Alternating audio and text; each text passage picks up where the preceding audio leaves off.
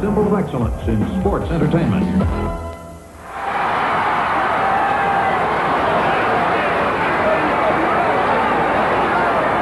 The World Wrestling Federation Superstars is on the air. Hello, everyone. At ringside, this is Vince McMahon, along with wrestling's living legend, Bruno Sammartino. And, of course, joining us, as always, Jesse the Body Ventura. We'll have action galore for you this week. Here we go.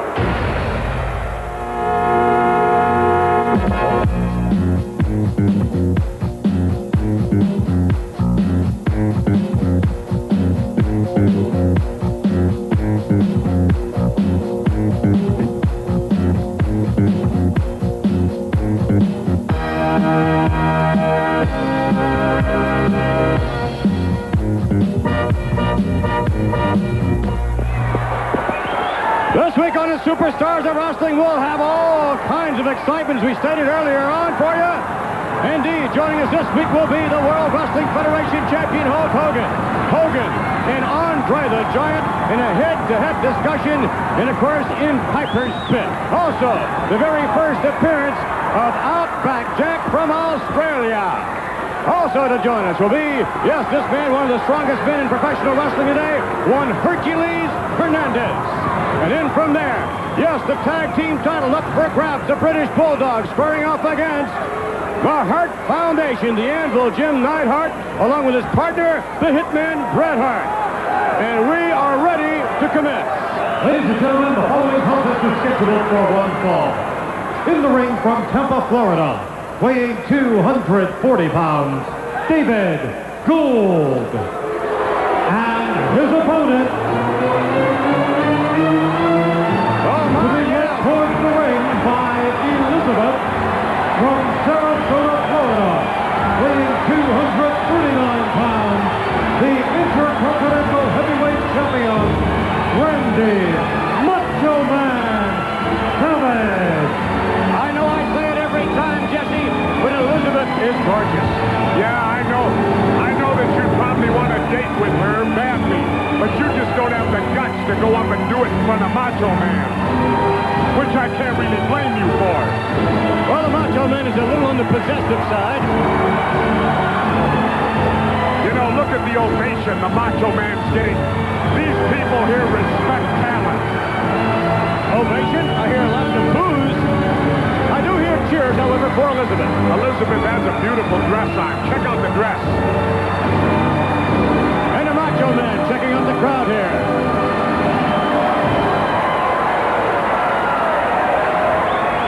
Elizabeth.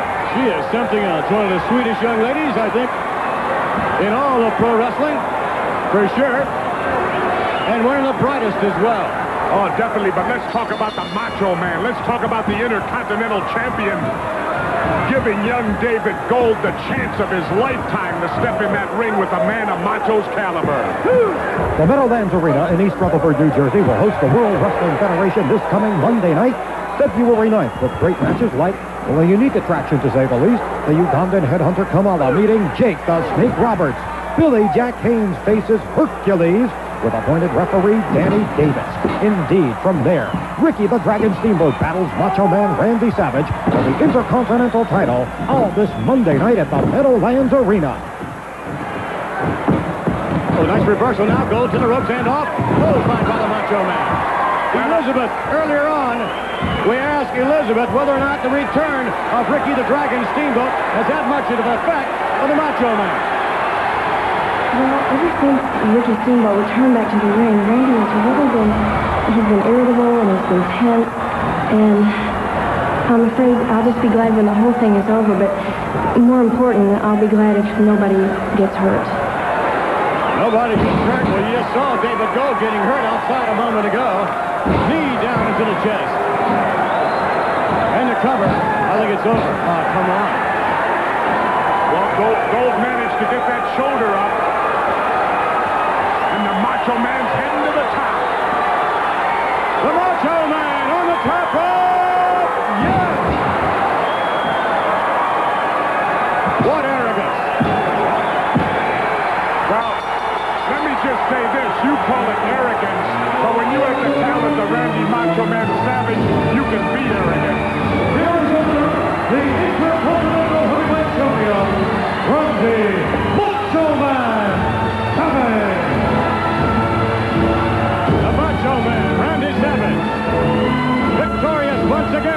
Wait a minute, what's he doing? Get out from there!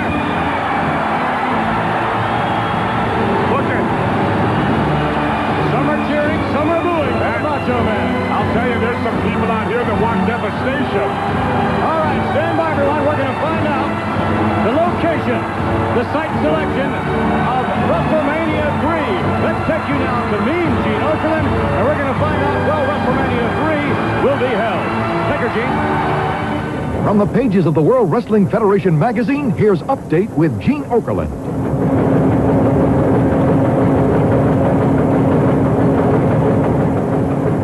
It's official. After receiving invitational bids from Wembley Stadium in London, the Rose Bowl in Pasadena, Madison Square Garden in New York City, World Wrestling Federation officials have announced that WrestleMania 3 will be held at the beautiful Silverdome in Pontiac, Michigan, just outside of Detroit. The date, Sunday afternoon, March the 29th. I remember the excitement of WrestleMania 1 from Madison Square Garden. Then last year's extravaganza originating from New York, Chicago, and Los Angeles. Now, with an event the magnitude of WrestleMania 3, it's the Silverdome. I've been in the Silverdome many times, and I can assure you that every seat is a great seat. The Silverdome will accommodate over 90,000 people for WrestleMania 3. I'm also confident that a new world indoor attendance record will be set on Sunday afternoon, March the 29th. We just can't imagine anybody missing this, the biggest of all wrestling spectaculars. We're expecting fans from France, Germany, Africa, South America, the Orient, all over the world. Now, for tickets to WrestleMania 3 in the Silverdome, call area code 313-423-6666. Be part of history in the making. Be one of the 90,000 plus. Be part of WrestleMania 3 at the Silverdome in Pontiac. For Update, I'm Gene Okerlund.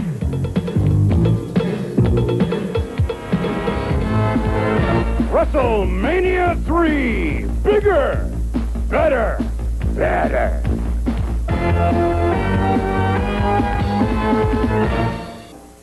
Ladies and gentlemen, this contest is for the World Wrestling Federation. Wait a minute! Oh, look at that Matilda going after Jimmy Hart. Almost 30-minute keister. Now Matilda starting the match early. Going after Bret Hart. Davey Boy on the outside with Matilda. Going round and round. But wait a minute. Jimmy Hart on the other side of the ring. Just striking Dynamite Kid from behind. Ahead. And Jimmy Hart, there's the result of Jimmy Hart's action. Danny Davis now going out over by Dynamite. Meanwhile, Davey Boy in the ring and off the rope. What a clothesline. Davey Boy with Neidhart up in the air. Body slam. Davey Boy is cleaning house in the ring. Uh-oh. Here we go. Up in the air and a suplex. Nicely done. Jesse, you've got to be impressed with the way that Davey Boy is handling things here, despite the fact that still on the outside is, of course, the referee and Dynamite. And now let's go back. Here's the replay. Look at that. Where's Davis? There's Danny Davis right there outside the ring. Oh, he's looking after the Dynamite Kid out on the floor. Why isn't he in the ring? Obviously, his concern. Now he's coming up into the ring. The World Wrestling Federation runs a great event for a great organization in Mount Vernon, New York, a fundraising affair for them at the Mount Vernon High School Gym on Sunday, February 15th. Signed to appear include the Birdman, Coco Beware, Hillbilly Jim, the Dream Team of Greg Valentine and Brutus Beefcake, and much, much more, all headed from Mount Vernon, New York, in the high school gym on Sunday, February 15th. 2 men in the ring. Come on. What is coming down here? Drop kick by Davey Boy. Where's Dynamite? Dynamite's out on the floor. Bret Hart is out on the floor. Dynamite. We just saw him.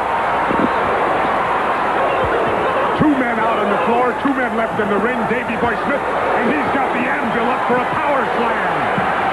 And down on the canvas. Where's Davis? Where is Davis? Davis is out on the floor with Dynamite. Where is Danny Davis? What is going on over there?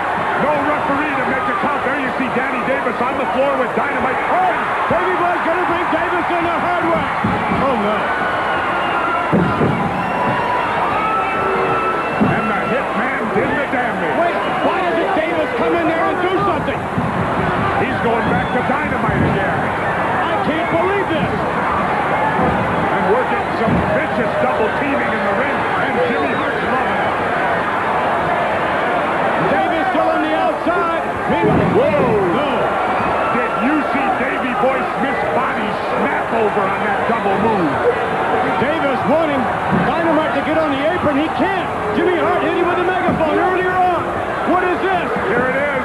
The Hart clothesline. No, no, no! Three. We have new champions of the world. I can't believe it. Ladies and gentlemen, the winner of the match and new World Wrestling Federation Tag Team Champion, the Hart Foundation. Jimmy Hart is ecstatic. He's taken the Harts to the championship of the world. I can't believe that. No, he hasn't. Danny Davis has taken the Hart Foundation to the championship of the world. This is the biggest disgrace in the history of World Wrestling Federation officiating. Look at that. Davey Boy on the canvas, Dynamite on the outside. What is going on? I'll admit it's a little controversial, but we've got new champions. Back to the replay. Let's go back. Take a look at what happened. All right, pick it up here. Well, here's look at this. This is after both men are teamed up on Smith. Now look at here comes with the clothesliner. But Davis saw the whole thing. You saw both of these two men ganked up on Smith illegally the whole works while he was busting on that side. And I can't believe that the title is actually changing hands. By God, something's got to be done about this Davis. Yes, I'm sure something will be done about Danny Davis in the officiating. That is highway robbery. Let's take you now to an interview. All right, hi again, New York City. Bombshell, brand new tag team champions here of the World Wrestling Federation. And that black cloud of controversy hangs over yet another title change in this very volatile world of professional wrestling. More on that in the days, weeks, and months to come. Madison Square Garden, Monday night, February the 23rd. What a tremendous card from top to bottom. Jake the Snake Roberts going against Big Man, King Kong Bundy. Tito Santana to tangle with the natural Butch Reed. And in a six-man elimination tournament, Rowdy Piper, Junkyard Dog, Ricky the Dragon Steamboat to meet adorable Adrian Adonis, come on in, Jimmy Hart, the Intercontinental Champion, Macho Man Randy Savage, and the King of Professional Wrestling, Harley Race, self-proclaimed though it may be. King, do you feel like talking this week? Yes, I do. Not to you or not to those morons out there, but to the Junkyard Dog, Ricky Steamboat, and Roddy Piper. If you got any sense whatsoever, you'll not show up in the gardens.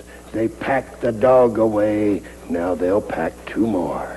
All right, Jimmy Hart, where's your man, Adrian Adonis? I've got a message for you, Piper. He who laughs last will laugh the loudest, and I promise you, Adrian will have the last laugh over you in Madison Square Garden. A few missing in action. Where's Elizabeth this week, Randy Savage? Are you talking to me right now? Yeah. Is it something? Yeah, loosey-goosey. Madison Square Garden's Macho Madness. Yeah, Elizabeth will be there on the outside, but I don't have to worry about losing this. No, non-title match.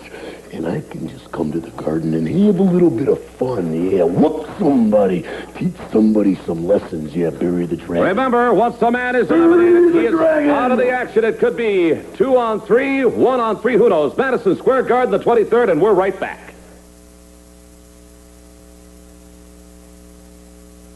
Entering the ring, introducing first the manager, Bobby the Brain Heenan. My goodness. And he represents, weighing 275 pounds, Hercules.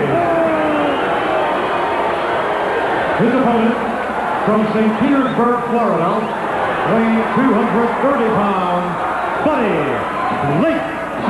Buddy Blake locked up with one of the strongest men in professional wrestling today. And of course, Hercules, as of late, the master of the full Nelson, second only, I would think, to, of course, the skills of one Billy Jack Hayes. Well, I wouldn't necessarily say that. I think Hercules is just as strong as Billy Jerk. That's Billy Jack. I like it better. Bobby calls him Billy Jerk. Look at that. Oh, my. Stepped off the top rope. Mr. Blake having his problems already, as you might suspect, against this incredibly strong athlete. I'll tell you, Hercules, look at this guy. What a physique on him. He's powerful. And Heenan's got drive home like a machine. Yes, but you can't help but compare him to Billy Jack Haynes. As a matter of fact, Billy Jack had a word of caution, I believe, for Hercules Hernandez, comparing full Nelsons. Hercules, 5 years I've been the master of the full Nelson. I claim I'm no better than anybody else, but in pro wrestling, the toughest sport in the world, man. You want to challenge me, full Nelson versus full Nelson? Go ahead, Daddy. If I get it on you, I'm going to break your neck with it. Snap, crackle, pop. We'll see who the master of the full Nelson is, punk. Whoa, punk. That was it. You know, he's kind of a vile individual, isn't he? No, normally he's very soft-spoken. Very uncouth. No, not at all. I just listened to that. Don't tell me what I heard. The date will be Monday, February 23rd, and that is when Madison Square Garden once again hosts the World Wrestling Federation.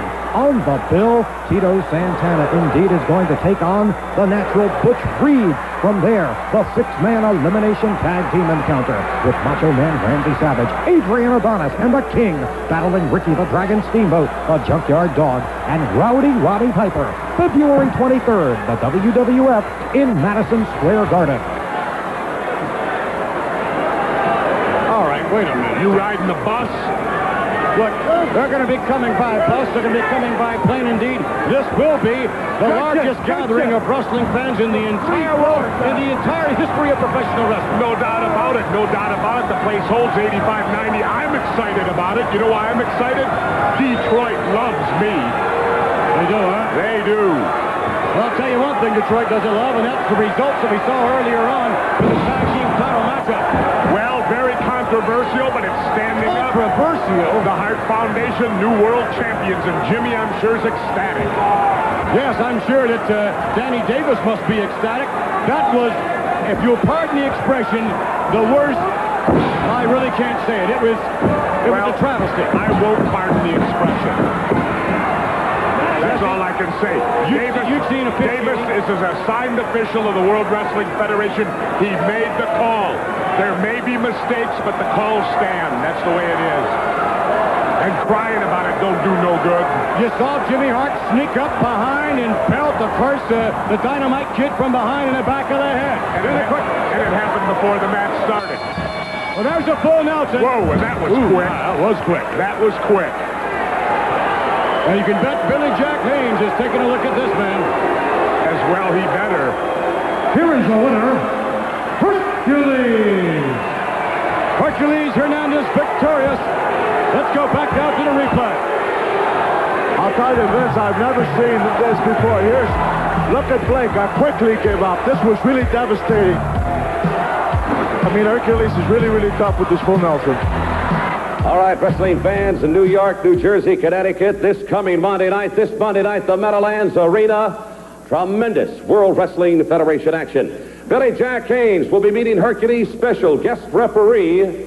I don't know if you'd call him a guest or not, but he's going to be the very controversial Danny Davis. He may be somebody's guest, I don't know who. Jake the Snake Roberts to meet the awesome Ugandan headhunter, Kamala. What a match that should be. Coco Beware, the Birdman, Mr. Electricity, one-on-one against the Honky Tonk Man. Pedro Morales going against the natural Butch Reed. Reed's manager, of course, is the Slickster, Slick, the Doctor of Style. Come on in if you would. Ricky Steamboat, you talk about action. In light of everything that happened the latter part of 1986 between you and Macho Man Randy Savage, here is the opportunity Monday night, the Meadowlands, and a shot at the Intercontinental Champ, and perhaps a shot at revenge for you.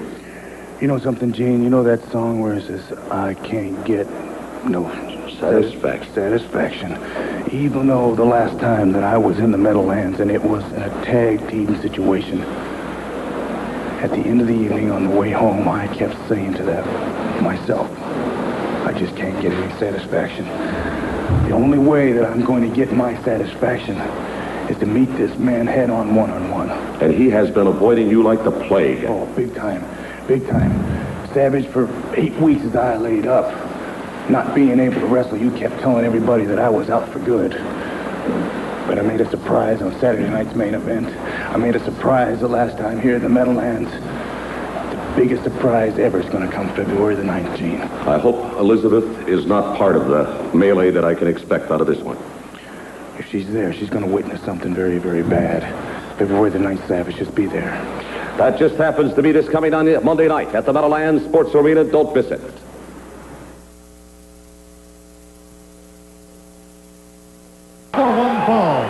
Introducing first from Brooklyn, New York, weighing 248 pounds, Steve Lombardi. Wait a minute, who's in there? Ladies and gentlemen, gentlemen to my left would like to make an announcement. I give the microphone to Hillbilly Jim. This ought to be real intelligent. Thank you very much. I got something I want to say to everybody here. I want to take this chance to bring out a real good friend of mine right now. He's a good buddy from Australia. This is his first time in the U.S. of A. This time we'll get together and give him a good down-home USA. Welcome to my buddy, Outback Jack. All right, Outback Jack, where is he? Tiny kangaroo down.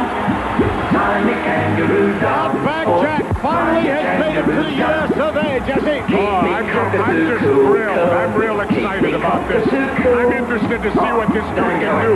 I mean, I've watched him for weeks and weeks bragging, telling how tough he is. He's 6'6", 300 and some pounds. Let's see what he can do against Lombardi. All right, Always remember something. Talk is cheap. Yes, for sure. Hopefully we'll be able to replay that for you sometime in the future. Well, Outback Jack. He sure ain't very handsome, is he? Well, he's missing a few teeth. No question, and we'll lock up here with Lombardi. Lombardi shoves to the rope. Lombardi having a few words with Outback Jack. Now, those legal wrestling boots this dude's got on, I'm sure they've been checked over by the appropriate officials. Outback Jack behind him now. And Lombardi puts it to the ropes. Upcoming World Wrestling Federation events for fundraising organizations include Tuesday, February 24th, Staten Island, New York, the Susan Wagner High School Gym. You'll see Jake the Snake Roberts topping a great card in Staten Island that night. Wednesday, February 25th, Stroudsburg, Pennsylvania, the Stroudsburg Area High School Gym with the natural Butch Reed among those in Stroudsburg. And Friday, the 27th of February, in Freehold, New Jersey, at the Freehold Township High School, the Killer Bees and Tito Santana will be in Freehold, New Jersey, February 27th. and he did that with authority. I'll give him that. Outback Jack. We're going to have a go of it here in the World Wrestling Federation. And Lombardi's slowing things down a bit. And he sure is ugly, too. Look at the kisser on this guy. Wait a minute, Jesse. What does that have to do with professional wrestling? Well, I'm just making my observations. I'm a color man. That's my job. I see. Lombardi just maybe gnawing a little bit now. Outback is getting a rather rude welcome to the World Wrestling Federation. That could be a crocodile technique that we saw used in Australia. Fighting on his noggin a little. Well, Outback having his problems now with Steve Lombardi. I'm not too sure Outback expected all of this. Outback may want to go back Outback. He might. That's true. Might be the last we see of the guy. Lombardi trying to get up. Outback Jack can't do it. Break in the face, however, takes its toll. Come on, ref, get in there. Now Lombardi's making a mistake. He's got this big man reeling, and he's jawing around with the referee, wasting time. Outback taking an elbow to the throat area, it appeared. And Lombardi is blocked by Outback. Blocked again. And Lombardi face first to the bucket. Whoa. Lombardi coming off the ropes. Oh, yeah. Outback Jack behind him. Has him up in the air. Where's the atomic drop? And Lombardi's shoulder went straight through into that post. Left and a right. He can put his punches together. Lombardi coming off the rope. Outback with a clothesline. Ooh, from behind. Look at that. Powers him. He may get it. Puts him good. Yes, sir. That was very interesting. I've never seen a clothesline from behind before. Outback Jack gets a warm welcome from this capacity crowd and his debut here in the World Wrestling Federation. Something to talk about back home. Let's go back down to the replay. Outback Jack showed me that he's a gentleman in every sense of the word, but don't get him angry. Lombardi made that mistake, and he paid the price. This is a big, powerful man. Now watch his close liner from the back. I've never seen it before. Boom, he left the boom on Lombardi. Lombardi went out for the count. He sure had like a ton of bricks. All right, let's take you now, ladies and gentlemen, to Rowdy Roddy Piper, standing by.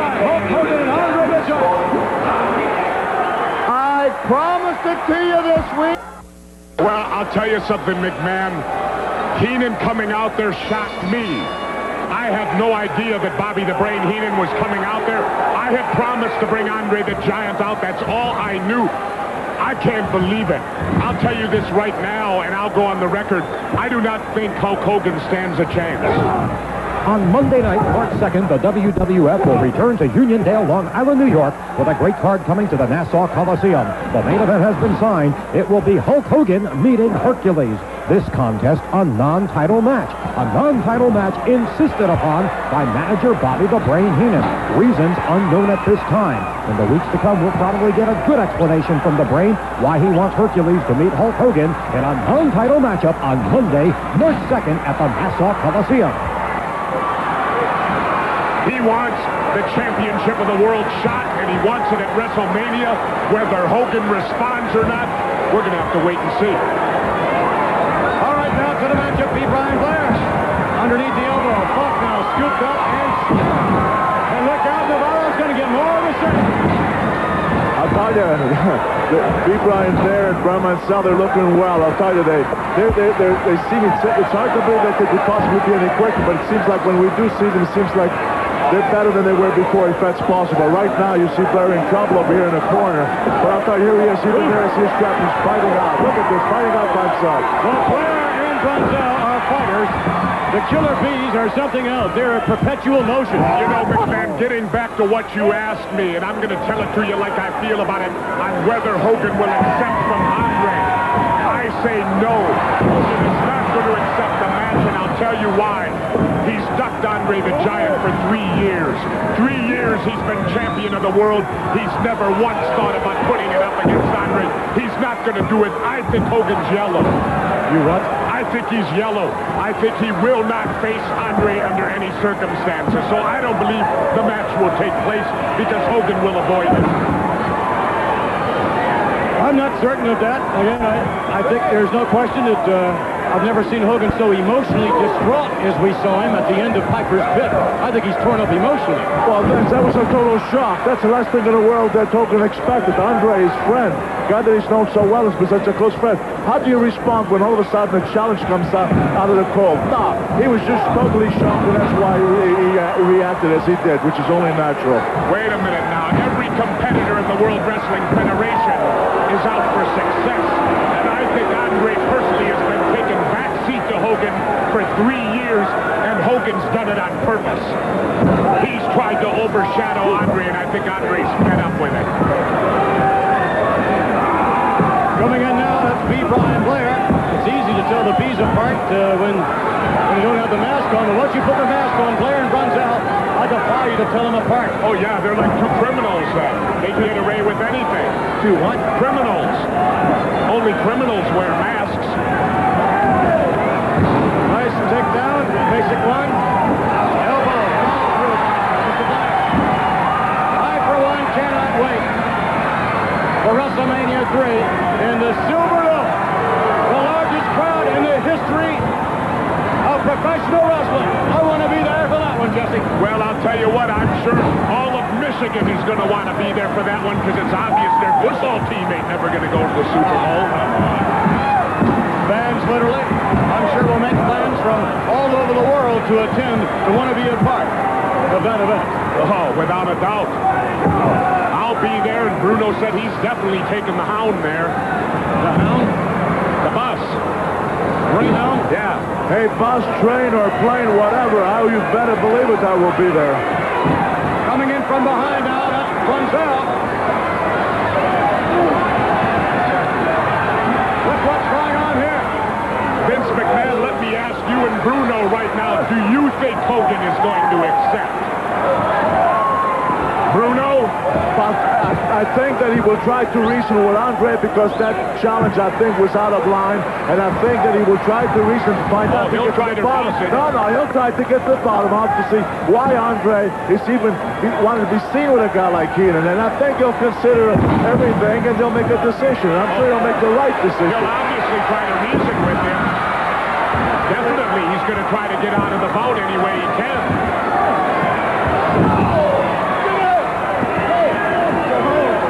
All right, down to the canvas.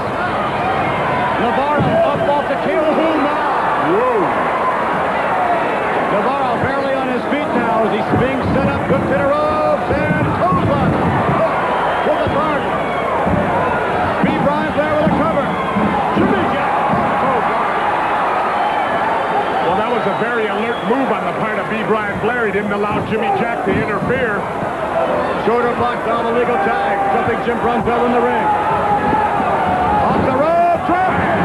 Wow, what a drop kick. A cover. 1, 2, 3.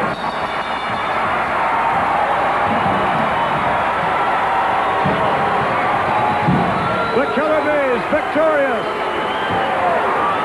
Let's get the official decision. Here are your winners, the Killer Bees. Big high fiver there with the Killer Bees victorious.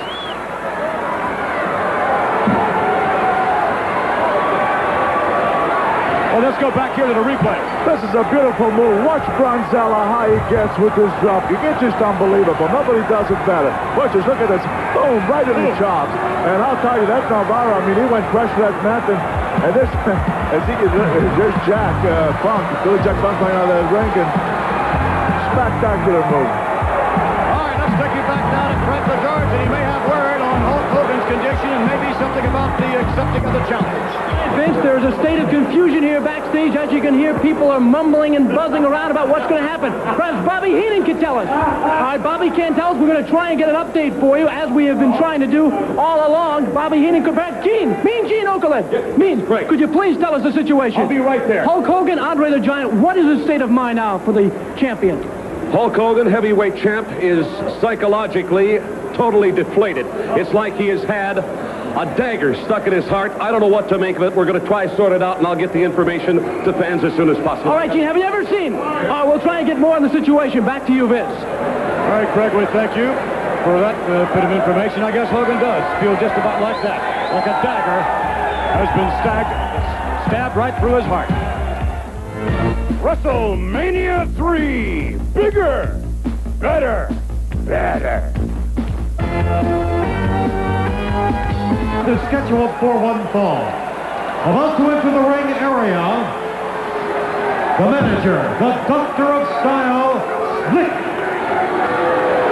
And he represents from Kansas City, Missouri, weighing 255 pounds, the Natural Butch Reed. His opponent from Tucson, Arizona, weighing 220 pounds, David Studemeyer. David Studemeyer to meet the Natural Butch Reed. And the Natural is naturally climbing his way to the top rung of the ladder in rapid-like fashion. This man's put together. He's definitely put together, and I'll tell you, he means business in there. He doesn't mess about when he steps in that ring. Hammering away. I wonder if the Natural is going to be a part of WrestleMania. Well, only the best will be part of WrestleMania, so if the Natural's got the right number of wins and the right combination, he just well might be. Earlier on, we heard of another individual I think that may be making his way to WrestleMania. A youngster who's really coming on strong. Of course, I'm making reference to the Birdman, Coco Beware. Where are you, Coco? I feel so good today because the Birdman is moving on up in the World Wrestling Federation. Let me tell you something, Mr. Natural, Butch Reed, brother. The only thing natural's on your head is them knots on your head. That's the only thing natural. I know you got those big guns, brother, but every time I'm going to say one thing right now, Butch Reed. If you want to meet the Bird, brother, whenever we meet, brother, you better be in the best shape of your life because you Mr. Frankie, he loud. I wish Frankie would fly over here and perch himself on you, Jesse. Oh, did you see that? Oh, my. Let me say this, McMahon. I've never been a great bird lover. Oh, no? Yeah. Best thing for them is a shotgun. Ah, come on now. The Butch Reed. Whoa, look at that power. Look at the power. Wait a minute. There's what's known as the Gorilla Press. The Gorilla Press. Oh, whoa. Good. And I mean, he dropped him right on his face. The Natural drops. Wow. The Natural covers his man. I believe we have a 3 count here. Yeah, I think maybe.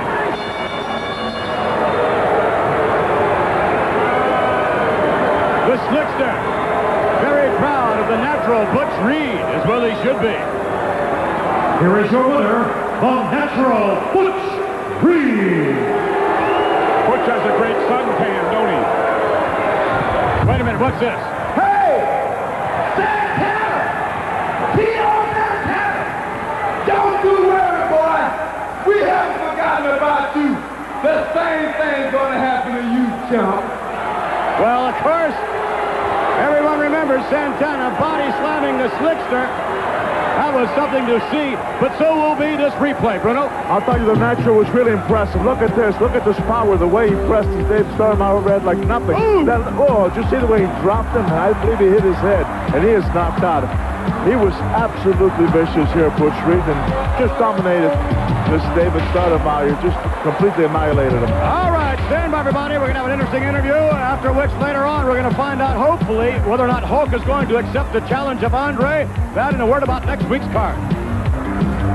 All right, fans, Madison Square Garden, Monday night, February the 23rd, 6-man elimination match. You know the players in that one. Johnny V, come on in. Yeah. I understand you have got a red-hot tag team called the Demolition. Axe and Smash, tell me all about it. Let me tell you something, Gene Okerlund. Johnny V is bringing to the Big Apple a team like no team I've ever brought before. And let me tell you something, without further ado, bring them on in right here. The Demolition is what they are, baby. The Demolition. You're talking about my man right here, Mr. Smash, and then my main man right over there, that's Mr. Axe. They are together comprised one team of the Demolition. All right, gentlemen. The reason why we're coming to Madison Square Garden is to win. And when we walk that aisle, people look at us and they get a little bit scared. But when we get in the ring, they run because we're there for one reason, and that's to demolish people. Isn't that right? We're going to take one team at a time and eliminate them until we get our opportunity for the championship belts. This obstacle right now is the Islanders. Madison Square Garden. The Islanders are going to be our first victim. We're going to step on everybody anywhere we want to because we demolish people. We listen to Johnny V. He tells us who to do it to, where, and when. All right, I thank you, Johnny V. and a Demolition team. Smash and Axe in the Garden on the 23rd. Thank you, gentlemen. I'll swear to this. I'm Hulk Hogan this week, but I'm sure that next week, right here, we're going to have word of acceptance or rejection from the challenge of Andre the Giant to meet Hulk Hogan in WrestleMania. Also, by the way, next week, the Can-Am Connection will join us. Tom Zink and Rick Martel. Also, next week, they'll have an awesome combination of Demolition. There's something else. And then from there, the Junkyard Dog, an individual competition. And also, we will announce next week some of the matches that are scheduled for WrestleMania 3. Plus, maybe even a word about Roddy Piper's possible impending retirement.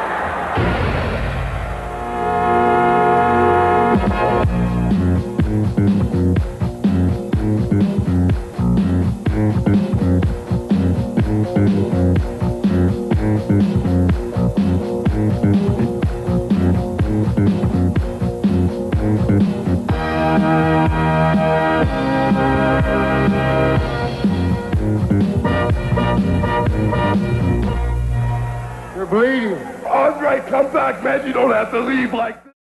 Mustache? No. Sideburns? No. Goatee? Maybe. Beard? Beard!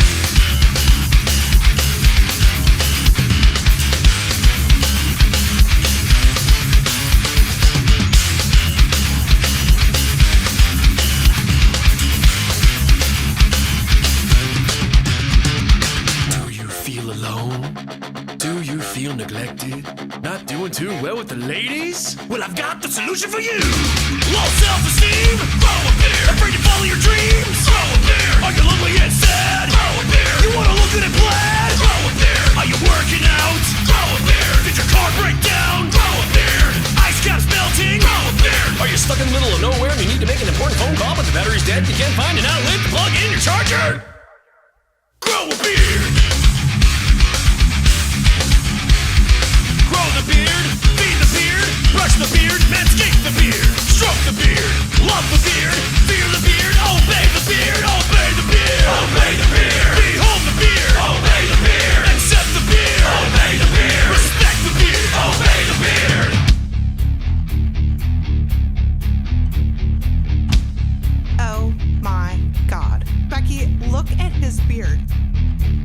also beard.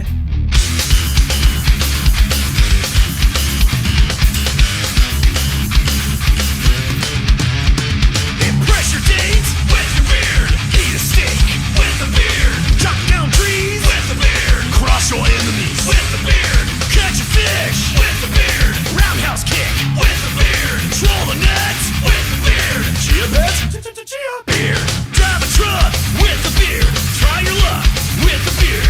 Arm wrestle with a beard. Teenage Mutant Ninja beard. Pet the doggy with a beard.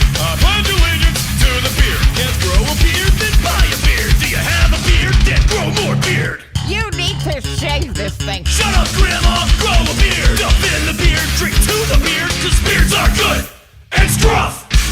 Obey the beard! Behold the beard! Obey the beard! Accept the beard! Obey the beard! Respect the beard! Obey the beard!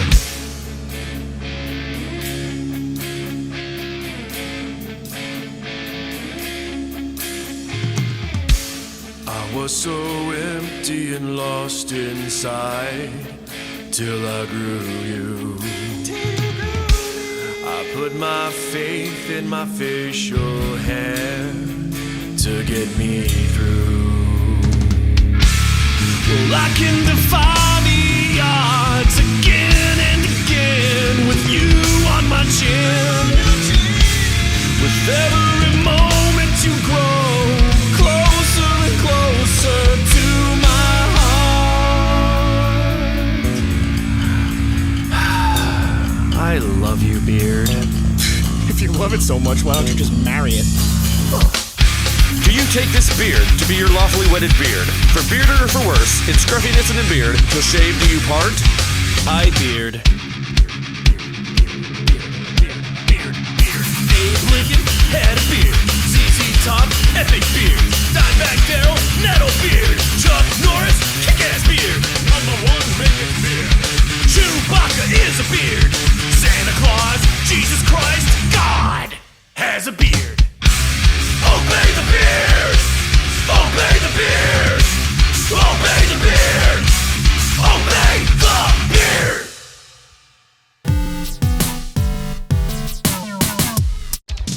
Gladiator Arena, Los Angeles, California, and on today's menu, more preliminary round competition.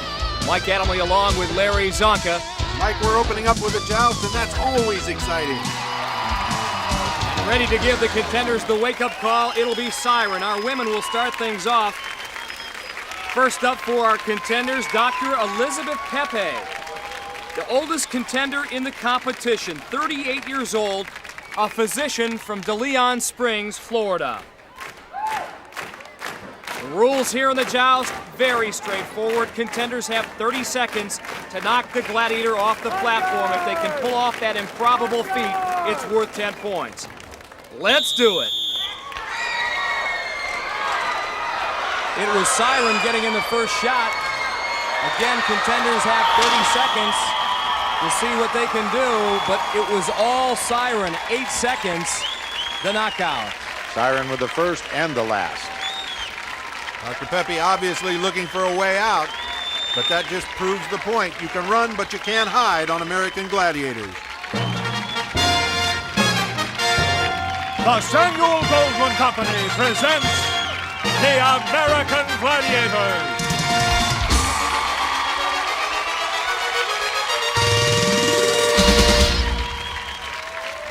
Hi again, everyone. I'm Mike Adamley, along with NFL Hall of Famer Larry Zonka. Glad you could join us here at the home of the Gladiators. But believe me, Larry, there is no way Turbo, Diamond, and Company are going to be rolling out any red carpets, especially with this first event.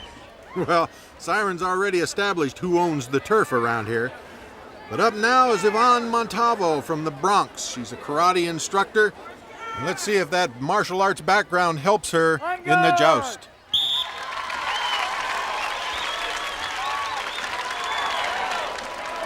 So far, it's all Siren. Oh, Siren with a powerful left come around. Sweeps Yvonne right from the platform, almost like a twig or a leaf on the wind. At least Yvonne wasn't afraid to stand toe-to-toe. Actually, it was Siren's balance that won the day. The men are next. And up first in this preliminary round matchup, it'll be Spencer Street, 25 years old from Lafayette, Louisiana, a graduate student at the University of Southwestern Louisiana, getting his master's degree in petroleum geology. Well, he's going to run into a rock in a big way because he's got to face off against Saber.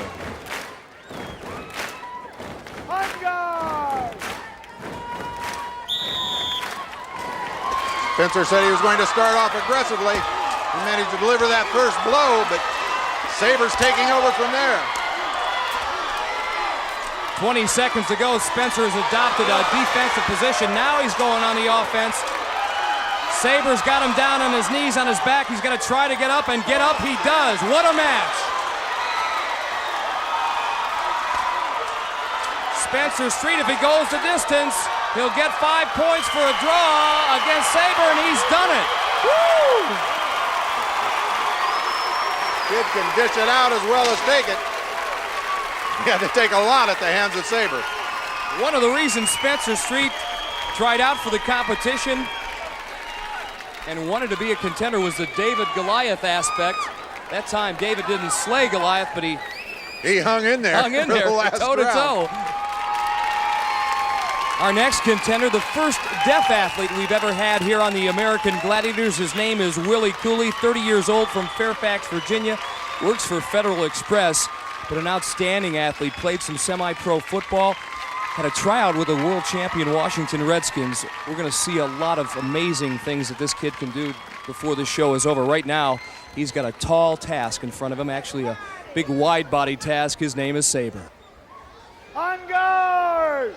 And because Willie can't hear, there's his interpreter, Norman Gallatin, giving him the signal to start.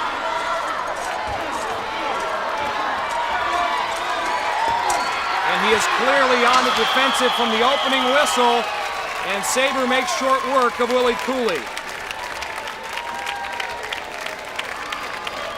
Now Willie looking for those hand signals might make him just a count late off the mark. Saber wastes no time. He goes for the head right away. Willie is able to maintain his balance, but never really launches much of an offensive before Saber sweeps him from the platform. But again, a gallant effort on Willie's part. Saber just a bit too strong. Part football, part wrestling. Breakthrough and Conquer is next for contenders and gladiators alike. And what an entrance by our gladiator Electra. She'll be joined by Siren. Siren will be inside the Conquer ring, and Electra will man the breakthrough portion of this event. First up for the contenders, Yvonne Montalvo. She is yet to get on the scoreboard. As we mentioned, she's a martial arts instructor back in the Bronx, New York. And here's a picture of Yvonne with one of her students. She's got that good high kick action. Ow. Let's see if she can display a little of that here, at least maybe not too much in Electra's face, but here in Breakthrough and Conquer. Again, a chance for the contender to earn 10 points, 5 if they're successful in either one of the two portions of this event. Yvonne looking to make a move. Electra's got her cornered, and out of bounds she goes. So no points there. Yvonne having trouble making up her mind on just what her move's going to be. As a result, Electra just collars her and throws her out of bounds. Now it's on to the Conquer ring. She's got 15 seconds to knock any portion of Siren's body outside that Conquer ring. Siren mighty powerful. Yvonne had the lower leg there for a moment. She shouldn't have let go. 5 seconds to go. And time has expired. Siren just too big and powerful to get out of that ring, so a shutout for our two gladiators. Now our doctor will step into the fray. We mentioned the oldest contender here on the show, 38 years old. Dr. Elizabeth Pepe, here in Breakthrough. And Electra wasn't buying that move. Again, no exact move. A little lean here, a little lean there. Our contenders have to plant that leg and take it back. Still, she'll get one more chance to pick up points here in the Conquering, where Siren again holding court. And trying to hold her ground, but she can't. Something of a surprise there. The Doc gets Siren off balance, and she's the first on the scoreboard here. Doc cleans clock. I love it. I don't think anyone was more surprised than Doc. She butts heads with Siren up high and loses, but then she manages to get under Siren's arms and get her momentum going the other way, and out of the ring Siren goes. Sabre and Cyclone taking the floor for the Gladiators here in Breakthrough and Conquer. Cyclone will be manning the breakthrough portion of this event. It'll be Sabre inside the Conquer ring. Won't happen. The man they have to face, Willie Cooley, 30 years old from Fairfax, Virginia. As we mentioned before, the first deaf athlete we've ever had here on American Gladiators, but he is an exceptional athlete. Wouldn't tell me what he had planned. Said he had a secret move. We're about to see it.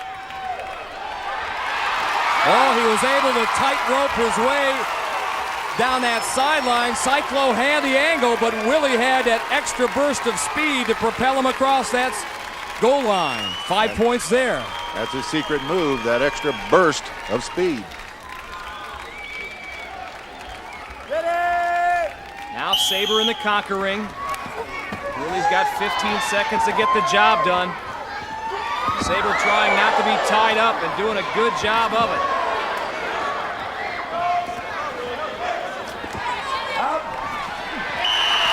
And time expires. Willie can't get the job done, but he does walk away from Breakthrough and Conquer with 5 points.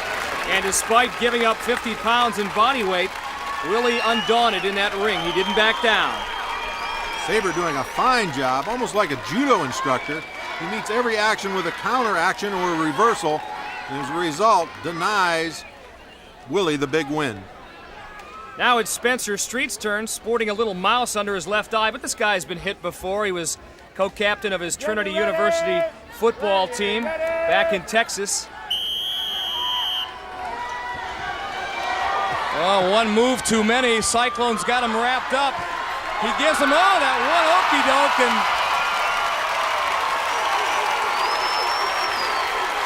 well, here you see Street make a great move.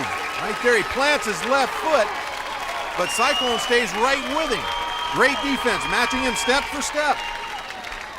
But then here we go again. Now Street's going to reverse his field and come back, and we're going to have the same scenario. But this time, a little different outcome. Street plants his left foot again and throws the same fate, but Cyclone commits to it this time, and as a result, gets left in the dust. Now from ground level, this was a case where quickness won out over strength, and as you mentioned, Larry, Cyclone might have done himself a favor if he had moved upfield. Now Mr. Street meeting Sabre in the Conquer ring. Look how fast Spencer is. He's trying to overcome Sabre with speed. Sabre's got plenty of that. Time runs out on Spencer Street. Sabre, stainless steel and razor sharp. Not again, ever, never. So Sabre making it a long day for our two contenders after two events. Spencer Street with a 5-point lead on Willie Cooley. Up next, Skytrack. Gladiator Arena, and the crowd can look straight up for this one. It's called Skytrack. 7 tons of hardware and Velcro. In the preliminary round competition, Spencer Street with a 5-point lead on Willie Cooley, and there's the lane assignments. The object here, quite simple, to race back and forth this winding Skytrack course. The winning contender will pick up 10 points. The man who finishes second will get 5, and they're off. Spencer Street in lane 1, our Gladiator, our newest member of our team. Cyclone in lane 2, and Willie Cooley in lane 3. Right now, it's all Cyclone. Spencer Street said he's right at home in this event. Feels like he's on the floor and everyone else is upside down. They must touch that red line now. Turn around again. Spencer Street from Lafayette, Louisiana. 25 years old, tearing it up here. Willie Cooley having his problems. He said he didn't expect to do well in this event. Spencer Street is going to win going away, and he'll pick up 10 points, despite the best efforts of Cyclone. Willie said this was his worst event. He hates it. We'll look for him in the next event. fact, he's still finishing the course. We may have to send help out to find Willie. Spencer, on the other hand, doing a pretty good job maintaining his balance. He needs to use his feet more in those turns. Can't emphasize that enough. Well, hopefully our women have gotten that advice. Dr. Elizabeth Pepe in lane 1, she has a 5-point lead over Yvonne Montalvo. Our gladiator, the Zapster, will be in lane 2, and our karate instructor from the Bronx, Yvonne, will be in lane 3. Gladiator, ready! They're on their marks and set to go.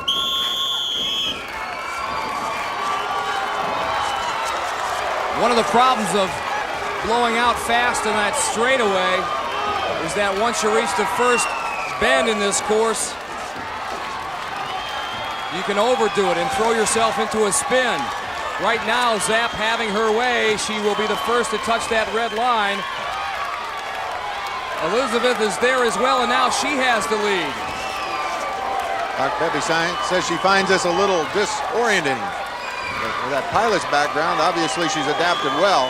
Yvonne having all kinds of problems getting coordinated. Zap down the center. She's going to cross the finish line first. Dr. Elizabeth Pepe will pick up 5 points for being the first contender across. Mike, both of our contenders are pretty well spent. The Zapster seems to have everything under control. Poor Yvonne, she's still working on making her way in. And as you mentioned earlier, at the outset of this race, everyone's speeding into that first turn and everyone losing control. You have to slow down and utilize your feet in order to stabilize yourself in these turns. So 2 events by the boards. Event number 3 is next, and it's swing shot.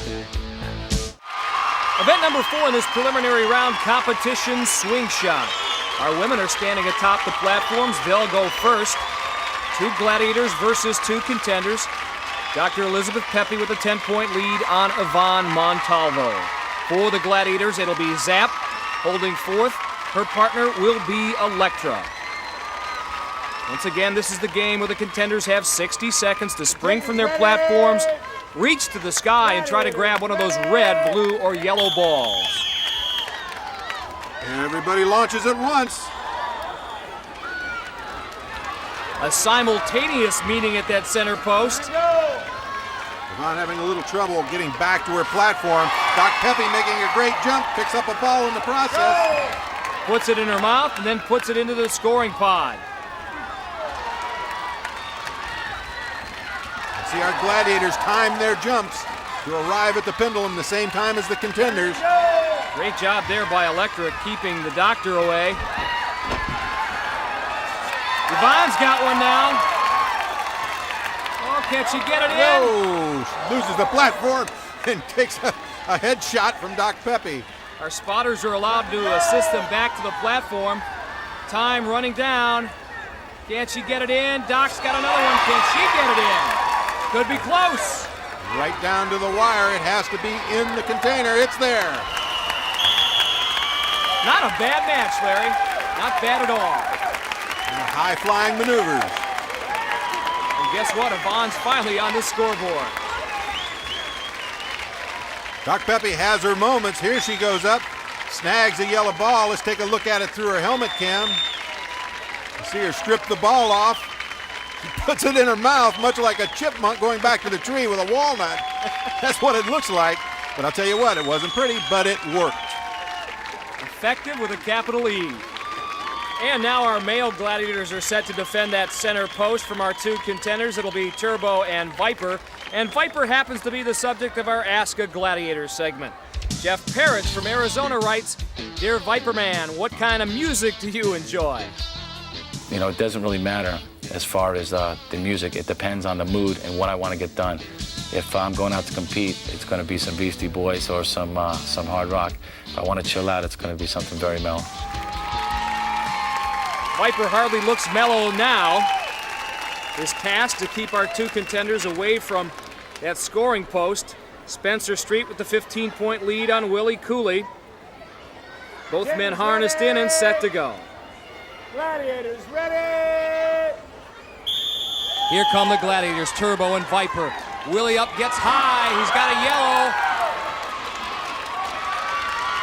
Spencer with a good timing, but he collided with Willie coming down. Otherwise, he would have had a good clear shot at it. Now he's stuck in midair. Willie Cooley's got the first goal of the match, trying to unwind himself in that bungee cord. Spencer Street once bungeed from 230 feet in the air, so he should be fairly comfortable doing this. But he didn't have turbo in his face. Oh, nevertheless, he got two. Dynamic move there. Here comes Willie, unmolested. He went for the blue, got the yellow instead, and he's going to score. Almost had a blue. Spencer almost had a blue. 15 seconds to go. Turbo up a little too early. Spencer can do nothing but grab that center post. Turbo up early, but he knocked the pendulum right out of their reach. Last chance for both these men, and that looks like it's going to be it. But both Spencer Street and Willie Cooley pick up 2 yellow balls worth 1 point apiece. Give each of them 2 for this event. Spencer Street with a great effort. He gets up not only picking up 1 yellow ball, but actually with an opening here, has time to grab 2. He uses a little bit of Dr. Pepe's technique, puts 1 in his mouth, carries 1 in his other hand. Not very pretty, but he gets them both in. So 4 events by the wayside, and a look at our petroleum engineer, Spencer Street. We'll be back. Turbo the Man, Assault the name of the game. Event number 5 here in this preliminary round competition. And although he's on the trailing end of a 22-7 score, Willie Cooley has quickly become a crowd favorite here at Gladiator Arena. Of course, the first deaf contender we've ever had here, a 5-time medalist in the Deaf Olympics. There a look at some of his trophies and medals. Also an outstanding scholar athlete at the Virginia School for the Deaf in high school. Great inspiration to everybody here. Willie's mission, of course, to try to hit that target located above Turbo. Failing to do so, the contenders can still pick up individual points by firing one of 5 weapons. Contender ready! Willie Cooley on his way and getting a big cheer from this crowd.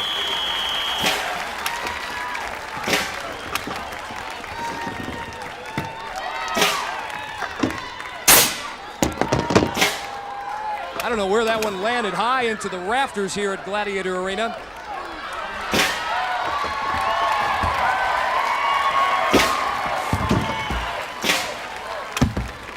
There he sets himself. This one has his shot a little bit high.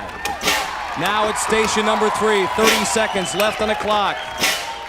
Bring it down, Willie.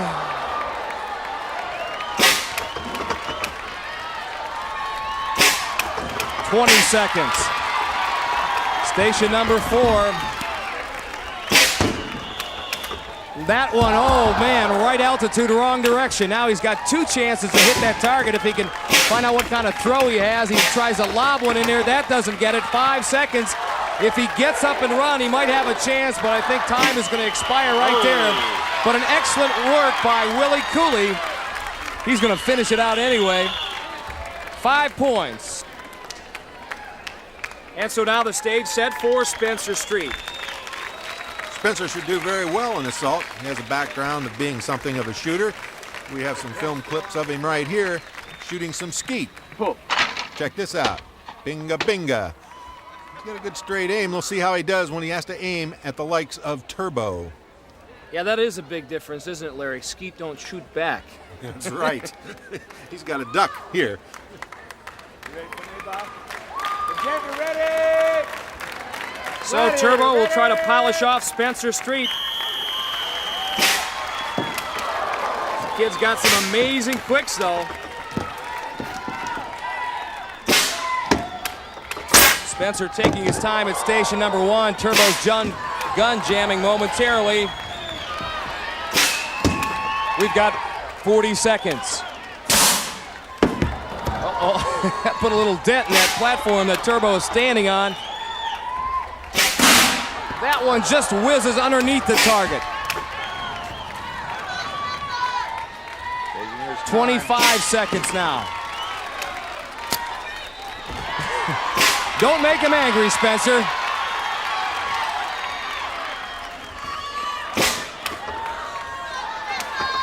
Still 10 ticks left on the clock. He could get the bonus point if he can cross that finish line. He stays out of harm's and Turbo's way and picks up 6 points to up his total to 28-12 over Willie Cooley. And quickly now, we move on to the women. Zap has ascended the platform for the Gladiators. First up for the contenders, Ivonne Montalvo. Ivonne in some serious need of points. Maybe she can pick up a few here in assault. Gladiator, ready!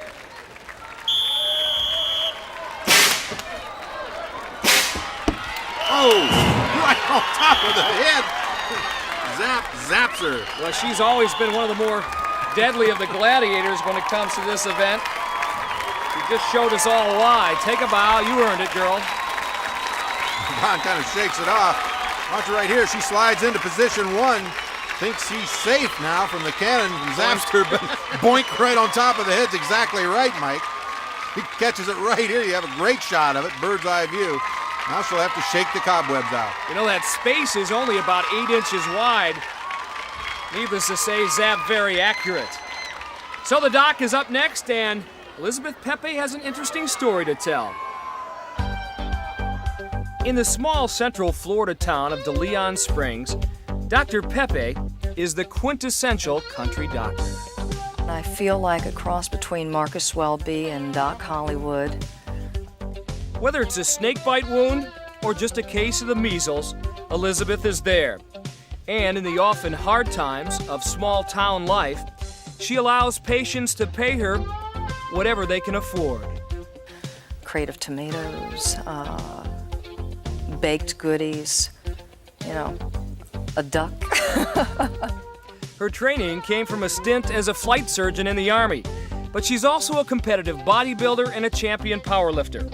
Her first love, however, is practicing medicine with a human touch. A lot of people need hugs, and that's a part of medicine. You give them hugs when they need hugs. Well, she's not going to get a lot of warmth from Zap, I can tell you that here.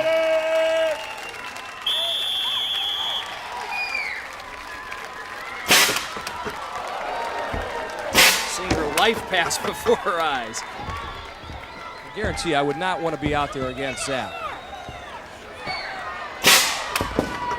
Doc so calculated. Lets that one fly and almost parted Zap's hair. Challenging Zap a little bit. Come on, you want some of this?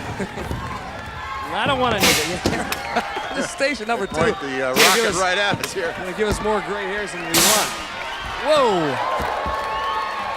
The bullseye, Doc, the bullseye. She has wasted an awful lot of time, just 15 seconds left. I'm not sure if Zap fired that weapon or Doc Pepe did. 5 seconds to go. Right now, she's picked up only 3 points. She'd like to get this one off her voice. I think she probably knew it. Shot it anyway, even though I had no chance of hitting the target. Smart Still move. 4 points for Dr. Elizabeth Pepe, and she now leads 16-1 after 5 events. Coming up next is the wall. Remember, at 6'3", sky's the limit. Be there. 32 feet of pure vertical. We call it the wall. It's our next event here between our 2 contenders. Street, Cooley, there's the score after 5 events. All right. I'll meet you up there. Okay. Spencer having a few laughs with Tower. That will be his pursuer. And chasing Willie Cooley, it will be Sabre. Again, the first man up in 60 seconds or less picks up 10 points. If both contenders make it, the second man up will get 5. Again, the contenders given a 10-second head start. The key seems to be when you choose that inside line, just get over that first hump, and if you can't, you're in trouble. And already our 2 contenders in a heap of trouble, and down they go. They don't even get jump started. Willie said it was his least favorite event, and Spencer wasn't much more enthusiastic about it. And that, folks, is the way it turned out. Zonk, I know we got the Zonkastrator. Can I take this one? Do it. Just want to show you the spectacular athleticism of Sabre. Look at his reach, almost perpendicular to his torso. Willie gamely trying to hang on, but Sabre with that strength just wrenches him right off the wall. Now from another angle, I've never seen a man expend so much energy. What an effort. Give me my toy back. Okay, on to the women we move. Dr. Pepe and Iván Montalvo, there's how they stand, and hopefully they'll be a little bit better than the men were and make life a little bit harder, more difficult for our two gladiators, the Diamond one and her partner, Sky. All right. Climbing like a fly. A rather large fly, Sky. The wingspan of a giant condor. We have seen her literally just stay on the floor and pull contenders off.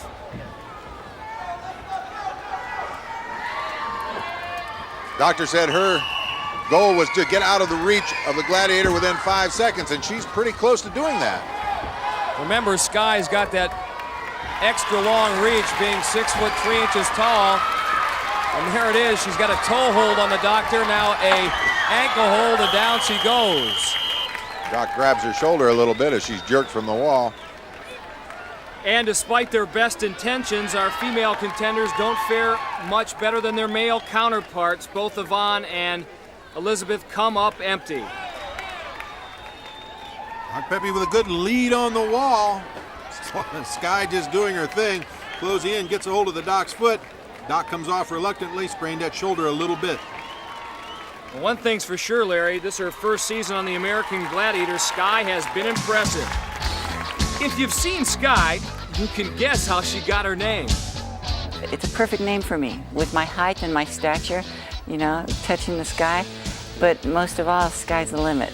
Just, you know, you can't go any farther than me. At 6'3" and 185 pounds, Sky is an imposing figure wherever she goes. Whether it's her 2-hour morning workout at the gym, taking on all comers at racquetball, or blowing away the competition with her latest passion, the target range. The point is that they're all together, they're close. Target shooting is just, it's a great deal of fun. But you also learn to take control over the firearm and have respect for it and understand what it is. Just as all challengers better respect the awesome power of Sky. It's not because I'm playing unfairly, I'm just big and I'm there to do my job. And sometimes stuff happens.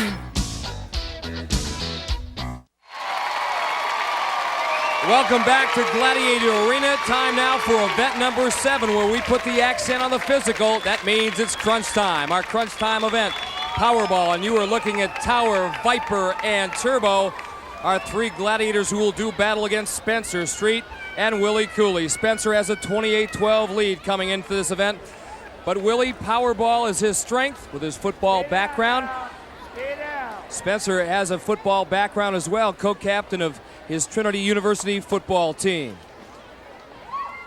Again, 45 seconds the time limit. Contenders will try to score as many times as they can into one of 5 scoring cylinders. Goals on the outside worth 2 points. A goal in the center cylinder worth 3. And Powerball is brought to you by Nintendo, makers of Super NES. Nintendo, now you're playing with power, super power. Contenders ready!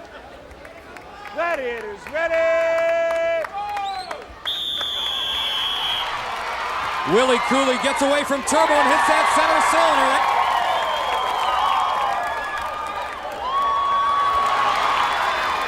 Spencer Street able to score.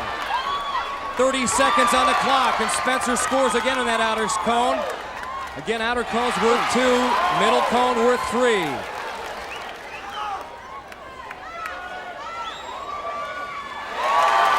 That time, Willie a little sneaky as he got by Turbo. 15 seconds left on the clock. Again, Willie nursing that bashed up chin, and time winding down. Willie Cooley scores one more, and time has expired. Let's total it up. Good effort all the way around by our gladiators and our 2 contenders. Lots of points, lots of quickness, lots of moves. Spencer Street working on Turbo. Gets by him. Turbo gets a handful of jersey. Spencer still gets the score, but loses his jersey in the process. Down at the other end, check out Willie's moves. He slides underneath Turbo. Takes advantage of the situation. He's very bright, very quick. Hits that score in the center pond. Now from another angle, pretty good indication of why the Washington Redskins once gave this young man a tryout for their football team. Sometimes he just resorted to the quick little flick to get the job done. Pretty impressive performance by Willie Cooley. Here we go, another fun game of Powerball. Taking them down. Sky will be joined by Electra and Diamond in women's Powerball. Yvonne, just 1 point to show for her hard work this afternoon, and she has worked hard in her defense. Today just belongs to the Gladiators. Yvonne, yeah, she got away from Electra. Tired her out, I think, going back and forth like that. Another nice move. Second-degree black belt. She's quick. They'll stop the clock with 30 seconds. Dr. Pepe's down. What happened to your shoulder? It's your shoulder. It was injured before. It's the same shoulder she injured a little earlier in the wall. Evidently, it was jammed at the point she made contact with Electra. Where we're going to resume play with 30 seconds. The doc bruised her shoulder earlier, banged it up again, but if anybody knows about her own conditions, it's certainly her. She one day wants to specialize in sports medicine. Right now, all she'd like to do is get by Sky. Meanwhile, Yvonne has done a better job of scoring here. I can't quite. Electra's going, come on out, come on out. Can't quite make up her mind what to do. As a result, Doc Pepe took advantage of it. Again, she falls on that shoulder. 10 seconds to go. The doc was talking about how important she thought hug therapy was. I don't think this is what she had in mind in Powerball. Severe hugs. Both women pick up 4 points, and the doctor will take a 25 lead going into the eliminator. Yvonne wisely taking advantage of a situation that arises with Doc Pepe's injury here. As she gets slammed to the turf, Yvonne takes advantage of that situation one-on-one. Seeing Doc Pepe favoring that shoulder, you can only wonder how much it's going to affect her in the eliminator. Well, she did give the thumbs-up sign to our Gladiators, but she might have been biting her lower lip. Powerball was a real confidence builder for Yvonne Montalvo. Pretty nifty move here on Electra. She gets Electra going in the other direction and reaches out to score there. This one, however, I'm not quite sure what Yvonne was thinking. I'm going to go over here. No, I'm going to go over there. Nah, I think I'll go over here. Nope, I'll go over there. The Montalvo two-step, we'll call it. Hey, save some for the eliminator, Yvonne. It's next.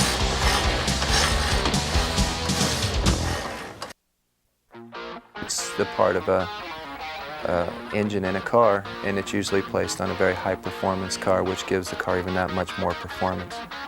And I like to think that I'm packed with plenty of performance. That's a trip when you can leave the ground and go 25, 30 feet straight up in the air. I think every little kid dreams of being able to do that. Michael Jordan's the only one that can do it without a bungee.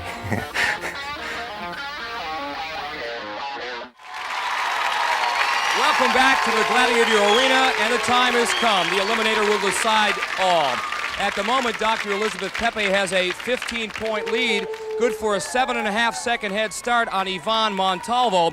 But the karate instructor from the Bronx came on strong in Powerball and may be ready to roll. She's with Larry at the start line right now. Larry? Ron, what do you have to say to all your martial arts students back in the Bronx that are supporting you? Oh, I just want to tell them that I really love them and I won't give up. I'll try my best so they can be proud of me. Can't ask for anything more than that. Good luck. Thank you. Well, Larry, I'm sure they're already pretty proud of their teacher. She's poised and ready at the start line. And she's got to make up that deficit. On course for the Gladiators, as always, our penalty enforcers, if they need to do it. There'll be Electra and Zap underneath the hand bike and down the final straightaway. It's Siren, and it's Diamond, and they've got that gauntlet cooking. And the eliminator is brought to you by Mars. Mars, making life a little sweeter.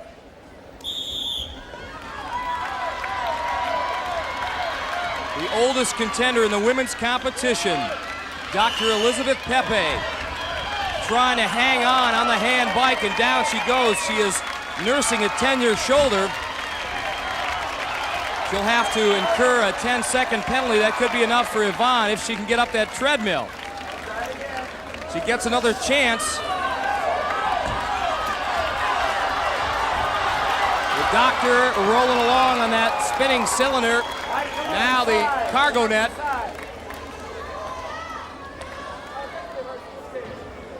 Where it's always a struggle.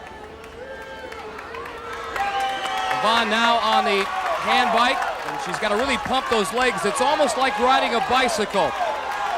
Takes a lot of strain off your arms too as well if you use your legs. Meanwhile, our 38-year-old physician from De Leon, Florida, getting her arm checked out by one of our spotters up there to make sure she's all right. She insists that she is. And keep your fingers crossed here and keep your legs up, Doc. The one-point landing, she's got a final straightaway to go.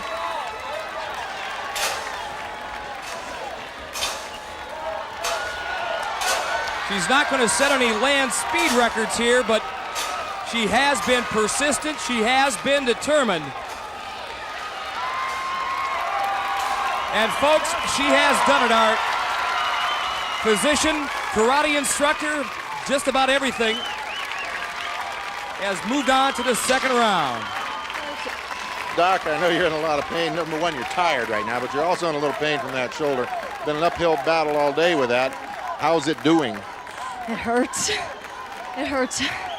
Well, I know it hurts, but you're going to have some time off now. Do you think you can prepare enough time to prepare for this next round of competition? I'm going to see if I can get some ultrasound ice, and it should be ready to go. I'll be ready. We want you back, and we want you 100%. Good luck in the next round. Thank you. All right. Meanwhile, finishing up the course, Yvonne Montalvo. Not a particularly great day for her, but certainly a day that she'll remember. Certainly a day that Dr. Elizabeth Pepe will remember. We wondered about the health of her shoulder after what happened in Powerball, and watch here on the hand bike. This is a real gut check. She tried not to quit. She tried to hang on, but obviously that shoulder in pain, and down she went. It didn't stop her, however, from winning the race. One thing's for sure, Yvonne and Elizabeth know they have gone through a tough, tough day. Nice going, you two. In the men's competition, Lafayette, Louisiana's Spencer Street has amassed 32 points through 7 events, but his 13-point lead on Willie Cooley is tenuous at best. A 6.5-second deficit isn't much for a man who can fly. Larry's with him at the start line. I'm here with Willie's interpreter, Norman Gallopin, who's been doing a fine job all day. Willie, I'd like to ask you one question. What do you have to say to all your deaf friends who are here supporting you today? Well, I'd like to say thank you to all the deaf people for making the travel here tonight. And thank you for being very supportive of me. And I appreciate it a lot. What's your strategy for making up this 7-second deficit?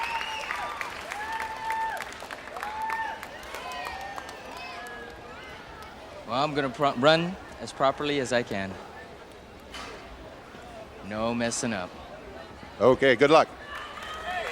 Well, Larry, that's certainly the secret in the Eliminator for people who have to overcome head start deficits. No messing up.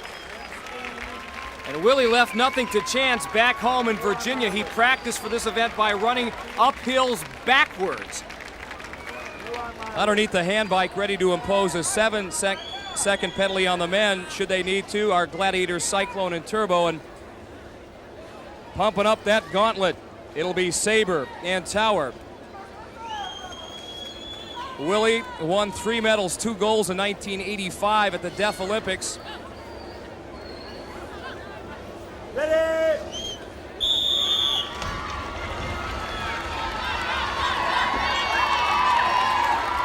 Spencer Street on his way, but off the hand bike he goes. He's going to be detained for 7 seconds. This could be the edge that Willie needs. Again, like I said, Willie Cooley can't fly. Can he stand up? Yeah, oh man, now he's going to climb up that cargo net. Spencer Street flew across that spinning cylinder.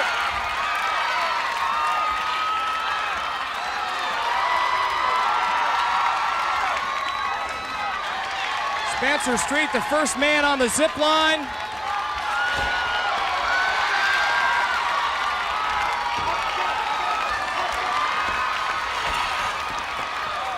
Over the wall, down the final straightaway. Spencer Street will break the finish line. Here comes Willie Cooley. Had he not fallen on that spinning cylinder, he might have won this thing, but what an effort by both men.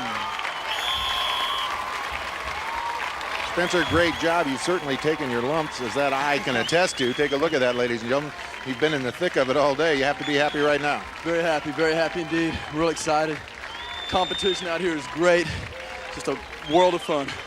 Well, congratulations and welcome to the next round. Okay, thanks very much. All right, partner.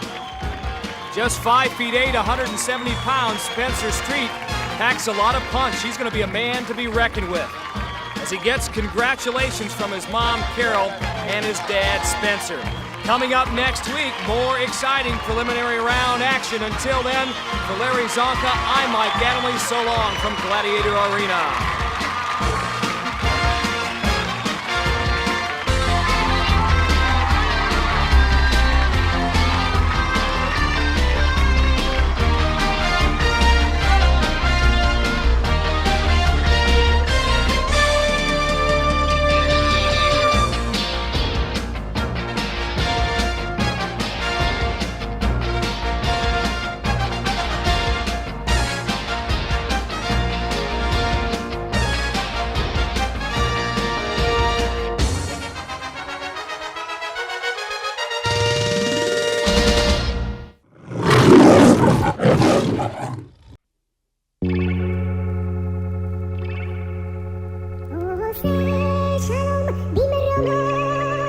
Nigga, kill yourself. Faggot ass nigga. Fuck out of here.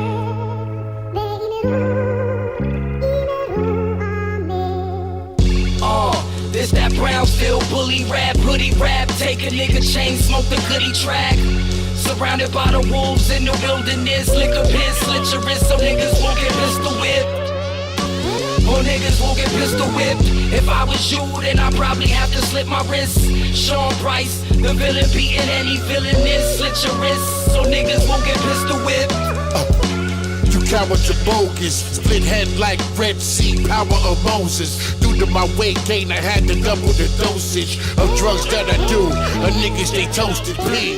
Body, Team Hammer, your bars are. Ruck, keep you slumped in the park, Paul. Listen, God is the greatest, Allahu Akbar. Praise due, who threw hot rock at cop car off my dean. Red light off the beam, scorched the scene. Niggas trying to cross the team. Listen, nigga, my 80 scorching. Niggas coming with the cops out like Tracy Morgan. I fuck around and throw your baby organs. Use your baby organs just to make a baby organ. Whew. I sell dope to your mama, and I ain't even vote for Obama.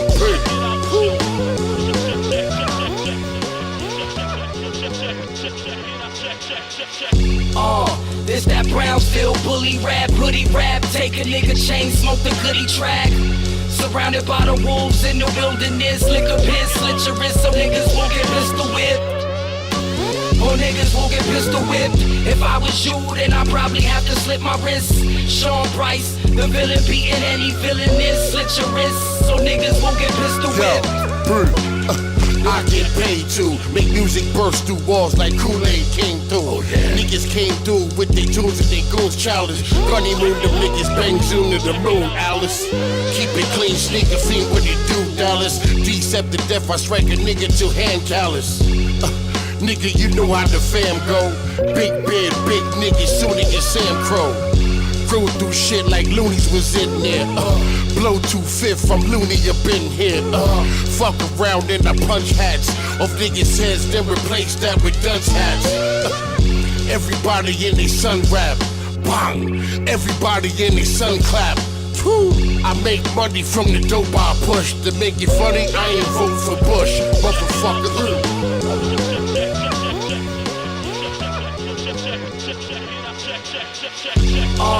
This that Brownsville bully rap, hoodie rap. Take a nigga chain, smoke the goodie track. Surrounded by the wolves in the wilderness. Lick a pin, slit your wrist so niggas won't get pistol whipped. Or niggas won't get pistol whipped. If I was you, then I'd probably have to slit my wrist. Sean Price, the villain beating any villainess. Slit your wrist so niggas won't get pistol whipped.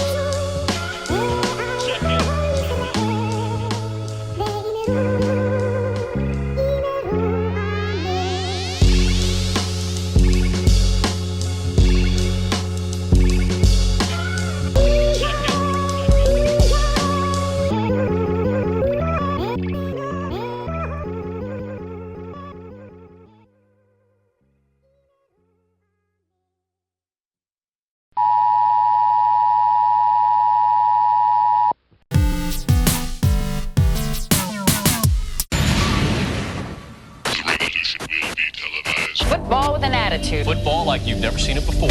Hey yo, get ready for the revolution. It will be televised. A new day has come, baby. Here comes the no surprise. The strong will stand, the weak will fall. To their knees on the floor as we watch you fall.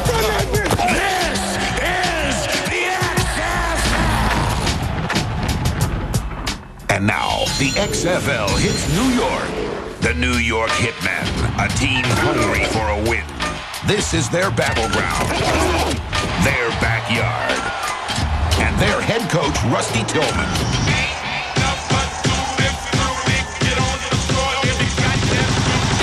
Coach, welcome to New York. Get away! Gotta see here! It's an unforgiving city with very honest fans. If the Thunderbolts have their way like the Outlaws did last week, Rusty's gonna be hard up for friends.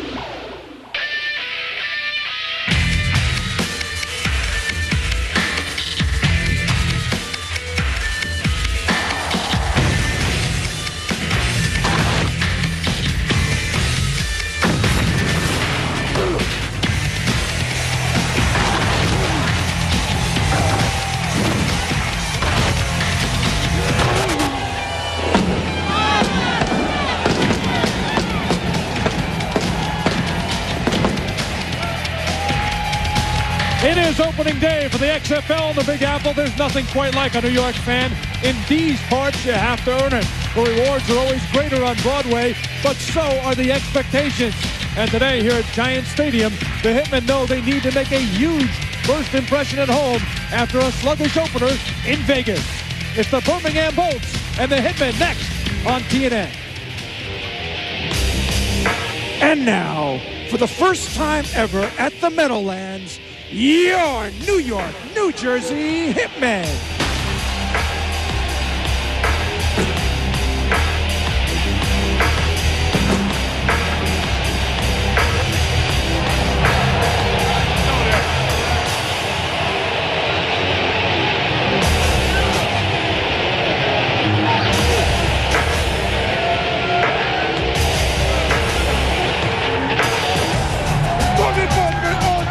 Ladies and gentlemen, please give a warm New York welcome to the Birmingham Thunderbolts.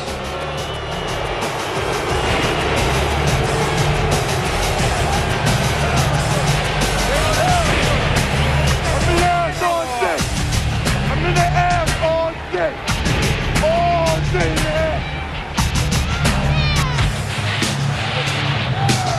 Ladies and gentlemen, the founder of the XFL, Vince McMahon.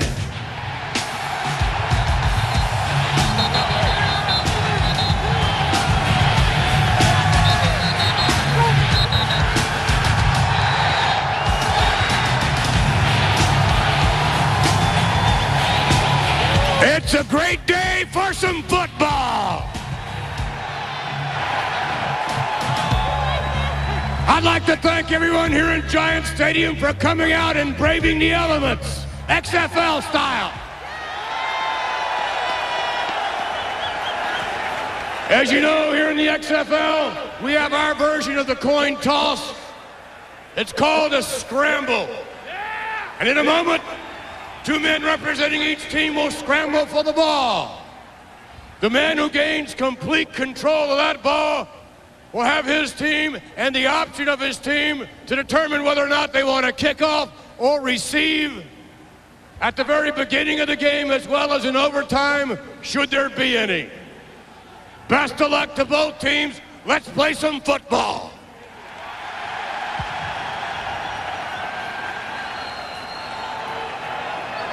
New York, I'd like to introduce Mr. Chris Brantley, Tony McCall, Birmingham Bolts. Gentlemen, I'm going to say ready. On my whistle, you start. Don't false start. He's going to say ready to blow the whistle? I will say ready. I'll blow the whistle. You'll start from the 30. No bumping. Whoever gets the ball will have the choice of deferring, kicking, receiving, or defending a goal. Now wait for my whistle. Get lined up and get ready. You ready? Say ready. All right, here we go. You guys ready? Huh? I want to say ready, then I'll blow the whistle. Ready?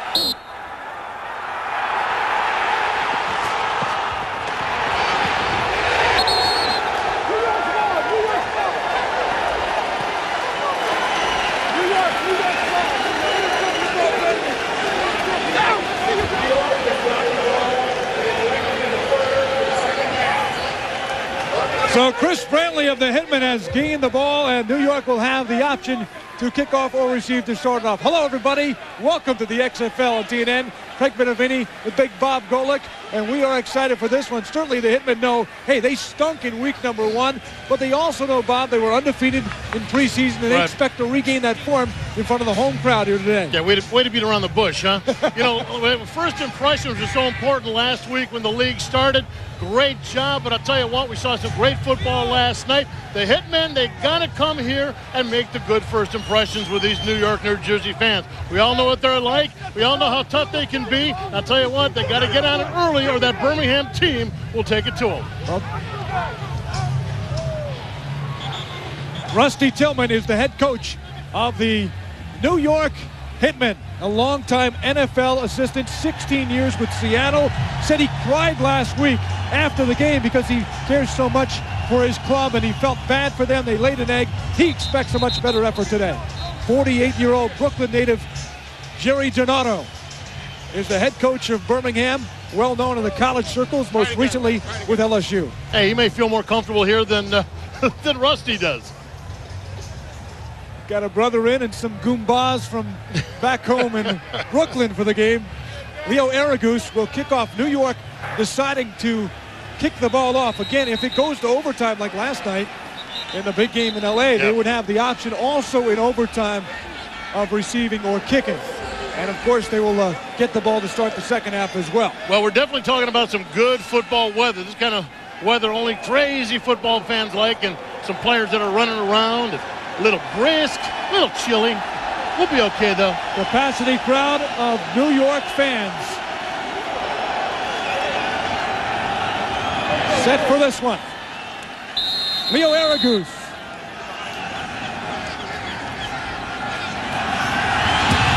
Here we go.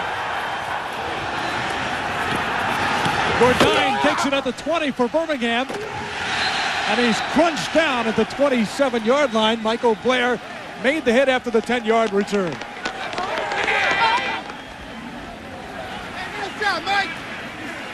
Casey Weldon is at the helm for Birmingham. He had a big week last week, Bob. Threw for a week 1 high of 312 yards, a couple of touchdowns, but also an interception, and the offense was a little bit sluggish in the early going for Birmingham. And without a doubt, watch this Birmingham team. They revolve around the passing attack. 71% of their attack is passing, led by Casey. So they're going to have to balance it up if they're going to be a good team. Cold, windy day at Giant Stadium. And they're passing first down off to Cable McGuire. And he gets up near the first down.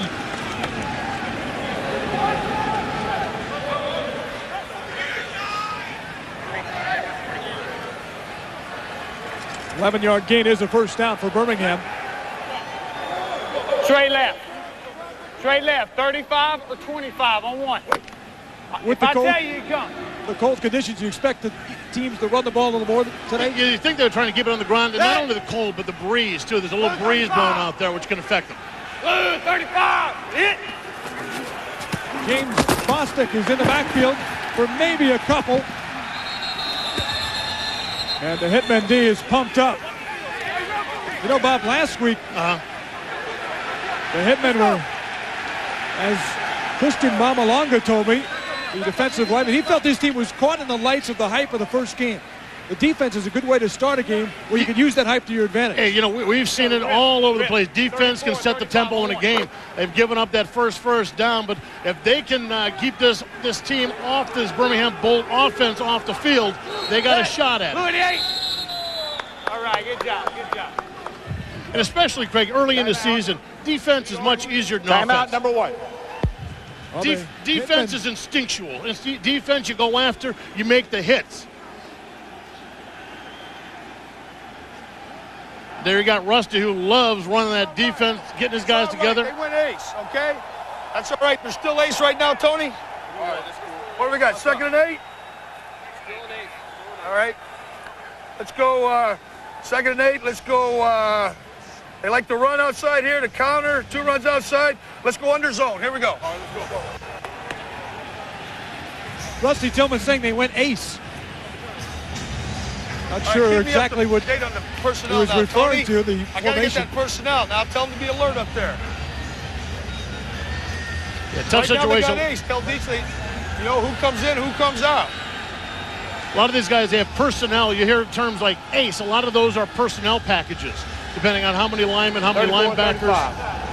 34 and 35, all right? Let's go. Let's go, rip. 34 and 35 on one. Casey turned 32 a week ago. Terrific college career. Heisman runner-up at Florida State. Blue, 34, and hit. Bostic. Oh, he's crunched in the backfield. Man. Haven Fields ended up making the tackle. The guy they call Baby Boy. Hey, you know what? Thinking about this, remember, the Hitmen won the scramble. They got to choose whether they received or kicked the ball. They chose, probably because of the inefficiencies they've had on offense, to set the tempo with their defense. And so they chose to defend. 3rd and 8. McGuire's the man in motion. Looking his way, picked off! Damon Wheeler's got it for the Hitman, and yes, the D sets the tempo. Man, it starts up front. Hey, we can talk about the interception all you want, but it absolutely starts up front.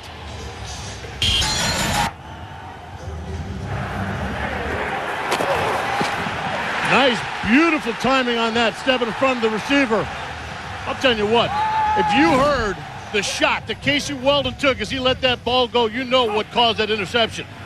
Casey may be rethinking about the XFL. He got creamed last week, despite putting up the big numbers. So Charlie Polari, who's got a lot to prove himself, handing off to Elias.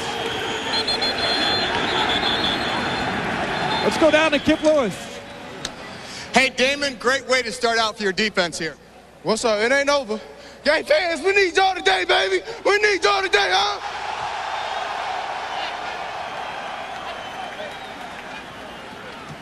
I was telling you about that Casey Weldon hit.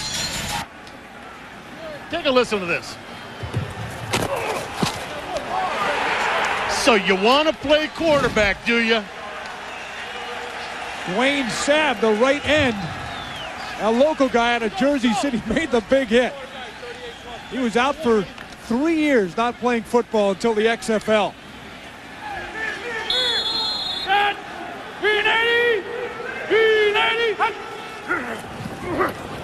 There's Elias again. Finding some room and some tough yards to the right. Gain of 4. Patrick Scott out of South Carolina State made the stop. What about Polari? You know, here's a guy looked great in the preseason. Kid out of the Bronx. Check color. Oh, with a quick offense. Here's Elias again up the gut. Gain of 3. Got to cross the 20-yard line a little bit and see if you got that first. To the flat. Nobody went to the flat. Yes, they did. That's who they threw to. Went to the flat. I covered 2. Okay, so you got to carry number 3 to the flat. I went up and pressed. Okay, you got to carry 3 to the flat. That's why I told you, stand up there. Rusty Tillman handles most of the defensive calls on the sidelines, not as involved with the offense. Hold This will be close Third to or the first first, down. right, I'm going to check Roger? it. Third or first.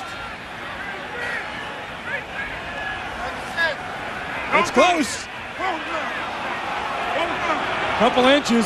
Right there's good. Hey, Keith Elias is a great story. Tough, hard-nosed running back. Classic overachiever. Spent 5 years in the NFL, but he became a guy who made too much money in the NFL. And his role, $600 grand. Could be on Wall Street. Monday, set. Wrote screenplays the last few years. Elias for the first down. That's a nice script. Man, they were loaded for bear inside for him. Nice move at bouncing it outside. He's not the biggest guy in the world, and he's a local product. Trey left close. 37 slant. On one, ready. Got to look at Big 88. We'll see him in the game as you look at Elias. The tight end is 6'7" on the Hitman, Ryan Collins. Elias bouncing left this time. Inside the 15. Calvin Jackson tripped him up with a 12. Hey! Well, if there's any question about how this offense was going to respond this week coming back home, right off the bat, they're making that good first impression. Good job of biding his time. Not really bursting, but really reading the defenders very well. Opportunity knocking for 2-2 because the starter, Dino Filio, was injured in last week's game and is not with the team for a few weeks. Here's Elias taking advantage of it across the tail. Gain of 3. You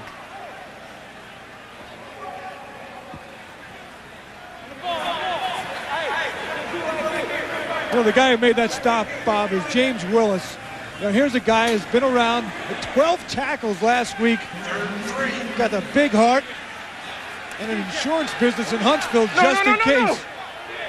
After a long NFL career, but he's the heart and soul. Right, without a doubt. The purple and yellow. You listen to him, you watch him play. Elias again. Oh, look at the first. Down to the 2, first down. You know, it's amazing. You watch this game and you realize what it's all about. These guys playing here in the XFL, they are absolutely, you can see the commitment. Everybody wants to talk about quarterbacks and running backs, but the thing that you watch and the thing that shows the motivation is that the intensity that these guys had down in the pit. The intensity the guy shows after he gets hit the first time. They've been stuck with a goose egg for a week. The only team that has not scored in the league as Mike Archie tries to get to the goal line. Magdy picked up a yard, so they are just burning with desire to try and get in the end zone after being the only team shut out in the XFL. Hey, we've had some time to talk to Rusty, too. 38 toss on one, ready? Rusty's not the kind of guy that took that lightly. Rusty Tillman, man. I cried after the game.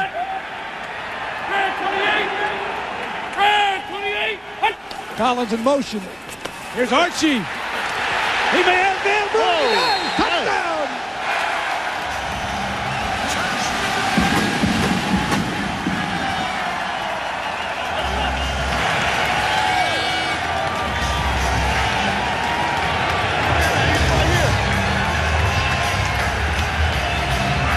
So 28-year-old Mike Archie gets the touchdown. Now the Hitmen will go for the extra point. And in the league, it is certainly anything but a guarantee. In fact, it's around 41% so far for just 1 point. That's right. Remember, we are not kicking the ball. Boring, man. Anybody can kick a football. You got to earn it. Get down there, you get your 1 point, line it up, and take it to the end zone. It is far from automatic. Black 38! Black 38! Archie's going to try to do it again. Close, but he's knocked down just before he got in. So, well, they'll take 6. But they'll have to settle for that. Another stop on the extra point attempt. Well, Rusty's got to be loving what this team has done. What they stepped it up, making the first score here in New York. Graduate. Most of my friends who I graduated with, they're all right in that building behind me in the New York Stock Exchange. But 7 years down the road, I'm still playing professional football. Don't let him take your dream away from you. Don't let no man take your dream from you. Football's about exhilaration. You know, basically, football is life at an accelerated pace. You know, there's no other time I've ever felt as alive as when I'm on the football field. You take a big hit, you make a big run, you do something to get your heart going. That's what football's all about.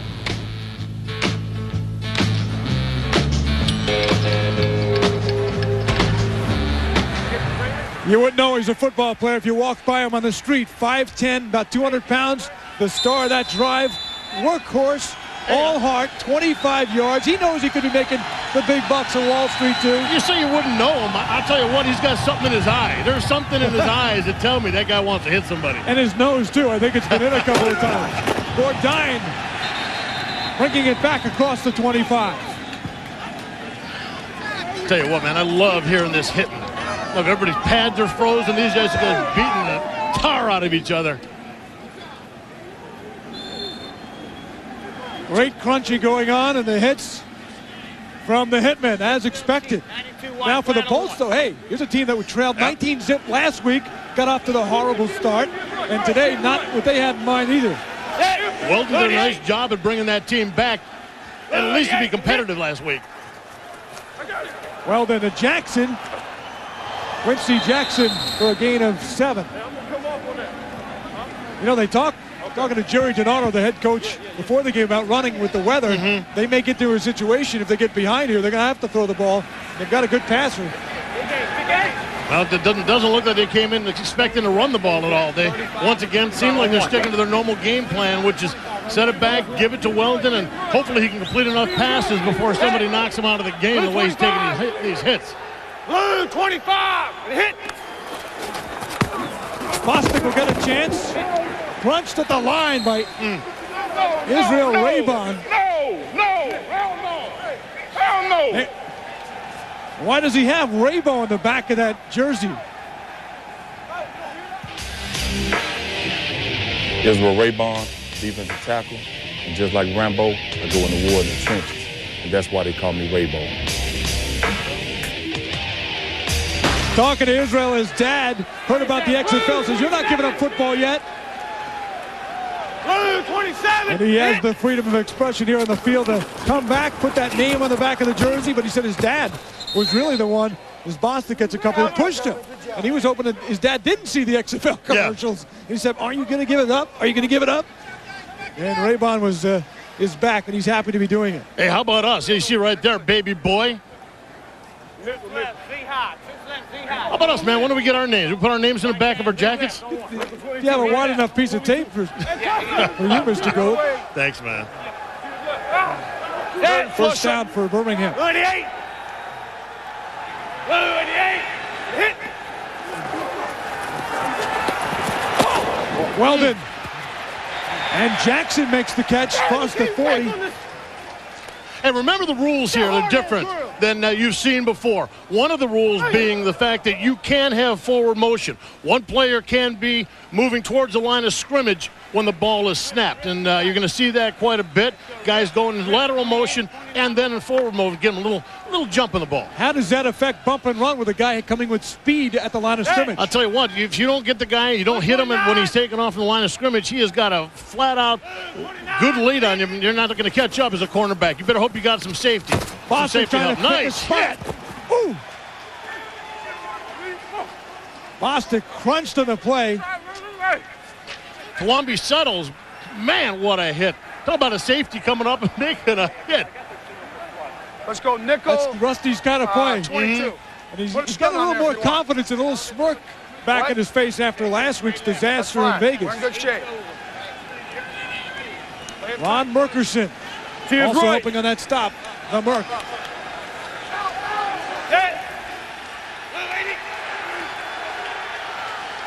Blue 88. McGuire in motion.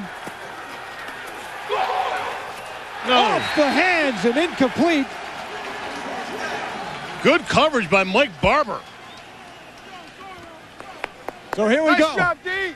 with the punt for Palazzo, and of course in the XFL it could be an offensive maneuver as well because the ball is absolutely free once it gets to the 35 in this play, 25 yards. Kirby Dardar was back. He was telling me yesterday he's worried about the wind in this stadium. And you all know by now there are no fair catches in the XFL.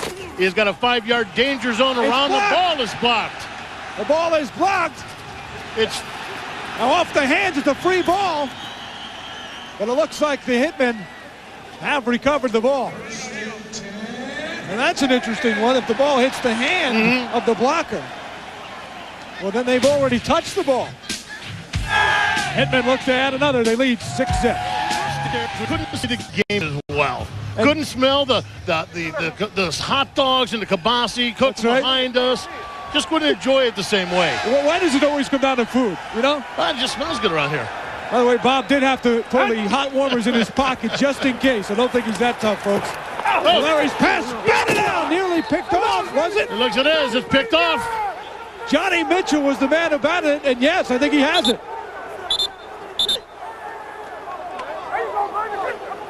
Big play for the Bolts. But a 6'4", 312-pounder. You want to talk about a guy who eats some food. Hey, here's a guy also glad he didn't have to run with the ball afterwards. Watch, you can stop the line of scrimmage, but get those hands up, baby. Good awareness.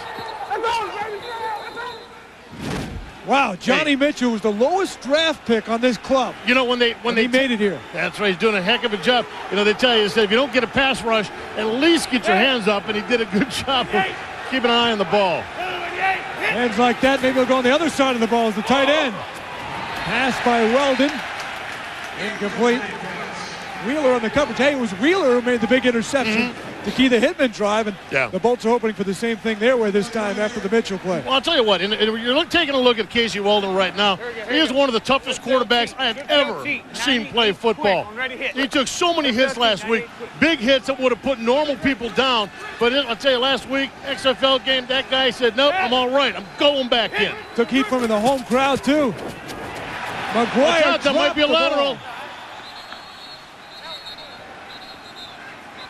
On the sidelines with us is Lee Rierman. Johnny Mitchell, 400-pound guys aren't supposed to have hands like that, buddy. Yeah, I mean, I had 3 interceptions in college, so I just didn't have a kind of knack for it right now. Oh, they love him out there. Those New York, New Jersey fans love him. The question is, back in Birmingham, how much do the fans love Casey Weldon? The backup, of course, is the great Alabama grad, Jay Barker, who's loved down there because he won a national championship. Last week they were screaming for Casey's head. They wanted Jay in there. Casey ended up coming on in the second half. The coach going to be screaming for Casey's head right now. Play game. Too much time. Offense number 11, 5 yards. Down remains 3. Charlie, what happened on that interception? The defensive end made a nice play. I threw the ball, he jumped up and tipped it. He made a nice play. They intercepted it. There's nothing we could do about it. If you didn't know where Charlie was from, you know now, don't you? Yes, he's out of the Bronx. What better quarterback representative than New York, New Jersey Hitmen? Been in some movies, too. 3rd and 26. Weldon got a receiver out there. Oh! Good defensive play by Ty Talton. Williams was trying to bring it in. He almost did the Willie Mays job here outside of the Bronx. Tell you what, Ty Talton, the one thing with that pass, though, he had a lot of time to throw it, a lot of time to find his receiver. He left it up in the air a little bit too long, giving Talton the chance to get over. I'm telling you what, safeties just don't like getting up and making hits in the line. They like getting over and making plays on balls that are floating. All right, so after 25, this ball will be live on the punt. Great block! The Hitmen have it. The Cosmo comes up with it after the Mike Barber block. Anthony the Cosmo, one of the great stories in the XFL. And we'll have more on him as we go along. But he comes up with it, another big turnover, and the Hitmen are in business. Mike Barber, 65, making some good plays already today. Look at him coming from the outside, getting a hit on the ball. DeCosmo, great job. Hey, hold on to the ball there, man. He tried to lateral at the last second. I want to mess around with that too much. DeCosmo's mother has adopted and fostered over 80 children in her lifetime. At the age of 58, she fought the state of New Jersey to take in Anthony DeCosmo, who grew up with the DeCosmo family, went to Catholic school. Marvelous story. She had to battle the state to get Anthony. We'll have more of that story coming up. Back up. Got a flag in the field. Bob, she's 81 years old, and she's not yelling at Vince McMahon for being here in the environment. I wasn't really yelling. I was just, concerned. How do you know? We don't have her mic. She might be complaining. Personal foul. 58 defense.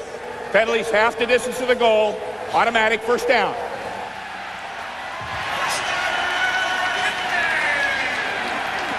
Charles Polari getting bailed out so far by some big plays. They're saying Charles Preston. And there she is. Katrina DeCosmo. She's got a little cause sign up. And there he is, Anthony DeCosmo, who's 23 years of age, still lives here in New Jersey. 3-year letterman with Boston College. His coaching at the high school last fall. There's Elias. Oh. Wrapped him up with a 5. Big gain. He lost the ball. Was wrapped out by Dwayne Butler. Was he down, though? I was down. That's it. No. Dwayne Butler just took that ball away. Hey, all the props in the world to Elias for fighting for the extra yardage. But man, you got to hold on to the ball. They're fighting for every play. Check it. He's fighting for the extra yards. You'll see it right there. Big hit. Great play. Dwayne Butler, good job. Good awareness of getting that ball out. So another turnover, and the Bolts will take over deep in their own defense. These guys are playing possessed. They're playing at home. And they're feeling some excitement. A little difference from last week where they were shut out and did not play with the same spirit. They were caught up in the hype last week. This week they seemed like they settled down and playing the kind of ball they thought they would in the preseason. The ball is free ball. But it goes out of bounds. We talked about Anthony DeCosmo and the great story with his mother. Let's take a closer look.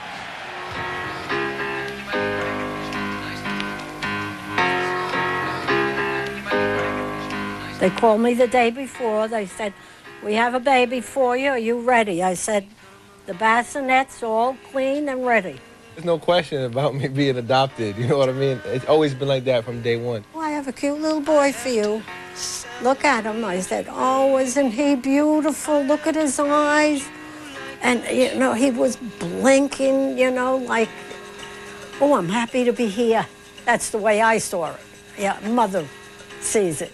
My mother always, even when I was a child, when I was young, and I had questions about it, she always made it like a blessing. Where I used to be like, "I'm adopted. What is it that no one wanted me? Why was I adopted?" And she said, "No, it wasn't that nobody didn't want you. It's that we got to pick you." I remember always having to have manners, coming home, making sure your homework was done before I went out to play or do anything else. And just I remember a lot of love. I was devastated. I thought I'd have my husband all my life. And when I lost him, if I didn't have Anthony, I think I would have given up. I didn't miss any games of Paramus Catholic. I sat there in November freezing. I was blue, but I wouldn't leave. I don't remember not being at a game. I suffered a little stroke 2 years ago. When they said to me that I couldn't go, I said, I went to Florida, I went to Syracuse, I went all over, and this is in my backyard and I'm not going? That's what you think. Without her taking me in and giving me the opportunity to achieve what I have achieved, then who knows where I would be right now. 'Cause I'm just one of the blessed ones. I have prayers for everybody in the family, but I put them aside, and they're all for Anthony.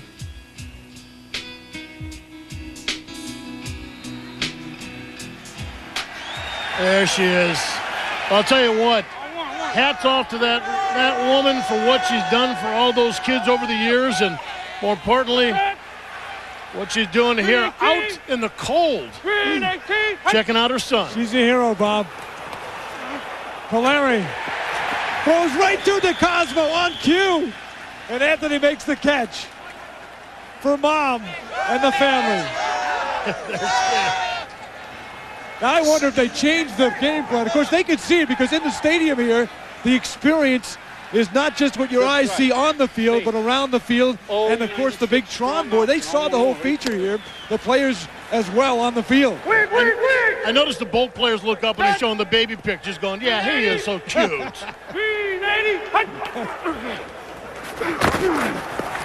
Polari got him again, DeCosmo getting loose. Hey, Craig, like I said before, Craig, you know, you talk about skill position guys all you want. Let's go, man. Put it in. Don't get put it in.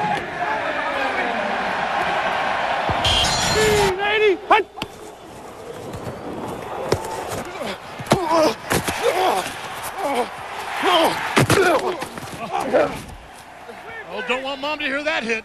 You can talk about the skill position guys all you want. Polari has all the time in the world. His line is just keeping people.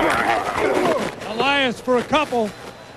And the bone-crunching hits continue.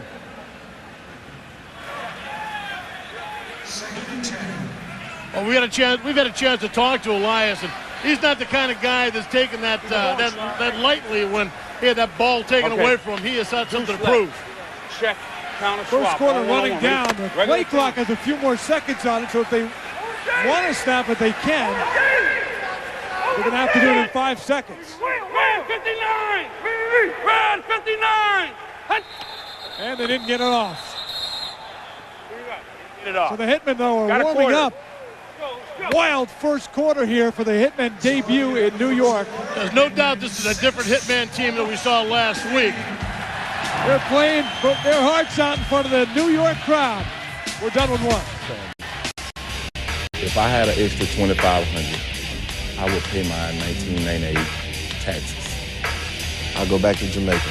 Well, with my $2,500, I'm going to give something to the guys on our practice squad, and the rest of it, I'll probably put it in the bank. All right, hope the IRS is not watching here today. Yeah, well, they probably know already. You know those guys. Sandwiches, diapers, IRS, everything. Everybody's got their motivation for the extra $2,500. Larry, eluding traffic, throwing it. He was outside the pocket. Hey, although the Bolts are arguing about that. Hey, you want to know something? Finally, a quarterback trying to defend himself. You know, if you're going to start getting beat on a regular basis, you got to learn how to defend yourself. Polari on that one got a nice straight arm. All right, maybe he better hit the weights a little bit more, but a valiant attempt is saving his own hide. Hey, one thing about growing up in New York, you know how to defend yourself. That's right. 3rd and 9. They're going to hand off. Elias fighting and getting down to about the 2. It's very close to the first down. You gotta tell me to play. Good job. Keep running the ball, boy. You gotta tell me, man. Well, I'll tell you what, for saying he didn't know the play, certainly looked pretty good. Man, this is the kind of commitment. This is what you're seeing. You know, these guys love playing the game, but they all, you know, they didn't get paid during training camp. This is their opportunities to not only get their salaries, but they get the extra $2,500 for the win. These guys are motivated to come out there. So the Hitmen are going to take a timeout here, and certainly the motivation goes throughout the club after that loss last week. And these guys knew coming out in front of the home crowd, they had to put on a show today. Home opener. You tell them we're making this touchdown. Oh, there's no doubt. I had about 50 phone calls on Monday. Obviously, I didn't know what while the game was going on, telling me that Jesse Ventura and Tony Saragusa said I didn't get the team fired up at half and all that kind of stuff. But it's a bunch of crap. It's not true. Whatever people saw was real. Okay, if they want an actor, they can hire Al Pacino. I'm going to do what I think is best for the team, because I really don't care what Jesse Ventura or Tony Saragusa or Vince McMahon or anybody says. I could really care less. I'm doing this job the best I can, and I'll coach it the way I think is best. Me too. I don't care what anybody thinks. Okay, maybe. This guy sounds like he's from New York. Very outspoken guy, a lot of passion. But you know, outspoken is one thing. Honest is the other. This guy is absolutely honest. He is just going to tell you exactly what's on his mind. If he ever moves to Minnesota, I can tell you who he's not voting for.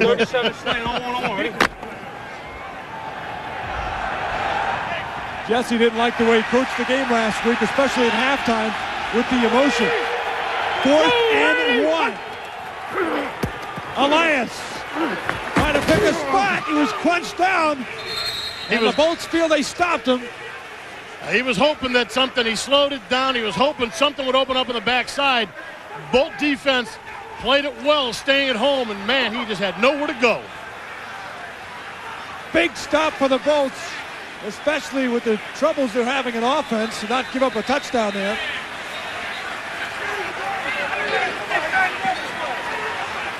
What's he got, you know? So the Bolts will take over. It's still 6-0 Hitmen. Let's listen to Keith Elias, who was stopped on that 4th and 1 moments ago. Hey guys, come here, listen up. Hey, this is the biggest play of the game. It is, right here. We put Biggest play of the game, but the Bolts stopped him, turning the tide as Bostic gets a couple of yards. That was a huge play for Birmingham. You're down 12-13 nothing. They had a tough start last week. That's a real hole they don't want to get into in front of all people, a New York crowd. You know, and so far the Bolts have not put together any significant drives. Tough situation start from your own 3-yard line. But we do remember last week, the second half of that game against Memphis, they found a way to do it. Casey Weldon right there, he was the one that orchestrated the entire comeback. But too much of a hole to dig out of completely because they still lost by 2 points. With a late touchdown, fell 22-20. Oh, he's sacked for the safety. Unless he lost the ball, let's see what the referee says. I didn't see the safety signal. I think that's going to be a touchdown.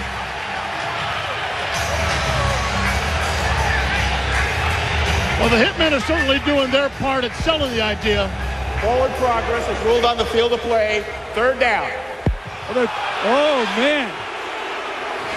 In a league with check out his in feet. The grass rule. Well, see where his feet are when he takes the hit. He's standing still on the field of play, feet in bounds. They're saying his forward motion. Oh, man, I don't know, Bob.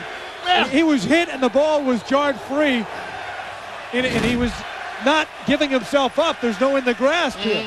I think it's a bad call. Close to the goal line doesn't matter. He said, don't call timeout. The ball's so close to the goal line, doesn't matter. Well, they don't get the points out of it. 6 or 2, safety or touchdown. Take another look now. Yeah, what they're talking about is the forward motion right there. What forward motion? Well, they're saying that Weldon's feet were on the line of scrimmage, or excuse me, were on the in the field of play. And when he got hit and got knocked backward, it'd be like a receiver catching the ball like an 18. If he's standing on the line. Go tell him. Well, just tell him that. Tell him that. It looked to me like he was trying to pass the ball. Yeah. Didn't the ball come out of his hand? Yeah. So, this should be a safety. Well, no, they didn't call it a safety because the guy was. Did the ball come out of his hand? You got the. Hey, they might go with a bomb here, so be alert. Yes. That's a good call. Just make sure you play the bomb. See, Rusty's not arguing the touchdown or the safety. He's not arguing that point. He's arguing the fact that the ball came out, and they should have had it, regardless if it was a safety or not. Exactly. One more time, you see the hit. I don't look like a fumble to me.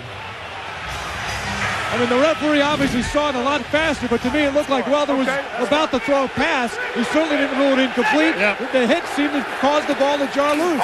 Bolts get a break. They're going bomb 3rd and 11. Intercepted! So Joey Ellums gets the ball back for the Hitmen anyway. And Craig, did we just hear Rusty Tillman say that? Watch out for the bomb. They had nothing to lose there. Lay it out there. Joey Ellums, he calls himself the Hurricane. Why? Joe Ellums. I'm a natural disaster on the field for the other team. That's why they call me the Hurricane. Natural disaster. Hey, he's not a comedian, you know that, because that's exactly what he was. Look, I got the ball. One great thing about among them in the XFL, you get a chance to express yourself. That's who Joey Ellums is. He didn't come up with a little moniker for us. I say thanks to the man upstairs, for real. And Mom, are you home? Look, you sick, Granny, get better. I love both of y'all. Take care. Short as he's looking for Zola Davis. Incomplete. Zola, 25 years of age, out of South Carolina. Let's go. Toy right, 59 T counter on the color. Ready? Charles Polari was in the movie Something About Mary. Remember that scene with Ben Stiller? Right. He had the problem with his zipper. Franks and Beans. At the ambulance, he helped bring him out. Kirby Darjar on the reverse. Dart out of the 30. The former running back at Syracuse takes it down to the 15. Flag thrown in the play. 21-yard gain for a guy who's not run the ball since college, but loves to do it.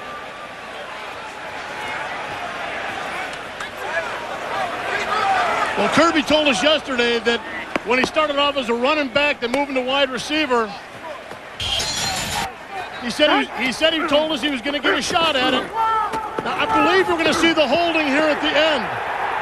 Yep. Locked up there, grabbing the jersey. Zola Davis locked up, holding on, nullifying that nice run by Kirby Dardar. Told y'all. I told y'all. Hey, I told y'all. When I get that bitch, I'm rolling. Kirby still has the grass on his helmet. He had a I told you when I get that bitch, I'm rolling. The hold came from the point of the foul, so they do have the 1st and 10 at the 30. So not a wasted play for Kirby Dardar. Here's Elias, trying to find room around the end, and just gets back to the line of scrimmage. Well, the Hitmen have had opportunities, and this is just another one of them that they've got to finish it out. So far, haven't been able to clean it, to finish it cleanly. Up only 6-0 at this point, but Flex you think left. the way they've been playing, Scat they'd left. have more points. 866 stop option on one-on-one. Ready? So far, it's been a pretty gutsy effort for the Hitmen, who on 4th and 1, earlier decided, hey, let's try and get the 6, and didn't get any points out of it. Good Larry protection. Firing. That one is somehow grabbed by the Hitman. Fred Brock, and it looked like Calvin Jackson should have the ball all along. But the flag of the play. But the Hitmen are beating themselves again. You got a holding call back in the backfield. Man, you can't do that to yourself. Got a holding on number 77 offense, which they'll take. Previous spot foul. Curtis McGee, the holding infraction. Previous spot. Holding. 77 offense. Penalties 10 yards. Previous spot.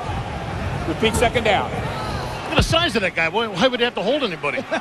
It's just get right there. You're going to check him out in the replay. Top of your screen, left tackle. Locking up on the outside. You can see he's got his arm across the throat of the defensive lineman. They're going to call that every time. Russell Tillman said that was one of the biggest problems from last week. They started beating themselves, causing their own problems, stopping their own drives. They're starting here again today. Hey, Polari throwing into traffic. He actually probably caught a break there. DeCosmo makes the catch. No, they're going to say he did not make the catch. Come on, baby. You scared. Get out of my face, man. Get out of my face. It was James Willis, the linebacker, the veteran on Birmingham, in the face of DeCosmo. Anthony didn't want to hear from him. You know something? Trio left. For years, Slide people, left. for years, people have asked me what is said on the field. That's a good catch. They touch the floor. Come on. Right now, here in the XFL, you don't have to ask these guys what they're saying. You hear it every single time you go to a game or watch it on television. 3rd and 20. They're out of field goal range here. They need a play. Even if they don't get the first. Polari, room to run.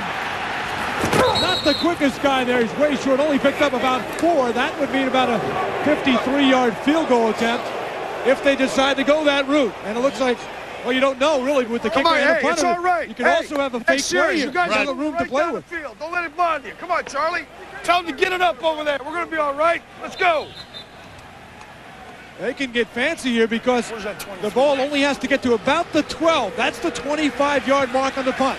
Once it goes there, particularly if it hits the ground, wide open ball, you don't even have to give the Bolts a chance to catch the ball if it hits the ground. Live! Shut! Aragoose on the punt. Quincy Jackson right at the 12. A perfect 25-yarder, and he's knocked out of bounds.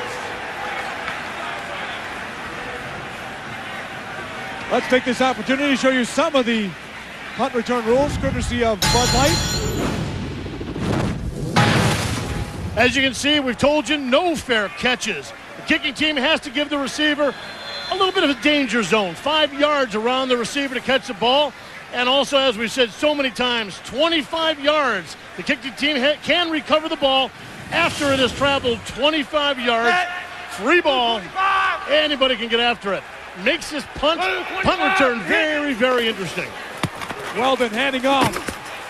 Bostic crunching up near the first down. You know, I thought Aragus might punt maybe a 15-yarder, let it bounce and let the sparks fly in that play. Well, no matter what the Hitmen have been doing so far, they lead only by 6 points right now. That gives the Thunderbolts, gives the Bolts an opportunity to get back in. All it takes is one score. Hey, and if you remember too, Craig, last week, we talked so much about what Casey Weldon did at quarterback, but a lot of it was James Bostic. What Bostic did in getting the run game going, it took some of the pressure off of Welding in the passing attack. Yeah. Bostic. 6-zip New York. 8:51 in the second. Bostic. You saw him getting turnovers. You saw him just stripping the ball. Here we go. Rip, 135, boot right on ready hit. 135, boot right. All right, big 3rd and 2. Well, they can go either way here. Play action, but a whistle. I got you, flag in the play. My ball. Thank you. Okay, back him up. Against the Bolts. Illegal motion, gonna put him back. Ball start. 82 offense, 5 yards, down remains 3. Quincy Jackson getting the jump in the touchdown last week, so now it's 3rd and 7. And the Hitmen don't have to respect the run quite as much. You know, as you said earlier, though, despite all the problems on offense, they're 6 points down. I mean, they're right in the game. Yeah, but the way the Hitmen defense is playing right now, the Bolts got this is a long, long field for them to get down. Well done. Diving catch by Quincy Jackson right around the first down marker. It is close. That should give it to him. May call for the chain gang. See Casey Weldon one more time, a little bit slow getting up, but man, we saw that all last week. This guy had took a beating last week and starting up again on today. Hit.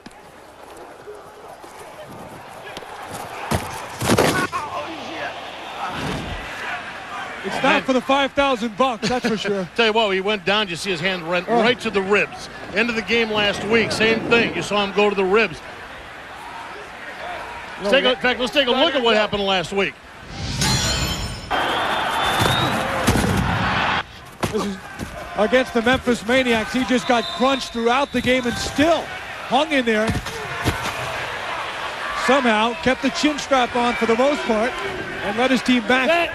Been knocked down 4 times already in this game, and they're never cheapies either, Bob. When he gets hit, he takes a hit. He's taking the pass right side, go left side, wide open, Williams! Wide open! The defensive back fell down, Williams at the 20, the 10, and he's pushed out. Brad Shroud fell down, and a big gainer for the Bolts. Oh, I'm done. Well, I was talking before about how much yardage you have to cover against this tough Hitman defense, but tell you what, if you can hit one of these, you don't have to worry about it. Blown coverage, defender falls down. Tell you what, as a receiver, that's one of the hardest catches to make. When you're all by yourself and you know you don't have any, you have no reason to miss it. A lot of pressure. And a little time to work with. And they call a timeout, and Weldon will come over. So all of a sudden, in one big play, the Bolts are back in business. Let's link through 24-25. The ball's away. Hey, would you get the hell out of here? What yard line are we on? Ball's on the 4, Dave. You like 26, 27, or we don't like it down here? Hey, come on. Everybody get up. Shit, we got...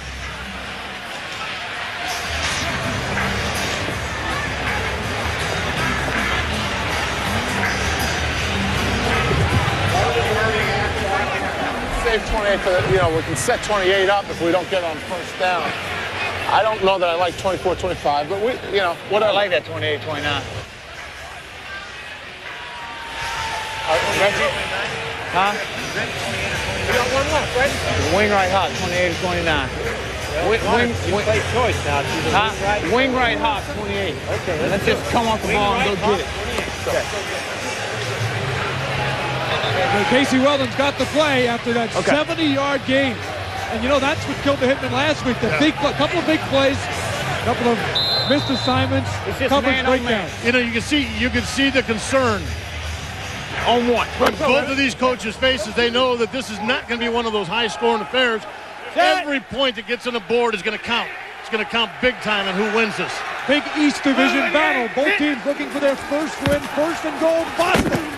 Oh, he's met by Big Merck. Ron Merkerson, another flag down on the play.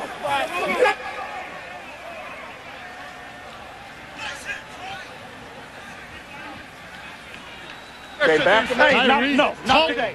All right, where did it go from the previous spot?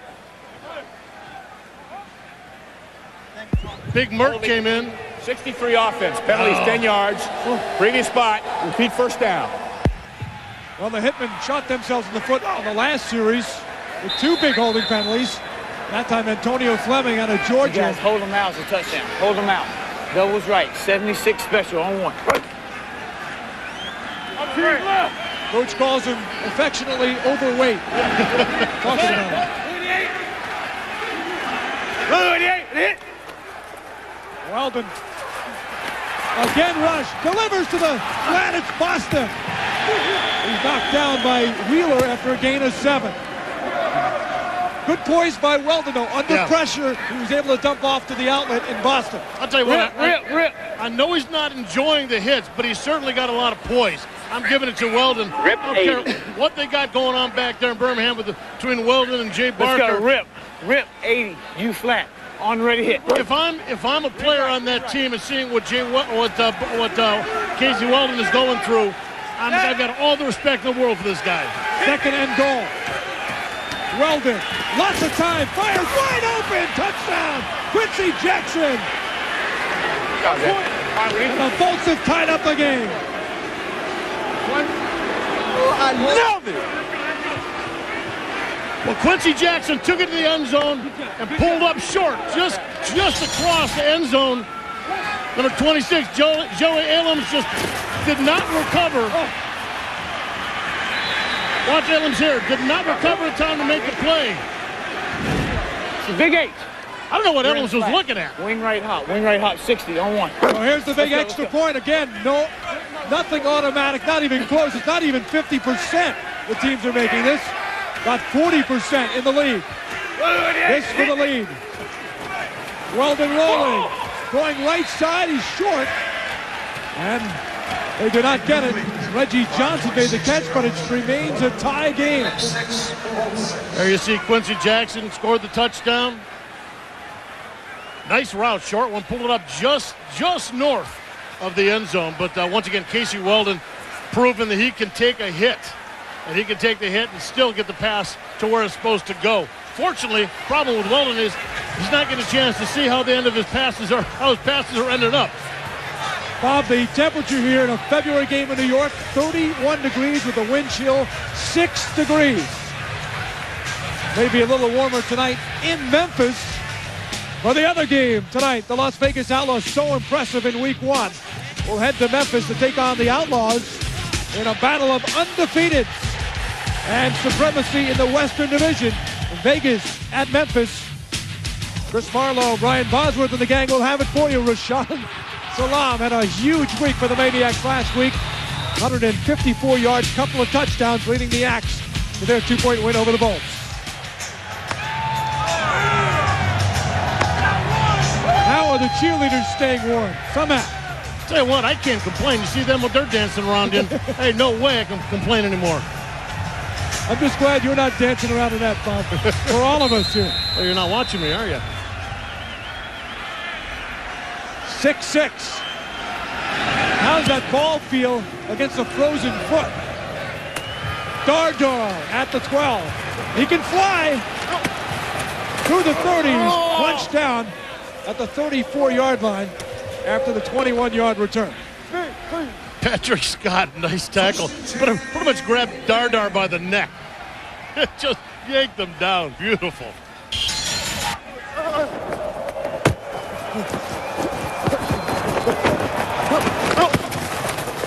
Oh, man. I just love this game. Unbelievable. 84-yard drive for the Bolts. Got them tied up, but the big difference again. The extra points, neither team able to convert. Here's Polari. Screen. Oh. Elias, but he's hit for a loss. James Willis read that right from the beginning. Had all those linemen pulling out in front to block for that screen pass. Willis would have nothing to do with that one. Hey, you think he's enjoying this or what? You want the man.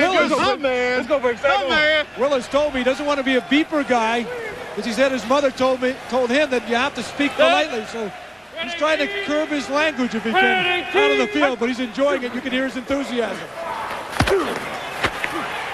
Polari the bomb. Nobody there! And nearly picked off. In fact, really should have been grabbed by Eric Sloan. Incomplete. Bad throw by Polari. And he's hearing the boo birds from the New York crowd. Well, Tillman and company trying to get it all back at once.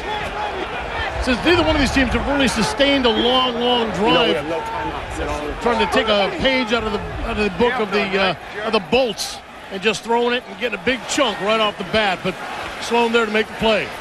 Talked about the wind chill of 6. Of course, that affects the passing game, the cold weather. Polari, though, just 3 of 8 for 12 yards and 1 interception. Too much. Play clock.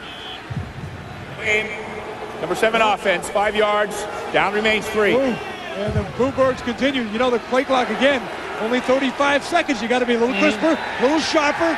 In the XFL, that's the second time they've had that delay of game penalty. Now 3rd and 18. Amazing momentum swing in this game. Get ready. Cody McGuffey has come in right there. Trying to quick kick. It's over anybody's head. It's a free ball right now. Free ball. Watch the bounce. Calvin Jackson grabs it for Birmingham at the 22. So the quick move with the backup quarterback. And if nothing else, got the ball the other way. Although, of course, the Hitler were looking to spring a wide receiver to get the ball. So Rusty pulled one out of his bag of tricks. We're tied at Giant Stadium. Gloves, unlike everybody else. Well, the nice, safe pass. Stepford Williams is thrown down by Damon Wheeler. Man. A suplex. Well, Very nicely done. We've heard the crunching. What does it feel like to be on the other side, and what does your head feel like and sound like after a big hit like that? You want to know something on the inside of the helmet, as the hit or the hit E, you don't really hear it as much. I mean, you don't really think about it. I mean, it becomes so second nature. But, you know, when I sit here as a guy who did that and I listen to it, I can't believe that we went through that, man. That is some pounding. Of course, you picked the defensive side of the ball, too, which is... Yeah, I was a hitter. You were the hitter. And I had quite a few concussions, too, so a lot of things I forgot. Israel Ravon made the stop. 3rd down. Israel. All right, come here. Well, this defense, this hitman defense. Nickel, under, smack, zone dog, ready? Ron Merkerson calling out the signals. Out of Colorado. Rusty told us that Rusty Tillman told us they do like the zone dog defense. Big Merc, tough guy, his dad a pro boxing trainer. He's on the move, trying to get Weldon, but Casey gets it off again to Williams for the completion and the first down.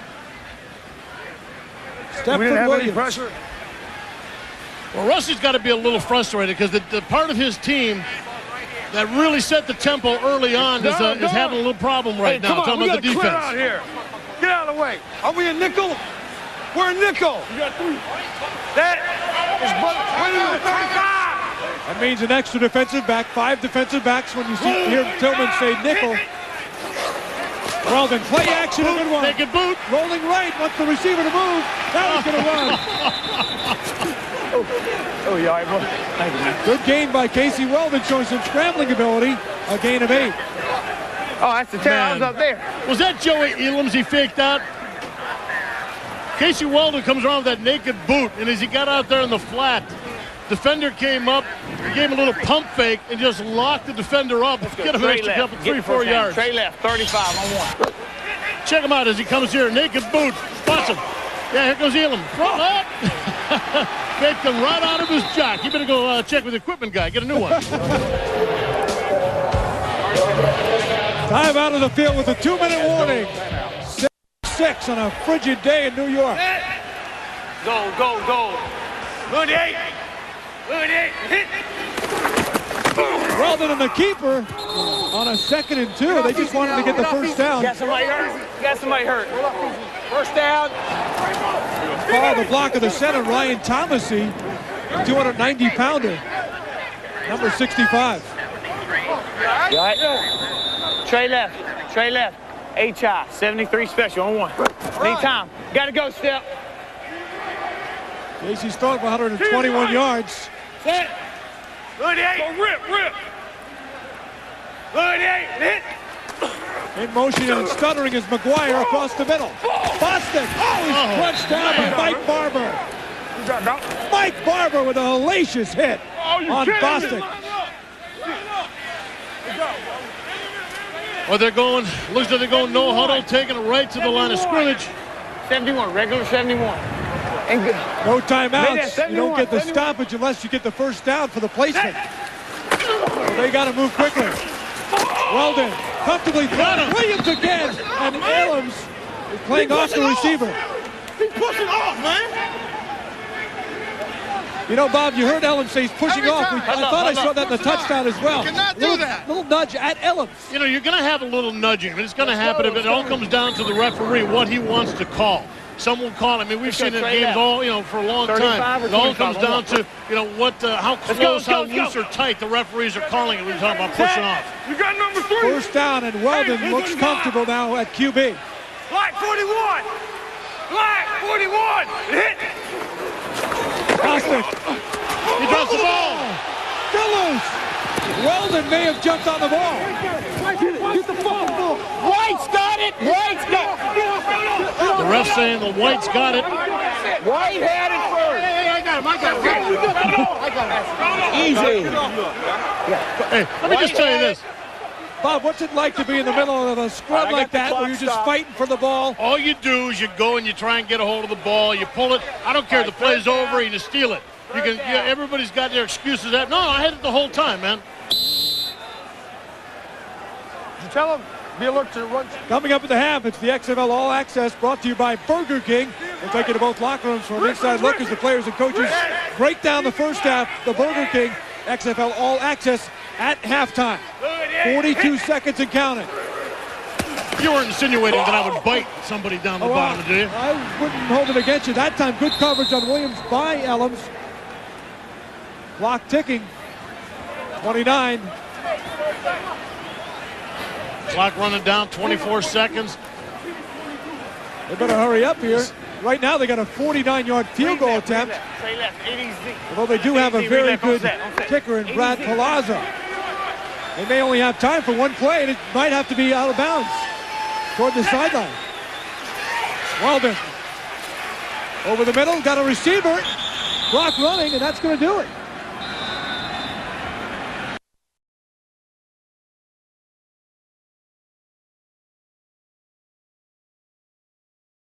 And they were stopped. That's right, and any chance you get to score points when you're putting up these kind of numbers, bad numbers offensively, you got to take them. Elias, listen to that pounding he's taking. Theon Fox made the hit. Hey, you know, we showed you his stats after we're talking about Elias after the first half. 13 carries, 41 yards. We told you they were all hard-fought yards. Look at the way this guy runs, man. This guy is just tearing it up. 24.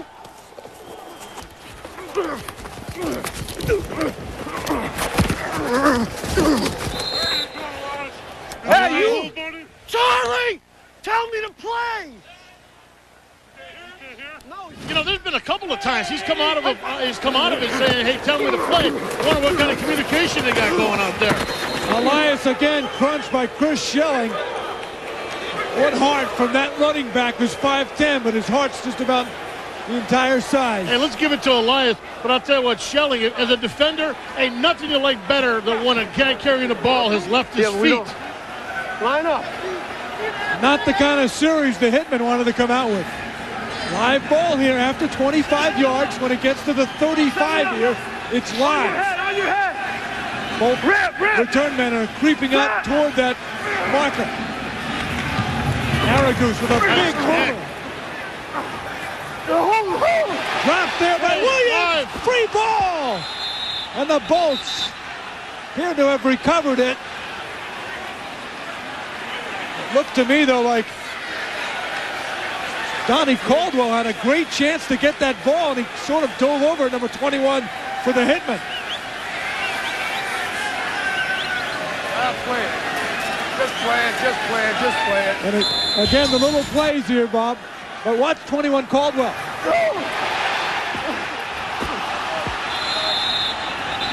Tried to pick it up and run with it, but could not get it. Ball bounced right back into the receiver's hands.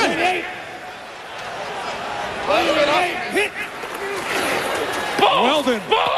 Nice pass again to Williams. He hangs on this time at the 35. Hey, Craig, I want to know what happened to that hitman defense we saw in the beginning of the first half.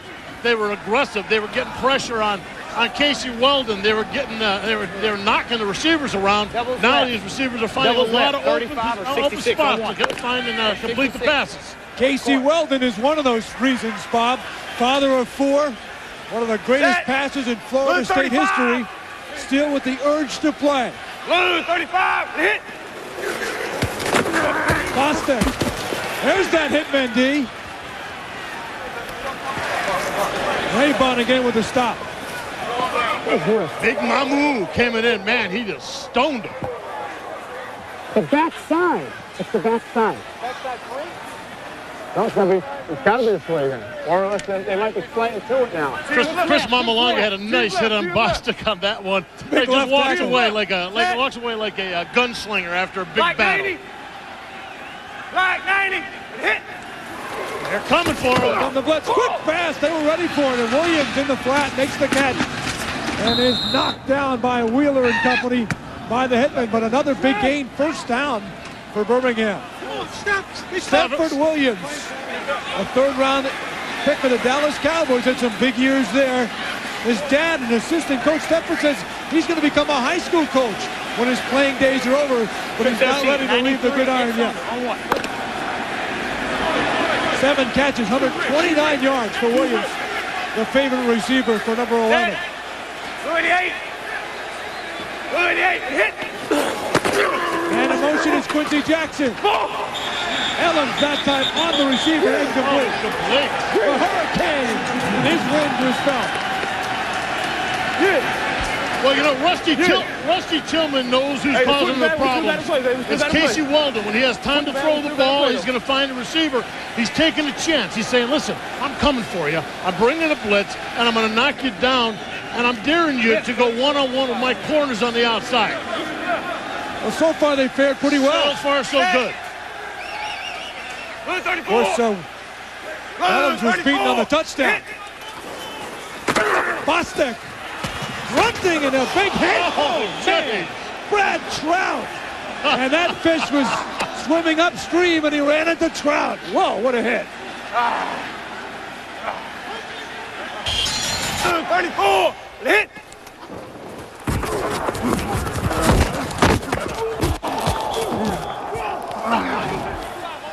Nice game by Bostic, but paid the price at the end of that. I'll tell you what, safeties, guys are deadly. Why would you play this game? Black 90. Because it's fun. It's crazy. It's fun. Black 90. 3rd and 2. He's got a man open in the flat. Now he's going long. Williams open originally and thought it was head, and he still paid the price. That time from Ty Talton, and so did Weldon on the other end. And Casey very slow to get up. Well, the Hitmen were covering the entire field that time. Big Sab on him. Big Sab chasing down Casey Weldon. Hit.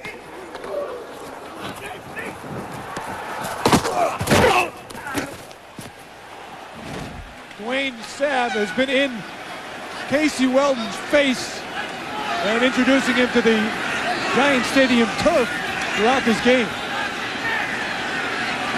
Live ball, the punt, 21-yard line. It goes 25. This one is hung up there. Kirby Dardar at the 10. Dardar squeaking free. Look out! Dardar beats the punter, but he's grabbed from behind at the 50. You all right? Palazzo made the stop. Palazzo did a nice job of forcing him back inside. The ball at midfield when the Hitmen take over. It's 6-6. Despite the temperature dipping into the 20s, a wind chill near 6 degrees, and my paper's flying all over the place up here. A crowd of over 36,000, 36,458 turning out for the Hitmen opener. And the passion and desire, well, I don't have to tell you about it. You could see it. Keith Elias for a couple of yards. Now the fans, of course, would like to see the Hitmen, get going. They've got chances in the game. They've not been able to put enough points on the board, but find themselves in a real fight. In the kind of game you kind of expect in this kind of weather. Grind it out, hard hitting, and last man with the ball might win it. Elias this time picks the left side for a few yards. Big Jimmy Brumbaugh, number 96, a guy who told us he was making boxes in Montgomery, Alabama before this. And you know something, Bob? There are lots of boxes. There's bolt boxes, there's big boxes, TVs, and he's a big man too. 287. Kind of sounded like Forrest Gump with that shrimp thing. That's right. Little boxes, big boxes. Dardar, the reverse, it worked before. They had the penalty. This time, though, he's run out of bounds. Keith Franklin made the play. Well read, and he lost 4 yards. Both defenses starting to step it up a little bit. Good field position for the Hitmen, but boy, it's instinct up front. These guys got to go. It starts getting cold. They got to get warmed back up for the little time in the locker room. Check it out again. This is 4th down. They'll punt. And remember, 25 yards. The ball is free. Just has to get to the 22 to reach the 25 yards. Marks to get the ball free, but Araga's going to punt another bomb. Williams will drop back to the 5. Elias missed it. Here he goes. He's got some room, only the punt of the beat. And he's got a beat. Stepford Williams is going all the way. The only other guy with a shot at him was our cameraman. He elected to get out of the way. 95-yard touchdown for Stepford Williams. Unbelievable. He has had an incredible job today as a wide receiver. Now returning the ball. Touchdown, Birmingham. You're right, Craig, man. Our camera guys out there, pretty well trained. Keeping right up there with them. Not easy with the speedster like Williams, who's been the big man on offense. I'll tell you what, this 29 is... yards catching, and now that big play. This hurts the Hitmen big time. So we'll see if the Bulls can get their conversion. Again, no kick. They're going to run it in. Under 40% for the league on the conversion now. Big play in the game. Weldon firing. And it is caught. Caper McGuire for the extra point. Well earned by the Bulls. And they lead 13-6. Here's Williams again. And he makes a right cut. Takes it up inside. Only guy that can get him was the punter right there. Cannot make it. Rusty Tillman, a former special teams coach, not going to be happy with what's happened on that play. So the Hitmen now down by 7 midway through the third. Go win this game, man. Hi, I'm Dee, and during the week I handle all kinds of animals working as a veterinary assistant. But on the weekends, there's not a soul on earth that can handle the animal in me as I cheer for my New York and Jersey Hitmen.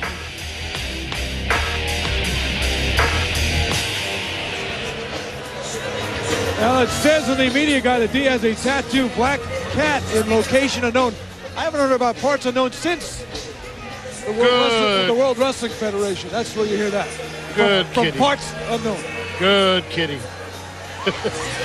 Somehow they're staying warm, and it's not easy today. But they're entertaining the crowd here at Giant Stadium, where the Bolts have bursted to a 13-6 lead, and they have gotten their passing game intact. Yeah. And then the big return by Williams. Dardar, he can return it. The 20. Calvin Jackson threw him down at the 27. Long-time Miami Dolphin defensive back. He's a leader back there. 1st and 10. Calvin Jackson, number 38 for the Bolts. Well, let's see what happens with Rusty Tillman this time. He just got to take this team. He's got to get the offense working. it's all going to come down to how they can, I think, not just Elias and run the ball, who's got about 56 yards already, but Polari's got to get to the ball in the air a little bit. He's got to drive this team. Ran 43! Ran 43! Still staying patient, and he hands it off. But Elias in trouble, and Keith Franklin scooped him up for a loss, and the Boo Birds are coming, New York style. Man, I tell you what, you're not going to get, especially when the game's been as tight, and defense has been as tight as they have been today, there's no way you're going to get a drive started by just relying on Elias. He's a hard worker, but you can't give it to him all day long. Option read on one, ready?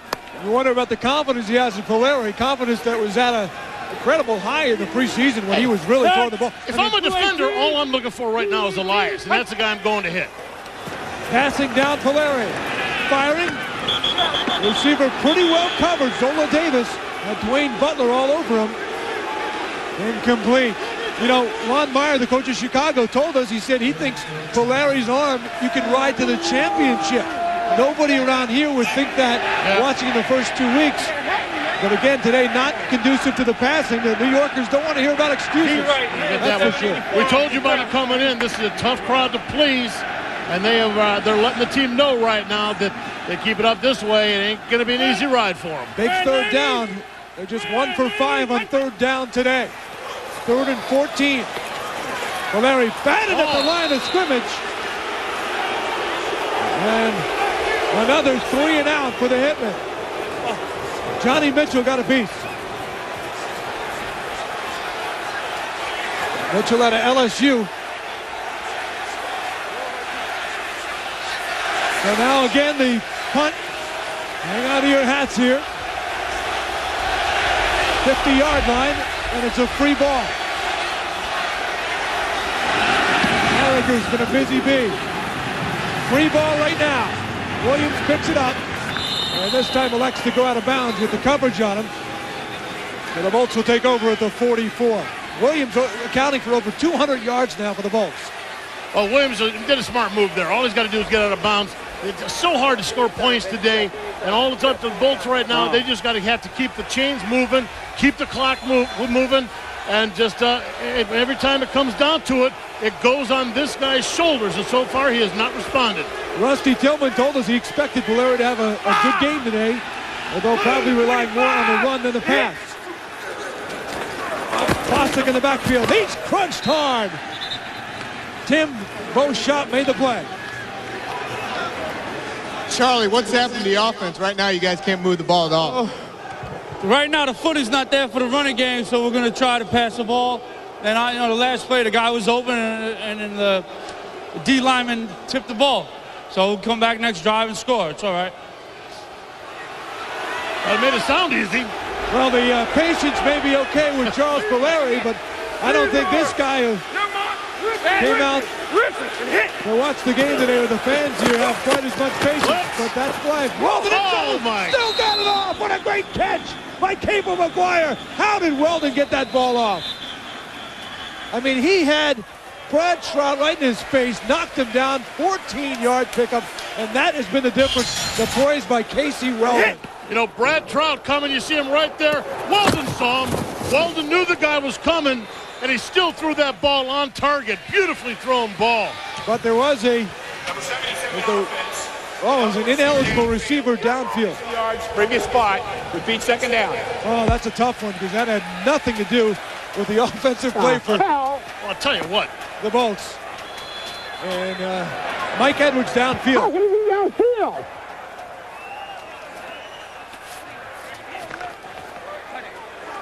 So DiNardo very upset that his team getting called back, but once again, you know, I have seen a lot of tough players playing pro football.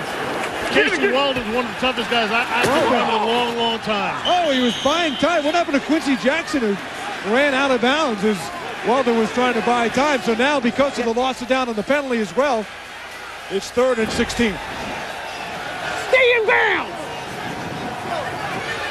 Stay in bounds! Hey, you know, if he's going to sit back there and take the hits, he's damn sure should be able to tell these guys where they're going to go. You know, the problem with the Quincy, it looked like his footing. It is getting kind of slick out there. It looked like his footing wasn't good, and he's trying to cut back in bounds. Just couldn't get the traction. I don't know, Bob. I don't know if his head was in the play there. You saw Weldon just trying to buy time. All he had to do was stop, and he kept running out of bounds.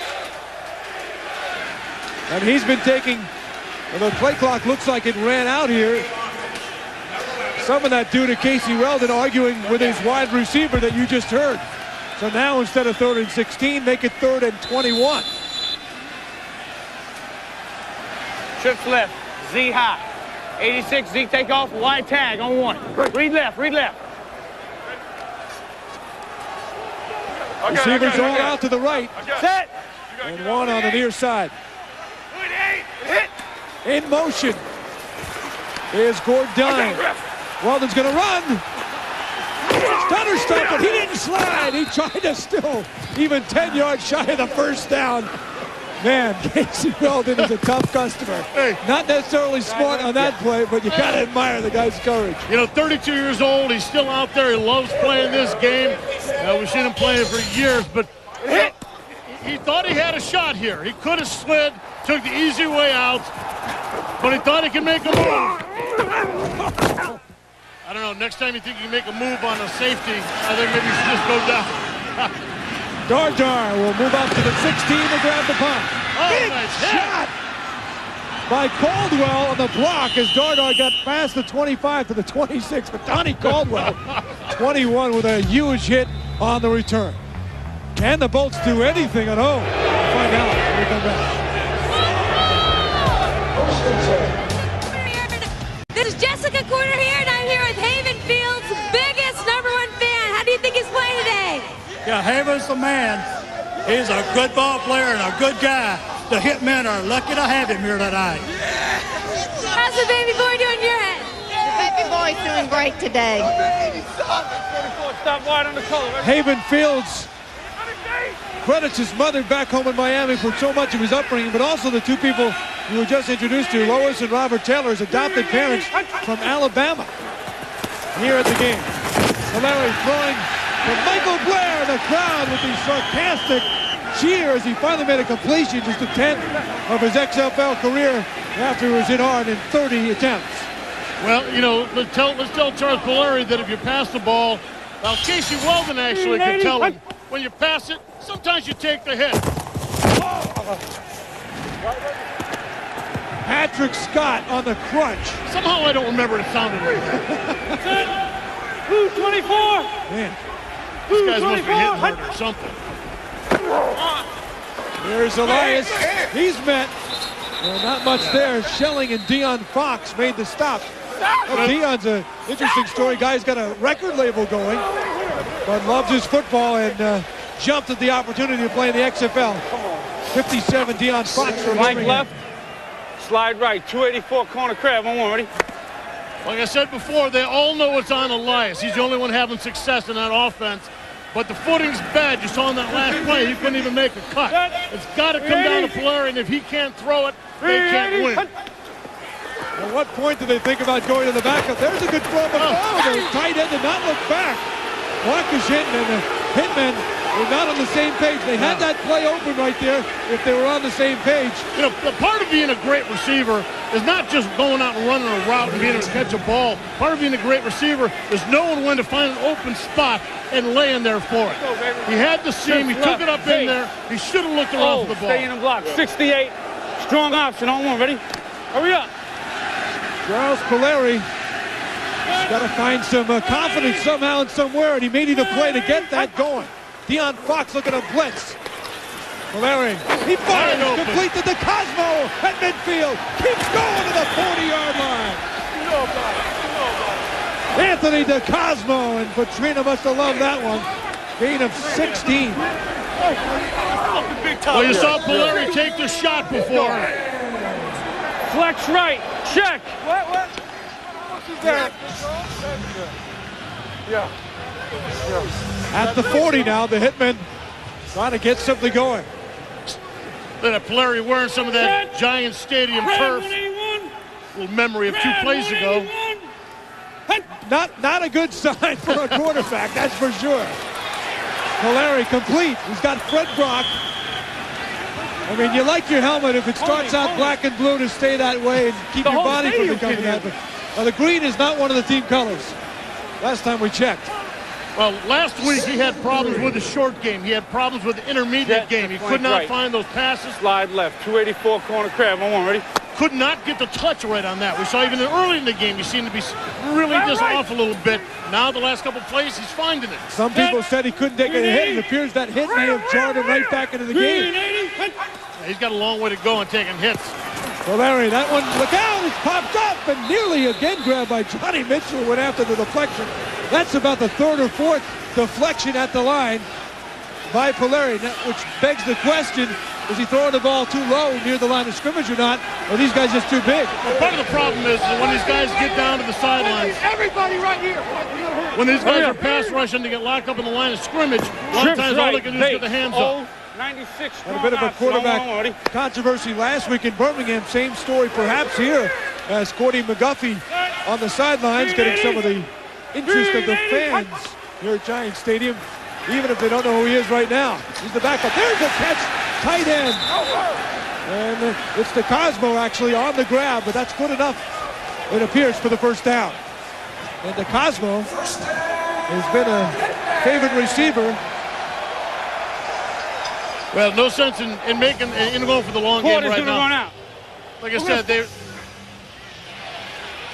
Good job, brother. You can hear him trying to get his team going a little bit.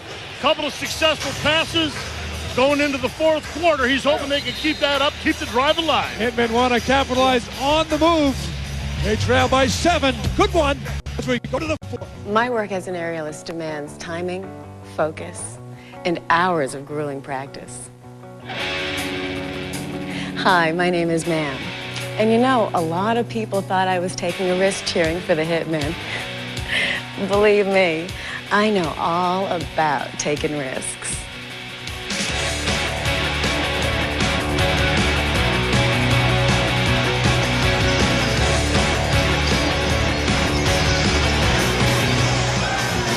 And there she is, Ma'am, an aerialist.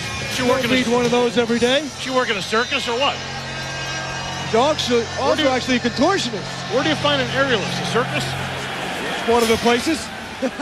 Well, tell me where else. You go to the show out in Las Vegas, or there's performers. Aerialist college. 1st and 10 at the 30. They're warming up. Here's Archie. Lost the 30. Gain of about 6-7 yards. Hey, good play. You know what? You can't sit there and keep getting the ball off, but when you get the short pass game going, you loosen the linebackers up. They're not as free to come flying up and making a play. Flex left, 56 power on one. Ready? And down by only 7. There's no urgency to have to pass. They're only one score down. Of course, the big difference could be, though, the extra point. Green 80. There's no given by any means. Elias, he's crushed by James Wells. We're here with some of the New York fans. How can you be out here like this in 32-degree weather? Oh, we're having a great time. We're loving everything we're doing. We're having a great time. You're crazy. How can you do this? Crazy. Yeah. He's got a buddy too. Well, they always come in pairs if there's one of those guys. Yeah. Look at these guys. Yeah. I mean, this isn't December. This is February. Polari. Quick pass over the middle. Dardar's got it around the 15. Kirby, valuable guy. His eyes lit up when I asked him about running. Yeah, he loved being a running back. When they moved him out to receiver, he keeps waiting for that opportunity. In fact, he told us today, they told us yesterday, he said, listen, they may be working into that running scheme just a little bit. The thing he was impressed of was he said that Polari became more of a leader this week around the team, getting the receivers together and really trying to get on the same page. Archie for a couple. Charles Preston, what a huge week one. He was their defensive star last week with a stop. Hey, Craig, handing the ball off on a running play is one thing. But to run a delayed draw like they just did, ain't nobody buying that. I mean, these guys are so cold, they just want to go ahead and hit somebody. You got to either hand the ball off and run right away or throw the ball. You saw the shot of the cheerleaders. Rusty Tillman in the NFL never worried about fraternizing with the cheerleaders. In fact, he married one. He married one of the Seagulls of the Seattle Seahawks.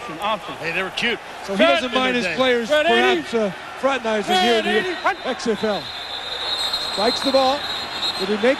Well, he tried to spike it at the last second as he saw the play clock coming down. I think they got him again.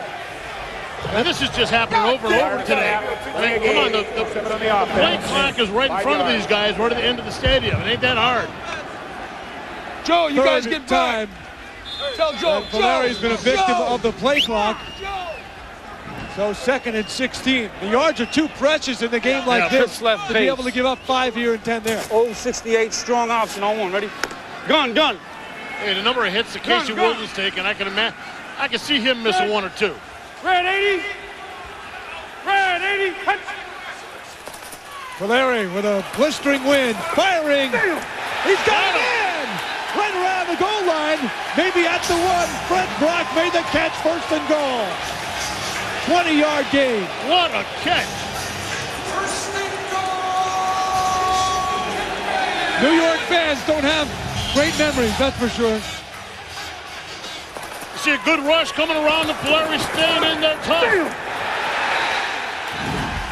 The last time they got to 4th and 1 in the first half and were stopped. They can't afford that here. Archie, he stopped. He got the first touchdown, but Charles Preston met him right in the backfield. And the worst thing I ever see is when you need a yard and you start seeing running backs pussyfoot. They get to the line of scrimmage and they start going, where's the hole? And they slow down and they start looking. You know, put your head down and stick it up somebody's butt. You think he did that there? Right. On 1. Ready?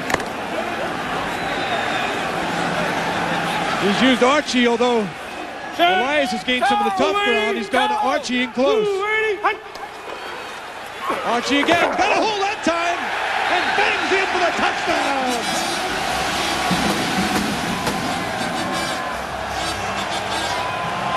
Hey, left hand.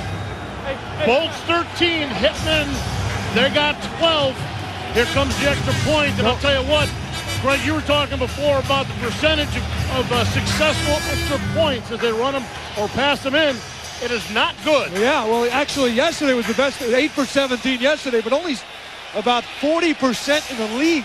So 60% of the time you're getting stopped, and in this game, it could be the difference. 13-12, hang on.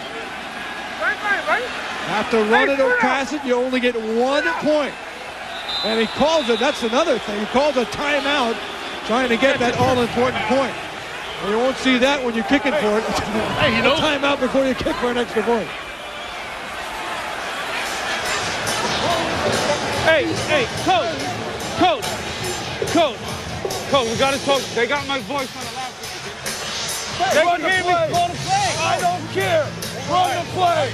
That ain't the point. We didn't have the right personnel on there. All right. But I'm saying, talk to somebody.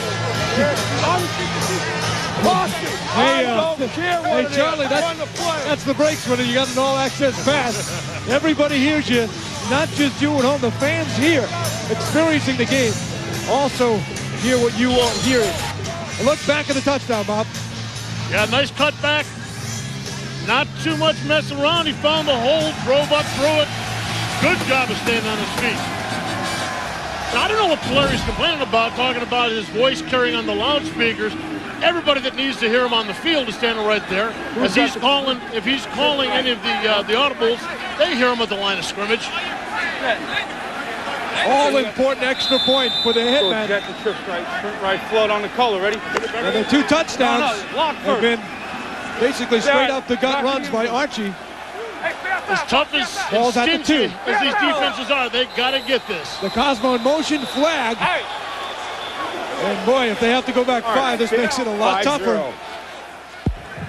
False start. Number 50 offense, at least 5 yards. David Camacho, left guard, Mexican-American, with a penalty there on the false start. Great story. One of 6 kids, grew up with his mom. His father died of a heart attack at the age of 28. The XFL on TNN is brought to you by Milk with 9 essential nutrients. Got milk? By the United States Army, an army of one. And by Twix, it's all in the mix.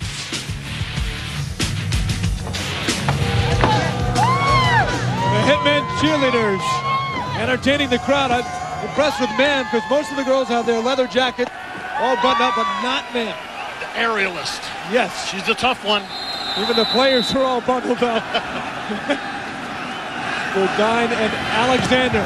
The Hitmen are down by 1. Could not convert the extra point. Bobble! Ball free! Still free! And finally Scoop! Still free! And somehow Alexander, who had a little juggling act, he might want to go into business with man.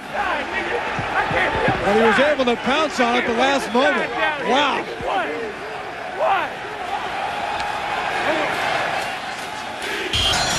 Not easy in the cold weather here. Good kick, Leo. Come on, somebody cause a fumble here. Voice of Rusty Tillman. Dig his ass. Mark, come in. Well, the Hitmen almost took those words from the coach and made it happen. And Rusty knows how stingy these defenses have been. And these offense scoring points, he knows he's got to take it away and get the ball back as soon as possible. Will they pass or run deep in their own territory? Bostic moving it out. And he gets the first down. Good run, James Bostic. I'm telling you before, in this kind of footing, these guys just got to, if they're going to run the ball, it's got to be the quick handoffs. They've got to get it up inside and let them just try and carry it up in field. We got a man down in the field. The last night of the game in Los Angeles, there was an injury as you look at Mike Barber down, but it was great to see the spirit. Really despite a broken leg. Player putting his arms up to the crowd, everybody was cheering for him as he was helped off. Mike Barber a little shaken up here.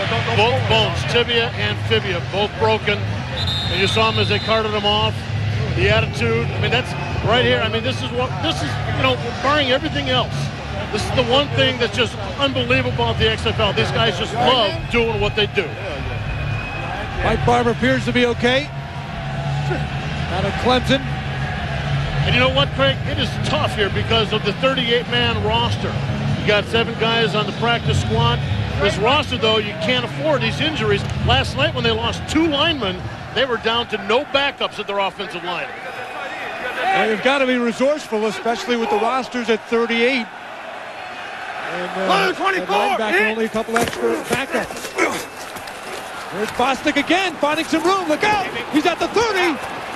Trying to work him down. Can't get him. Trying to get him.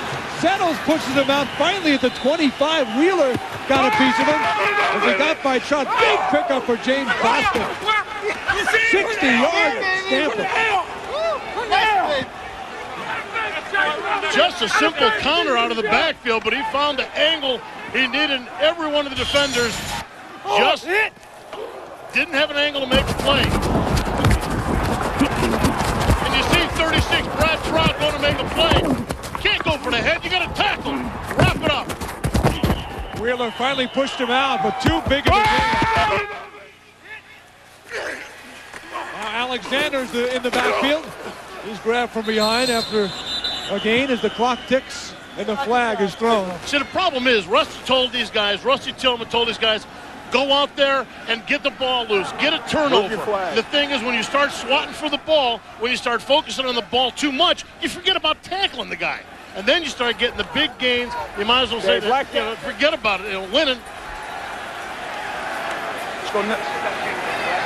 Let's go nickel. Penalty was a tripping call.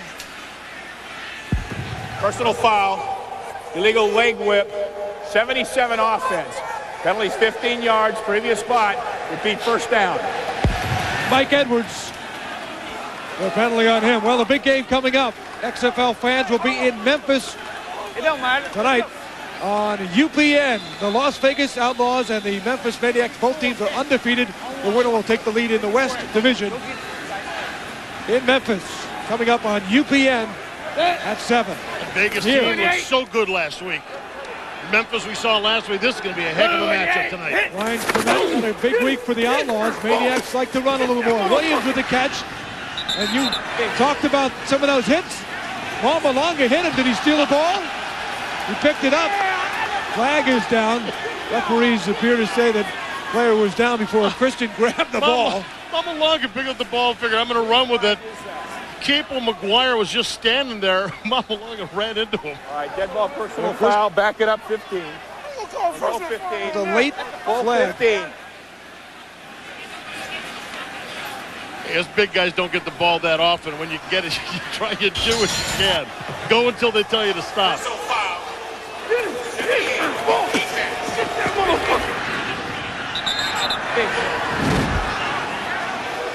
Personal foul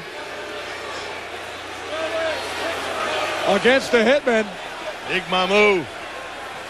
And that is a huge penalty there, 15 yards. They got him at about 320 pounds. And I don't know, black, the color black's supposed to be a little slimming. He really didn't do anything for him. 34 or 24 on one. Malmalonga said he looks at this as an opportunity. In fact, he told Vince McMahon that he could be coming off the top turnbuckle someday. That, like 90. Second. No, blue 34. First and 10, I beg your pardon. Blue 34. Hit. Here's Alexander. Can't get him in the backfield. And he picks up 5. Let's take a look at the penalty just a moment ago. Oh. There was the shot. Remember when I said he picked up the ball, ran, and took a shot at Capo? Capo McGuire, receiver just standing there, right in the throat. Malmalonga hit with that. Good stiff arm, though. Yeah. Technique-wise. Yeah. Not a smart thing to do. No, not a smart. That's way too costly. Of course, if he had the ball and it was on the return, he'd get away with that. Bostic on the ground. Again got free. Bad tackling by New York. And he's inside the 10. I don't know if these guys are just freezing up what is happening, but these running backs for Birmingham just finding too many holes. Birmingham looking to add to their 1-point lead. New York got on the board first. Archie in the first quarter. Jackson, a 7-yard catch, tied the game up in the second. Both teams could not convert. Let's go, let's go, let's go. Then the punt return in the third quarter by Williams, and they did get the conversion. Hitman came back with a touchdown here in the fourth, but did not convert, so they trail by 1. Blitz is on in the backfield. Oh, Weldon still has it. He tripped, and he wiggles right near the 1. Great fake by Weldon. The blitz. Man, Casey Weldon, what a nice move. They saw everybody lining up defensively, coming in, trying to make the big play. The Bolts have been running it inside, so the defense came into the inside. Look at that naked boot. Boy, if he doesn't slip, he is in. Tim Beauchamp made the crunching hit. Second and goal. Oh, what a hit. And that was Big Merk. Ron Merkerson. Somebody else got him low. I didn't see who got him low, but Big Merk hit him high. Just about snapped this guy in half. Oh, it was Beauchamp again. Big Merk. Tell us how you really feel, Big Merk. Tough guy, down a pro boxing trainer, and he threw the big hit there. Third and goal. Now, do you go for the field goal if you don't get this one? We'll see what happens. Bostic running, just stopped short of the goal line. Donardo wanted the touchdown call. He did not get it. Decision time. I want 35. Timeout. Wait a second. Let the clock roll. We'll call a timeout. Yeah, there we go.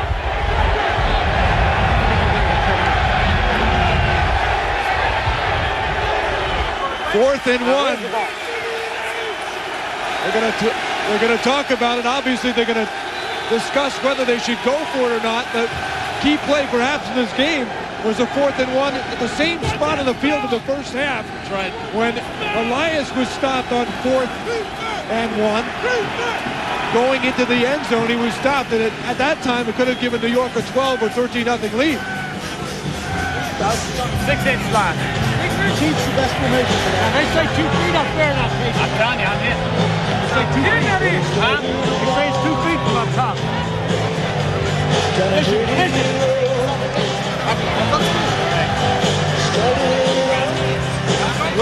Donato is going down to see where the ball is. He's running down to the goal line to see just how far it is. Nothing like the hands-on touch of a head coach, huh? He wasn't taking his players' word for that. Yeah, so other leagues you're not allowed to leave that little coaching box. But here in the XFL, you can kind of wander around, go check it out yourself, man. Coach, you go tell that line, go tell that ref on that line. When this ball crosses the end line, it's a touchdown. Yeah, let's go. Get in the end zone. Let's go. Tell them, when they cross that line, it's a touchdown. Go. Hey, you know what? As a head coach, how do you turn down Casey Weldon? After what Casey has done for you, the hits he's taken, the beating he's taken, and the way he's played, how do you not let him do what he feels that the team needs to do? You probably don't.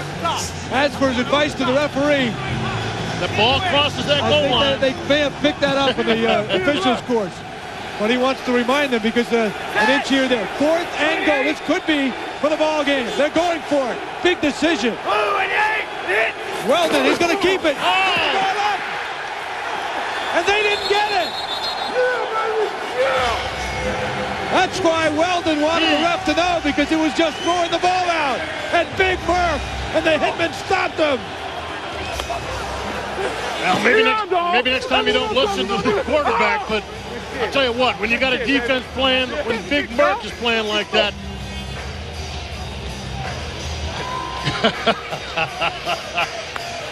He knows he just made the biggest plays of the game. He had the hit. Big work on Weldon. Hey, go low. I'm going up over the top. I'm going over the top. Wing right hot. 10 wedge. On 1. I'm going over. Here it is from the right dead on the sideline. You'll see Merkinson come up and just stone him at the line of scrimmage. Great timing. And great job by the defensive line of getting into the offensive line and keeping them off the line of scrimmage. Weldon tried one more shot now as Flair tries to get out of the backfield. After the hit, you see him throw his right hand out, throw the ball across the goal line. Gave it the old college try. Now the hitmen have a long way to go. They're still in trouble. They're backed up. You gotta get some push now. But they got a shot, and there's enough time with 4:40 on the clock. You know, as a defense, you know, right now you're saying, hey, we did our part. We gave up a little bit too much yardage, but we stopped them. Now it's up to you, O. 2 timeouts left. You got the stoppage at the 2-minute warning. First downs will stop it as well. We'll get inside 2. In the backfield for a few yards, Blair gives him a little breathing room, but it'll set up a big 3rd down play. Ron, tell me about that defensive stand for you guys. That was huge. Hey, that's where the men at, down in the goal line, baby. You got to stop them. Hard-nosed football, baby. Big Merck did his part. Now it's up to the offense, and this is a huge play. Huge 3rd down and 4. Hitmen have warmed up. They've made 3 of the last 4 on 3rd down. Valeri. That is receiver, and he should get the forward progress. It's going to be close. Marcus Hinton made the catch. Let's see where they spot it. Ball was picked up. After that, they're giving the referees his touchdown. Marcus Hinton may have thought the play was stopped with the Cosmo. Did he strip the ball? I didn't think he stripped the ball. Normally you get a forward progress call on that. Whistle. You didn't hear a whistle? Probably from the stands. From the stands? There was, I told you about the stands. Here we go. Valeri said he heard a whistle.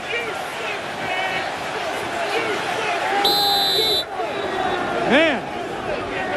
Okay, shocking turn of events there for the New Jersey Hitmen, who thought at first they had a first down. Now a big play for the point, and this will give them the 8-point advantage if they can make it. And you heard be 2 scores. And you heard him say they thought they heard a whistle. The ref saying it must have come from the stands. This might be the game right here. Bostic, stop! All right, let's listen for the whistle on this play in the 3rd and 4 to DeCosmo. 3-19, hunt!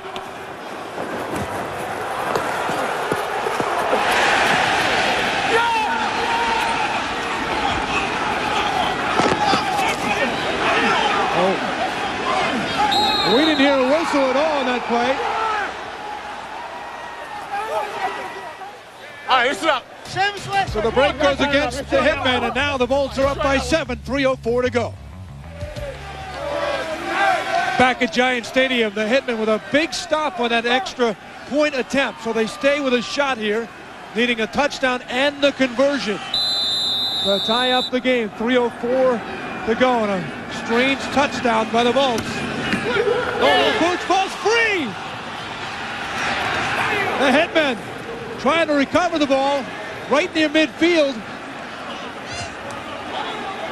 All right, first down. I don't know if he meant to kick it down low or... Call, up by 7, and it works out to the Hitmen advantage as Michael Blair, the Gladiator, recovered the ball, and now they're at the 48-yard line. What was that? Beautiful. I don't know. All I know is the center on the kickoff return is not ever expecting that ball to come to him. Got to kick the ball deep there with this kind of time. Make him go the length of the field. Polari over the middle, wide open is Hinton at the 40, inside the 35. You know, part of the problem is that when it gets this cold, the ground can get so hard that the cleats on the bottom of your shoes do not dig in. And as much as I'm seeing some of the receivers and running backs slide a little bit, maybe there was a slip by the kicker in the same way. But I've been on fields like this where the cleats don't get in. Usually if you have time, like at halftime, you switch into like a tennis shoe or an AstroTurf shoe. But obviously not enough time to do it here. Polari's got a receiver, DeCosmo at the 15. Anthony DeCosmo, Polari's heating up. He's hit 9 of his last 13. 18-yard gain. And Eric Sloan with a hit. Man, did he pop him. Huddle. You see DeCosmo working up against Sloan. Oh, excuse me, Chris Schelling with the pop. Figured be the safety making the big hit. Maybe the last play, ball getting completion before the 2-minute warning. They had trouble getting the ball from the center, Juan Porter. 5-0. Ball start, offense number 50. Dave 5 yards, first down. Again, moving in, and they're knocked back 5 yards, but they are threatening as we approach the 2-minute warning. And they're not going to get the play off in the shotgun. So the clock stops with 2 minutes. Hitmen again still have 2 timeouts remaining. They need a touchdown and the conversion to tie up the game. Come on, show the score, baby! Hitmen with a shot, a fighter's chance at the 2-minute warning. At the 2-minute warning, the U.S. Army presenting victories in life, and certainly victory for Stepford Williams, who's bounced around in his football career. At one time was the 3rd receiver of the Dallas Cowboys a few years back, but he's starring in the XFL. Big 95-yard punt return earlier in this game in the 3rd quarter, giving the Bolts a 7-point lead with a 27-year-old out of Minden, Florida, Stepford Williams. He is our U.S. Army victory in life. 8 catches, 134 yards. Now, let's set the scene here. 2 minutes to go. 2 timeouts. The cheerleaders trying to keep the fans pumped up. Polari is warmed up. He's hit 9 of his last 13. They need, oh, look out, the snap! And Polari has to go out at the 30. And right now the Hitmen are going in the wrong direction. Yeah, well, play after play. At first you saw Polari trying to pick it up and try to make something out of nothing, but you know, you're down this far into territory, just want to maintain possession. If you have to eat it down, you eat it down. But you got to keep control of the ball. Problem for them is they won't get the cheap stoppage because the first down is way down at the 5. And whistles before that snap. Good thing, man. Those snaps are coming all over the place. You got a shotgun blast. It's like that machine the coaches use to knock the ball backward. You're saying another false illegal start. snap. Offense on the center. 5 yards. Second down. Eric Cole. And that backs him up to the 35. At one time, they were at the 15 on 3 straight plays. They've lost 20 yards. Sometimes centers will fool around with the ball before they snap it. They've never actually pulled me off sides when I played. But yeah, never. You can see this. Sometimes they actually get called for it. 2nd and 30. Larry lost the handle that time. As a receiver, DeCosmo flags are down again. DeCosmo crunched at the 26. Flags again in the backfield. I'll tell you, the hitmen have just shot themselves to the foot again. As Polari was trying to gain control of the ball, their linemen doing everything to keep the Bolts defense out, including holding. Hey, is this second down? Yes. I want a timeout. Both flags are for the same foul. Holding. Offense number 50. 10 yards from the previous spot. Second down. Rusty Tillman has seen enough. He wants a timeout. As the Hitmen have gone from the 15 now all the way back. They've lost 30 yards on 4 plays. Let's go. Everybody, let's go. What do we got now? Second down and what? Something you don't see often. 2nd and 40. Everybody come here. Everybody come here. Hurry up. Everybody come here. Well, let's listen to Rusty, because I don't know what he can say now when these guys have dug this hole. Second down and 40. Tell them upstairs now. We got to try to pick up about half of it again. We are going to do this. We're going to do this. We're going to do this. Do you understand? That's right, We're going to win in overtime. Now we got 1 timeout left. We got to go. We got 4 downs. Now let's do it. Come on. Let's go. We're going to go. Let's do it. Let's go, Charlie. So the strategy here, Bob, is not to go for the bomb right away end zone. They've got time to play with. 1:27 is plenty of time. They've got 1 timeout. They're not going to get the cheap stop after the first down because they have to get down to the 5 for that. But plenty of time, a little out pattern, even over the middle, to work down the field. However, the problem is it's 2nd and 40. So they've got 3 plays because the field goal gets them nothing at this point. Right. 3 plays to get down to the 5-yard line for the first, at least. He's on his own side of the field. He's going to go downtown. DeCosmo going for it, and it was over his head. Sloan was defending. Cosmo is looking to the referee for a flag, and I'll tell you what, maybe he should have given it to him. Cosmo looked like he lost his footing about the 10 or 15-yard line as he was running his pattern, and that may have cost him. Looks like a good time up inside. He lays it out deep. Come on, throw the flag. Eric Sloan running with him. Throw the flag. Hey, Cosmo, I'm with you, man. I think it was a good no call. Play clock. 3rd just and the ball. 40. Polari has some time. Going to pick up some yardage here. Wide open. Zola Davis, did he step out? Oh, he stepped out at the 20. And he could have picked up his 10 more. Zola Davis at the 20. Big pickup of 25 now. I think you're seeing more and more, Craig, the way this field is, man. It is just, watch him at the end of this play. This guy's just trying to get some footing. Sliding all over the place. Well, it looks like a coat of ice is on the field, and it could be. This is it for the Hitmen. 4th and 14. They've got to get to about the 5-yard line. It's down to 1 play. Polari slipping himself. Firing end zone. Traffic there. Tipped up and incomplete. Chris Schelling was there. Fred Brock was the intended receiver. Let's go. And Rusty Tillman has likely run out of time here with just $1:05 to go and only 1 timeout. A lot of traffic in the end zone in that pass by Polari. But with all those penalties, that's where you got to trace it. In 4 straight plays. It comes down to it. If he could have kept this, Zola could have kept this footing, get a little bit farther, but they still had to throw it. The defenders knew that it was just a matter of sitting back and not giving them the first down. Over 36,000 turning out in absolutely frigid conditions, windy, swirling. Many of them not even wearing shirts to root on the Hitman. And Rusty Tillman, it's a tough loss for him. His team should have had the chances to win it. And instead, they're going to find themselves on the short end. Let's look at the hit of the game. And now, the hit of the game is brought to you by Lugs, the boots and shoes with an attitude, because you never know what you might run into.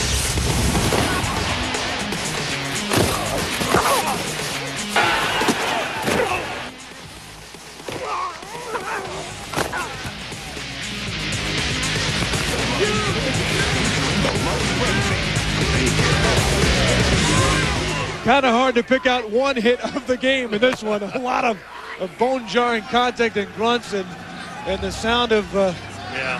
Well, I'll tell you what, it's been one of those days, a lot of hitting. And I'll tell you what, I'm proud of these New York fans, man. They stuck out here. They knew they were getting one hell of a football game. And for the hitman, I know Rusty Tillman is disappointed. They took one when they were on offense. They took one when they were on offense. I promise you. I promise you. I promise you. They only had 10 guys and they took one. They took one when they had 10 guys around, right? Jerry's arguing about the timeouts on the board. One left, right? The ref's saying one left. It says 0 on the board. Please check. Please, God. They do. Don't argue with me. I'm telling you what they do. Sit. Hey. Rusty Tillman expected his team to play a sound game. They had their chances. And they really had their chances in this game. They were stopped on that big 4th and 1 in the first. New York called the timeout at the 2-minute all right, we'll warning. take it. It's their last timeout. But they came out of the... Wait a minute. They got first... Wait a minute. No, he said it was the last timeout. Okay. Yeah, there's no They came out of the block very strong. Their defense looking good. Their offense just could not get on track. I know the frustration was there. But I think if anything else, towards the end of the game, that guy right there, Charlie Polari, started to look pretty good, at least in the short and intermediate plays. Another flag is thrown in the play. That's been the theme here for the last few minutes. So Charlie Polari had a horrible start. There was even a Polari sucks sign in the crowd, and some of the fans were calling for the backup, although probably not too many could even name the backup at this point. But Polari came back. On the defense. 5 yards, still second down. Polari warmed up, though, a 9 for 13 run there in the second half, and really the penalties on that last drive cost them. Yeah, had the footing been a little bit better, they might have been a little more successful. Guys messing around, slipping, not getting the hits. They might have been a little more successful at getting down and getting that the 6 points. You know what, Bob? Normally these last seconds with no timeouts are just down in time. You could see the line trying to pick out the snap and trying to get the ball. Charlie, some of the fans were chanting Charlie sucks. What do you respond to that? That's okay. I'm a grown man. I can take it. They have their opinion. That's fine. We didn't win today, so they can say whatever they want, which is fine. I'm from New York. I'm a big boy. I can take it. You can keep booing. I love it, baby. I'll be back next week and the week after. Charlie talking right back to the fans as the New Yorker he is as time winds down here. And the New York Hitmen fall to 0-2, tied with Chicago in the division. Well, only in the XFL are you going to hear that kind of repartee going on between the fans and the starting quarterback. Birmingham.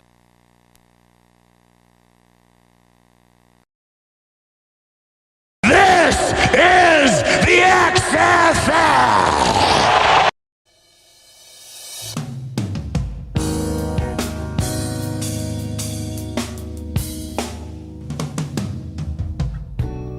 So you think you're gonna live your life alone, in darkness and seclusion? Yeah, I know. You've been out there and tried to mix with the animals, and it just left you full of humiliated confusion. But the feeling of loneliness never leaves you. It haunts you everywhere you go. And then you meet me, and your whole world changes. Because everything I say is everything you've ever wanted to hear. So you drop your defenses, and you drop all your fears. And you're so busy feeling good that you never question why things are going so well. You wanna know why? 'Cause I'm a liar! Yeah, I'm a liar! I'll tear your mind out, I'll burn your soul, I'll turn you into me, I'll turn you into me, 'cause I'm a liar, a liar, a liar, a liar. I'll hide behind a smile and understanding eyes.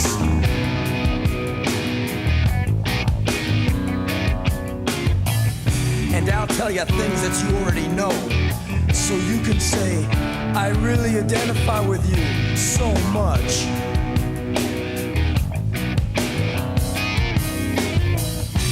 I'll come to you like an affliction, but I'll leave you like an addiction. You'll never forget me. You wanna know why? 'Cause I'm a liar. Yeah, I'm a liar. I'll rip your mind out. I'll burn your soul. I'll turn you into me. I'll turn you into me. 'Cause I'm a liar, a liar. Liar, liar, liar, liar. I don't know why I feel the need to lie and cause you so much pain. Maybe it's something inside. Maybe it's something I can't explain. 'Cause all I do is mess you up and lie to you. I'm a liar. Oh, I'm a liar. But if you give me just one more chance, I swear I will never lie to you again. Because now I see the destructive power of a lie. They're stronger than truth. I can't believe I ever hurt you. I swear I will never lie to you again. Please, just give me one more chance. I will never lie to you again. No, I swear. I will never tell a lie. I will never tell a lie. No, no.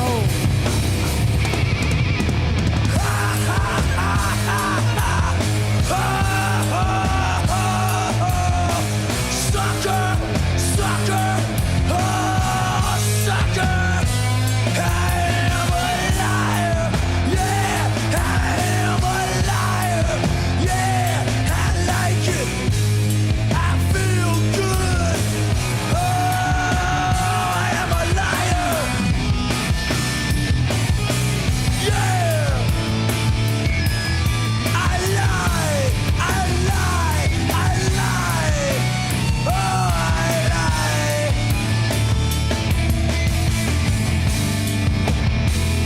I'll lie again and again.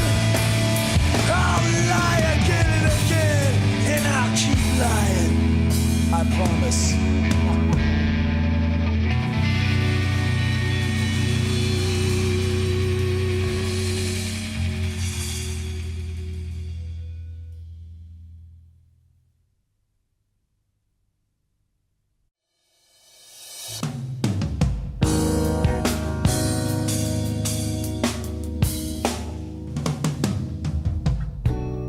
So you think you're gonna live your life alone, in darkness and seclusion? Yeah, I know. You've been out.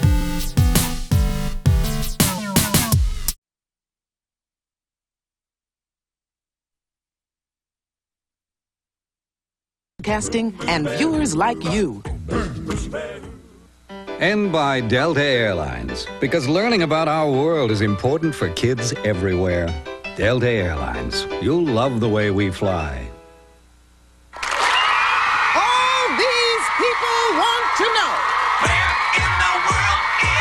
Carmen, Sandiego.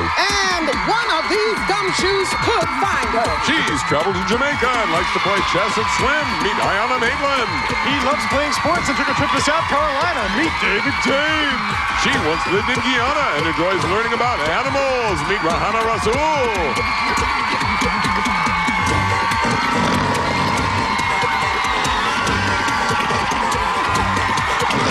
Here's Acme's senior agent in charge of training new recruits, Greg Lee!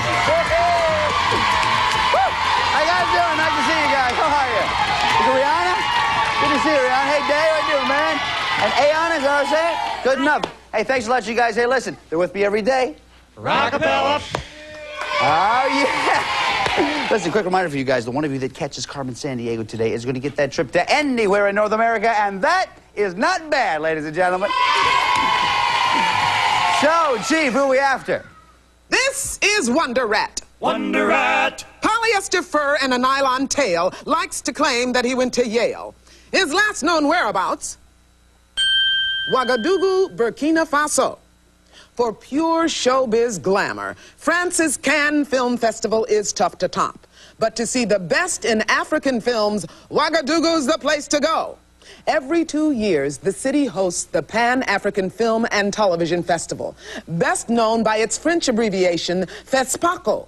The festival started in 1969 to help nurture Africa's young film industry and to promote African films to a global audience. Since then, FESPACO has grown to become one of the biggest cultural events on the continent. At least it was until today, when Wonder Rat whirled into Ouagadougou aboard his cheddar chopper. He jumped down on the sculpture that is a symbol of FESPACO, then kept pouncing his pilfering paws until he pogoed away. Now that starstruck stooge is staging a film fest starring himself. Better get a barf bag with your popcorn and Coke. Gumshoes, I'm counting on you to crack today's case. 20th Century Rat. Oh, yeah. Thanks a lot, Chief. Okay, guys, trying to find Wonder Rat and FESPACO Monument. Remember, we're going to help you out by starting you off with 50 Acme Crime Bucks. There they are right there. Anytime you answer a question correctly, we're going to give you 10 more Crime Bucks, and the two of you with the highest scores at the end of this round will then proceed to the next round. Okay, so let's get things started with our very first clue. You know what this is. It's time once again for... Acme Man! Look out, look out! Ow. Acme Man, if he can do it, maybe anyone can. Not so fast, my friend. Well, I see that your toast is not quite up to spec. Allow me, Acme Man, to assist you while I give a little clue to my friends at Acme.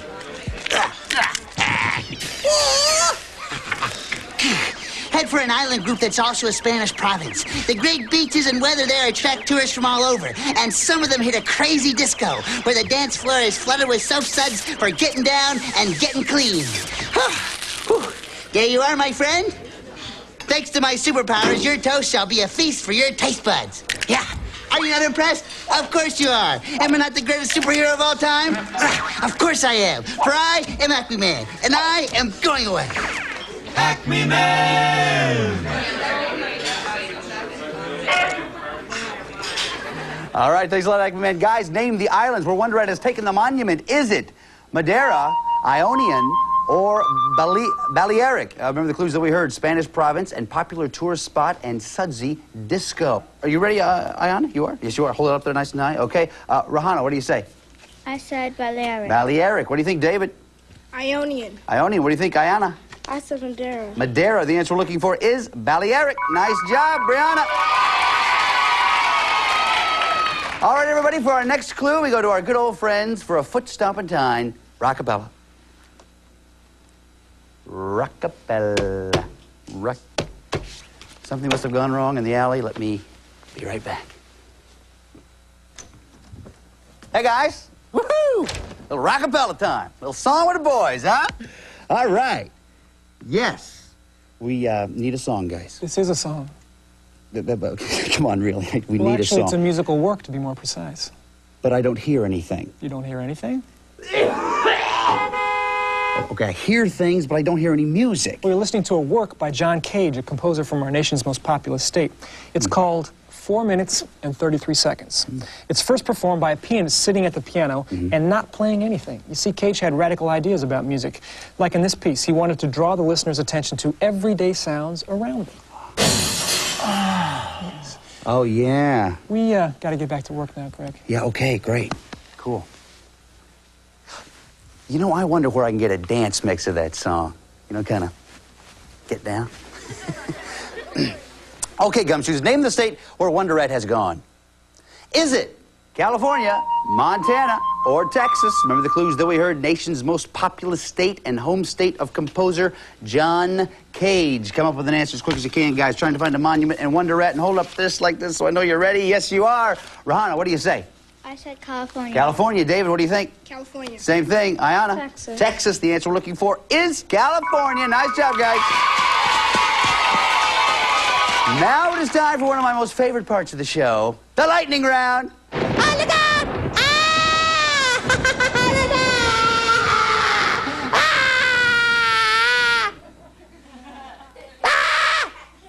It's okay, I have lightning round insurance, and I'm okay. We just received word that Wonderette is in Antarctica, so all of these questions will be about Antarctica. So hands on your buzzers, guys. Listen very carefully. Here's the first question.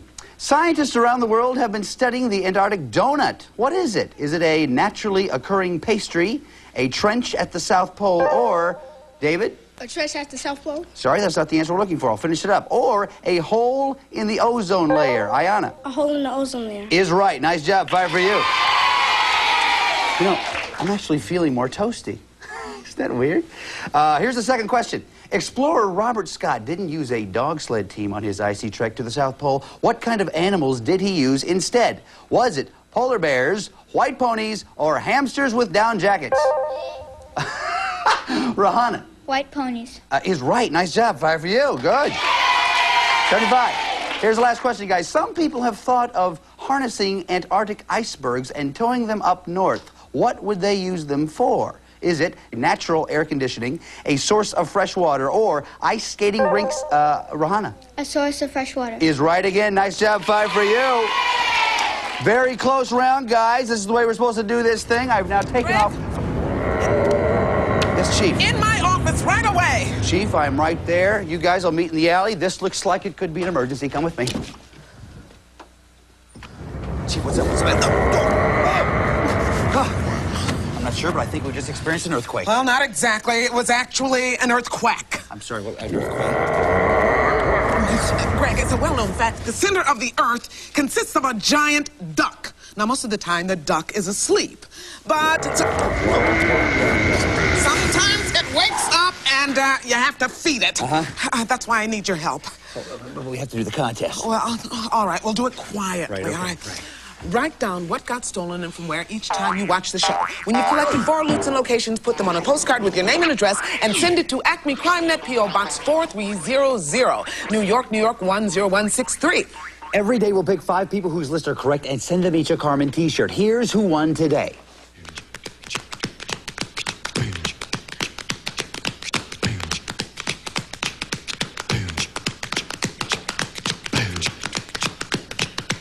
Congratulations to the winners. No, all right, you go over and open up the earth and I'll get the duck chow. Right, okay, it's the earth. Okay. I gotta, oh, here it is right here. Yeah. Good.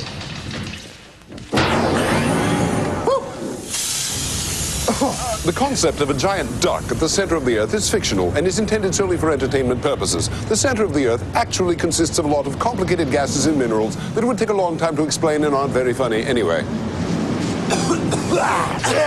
Oh, boy. Oh, well, that seemed to work. Hey, I gotta tell you, Chief, I feel a lot closer to you since we, experienced our first earthquake together and survived.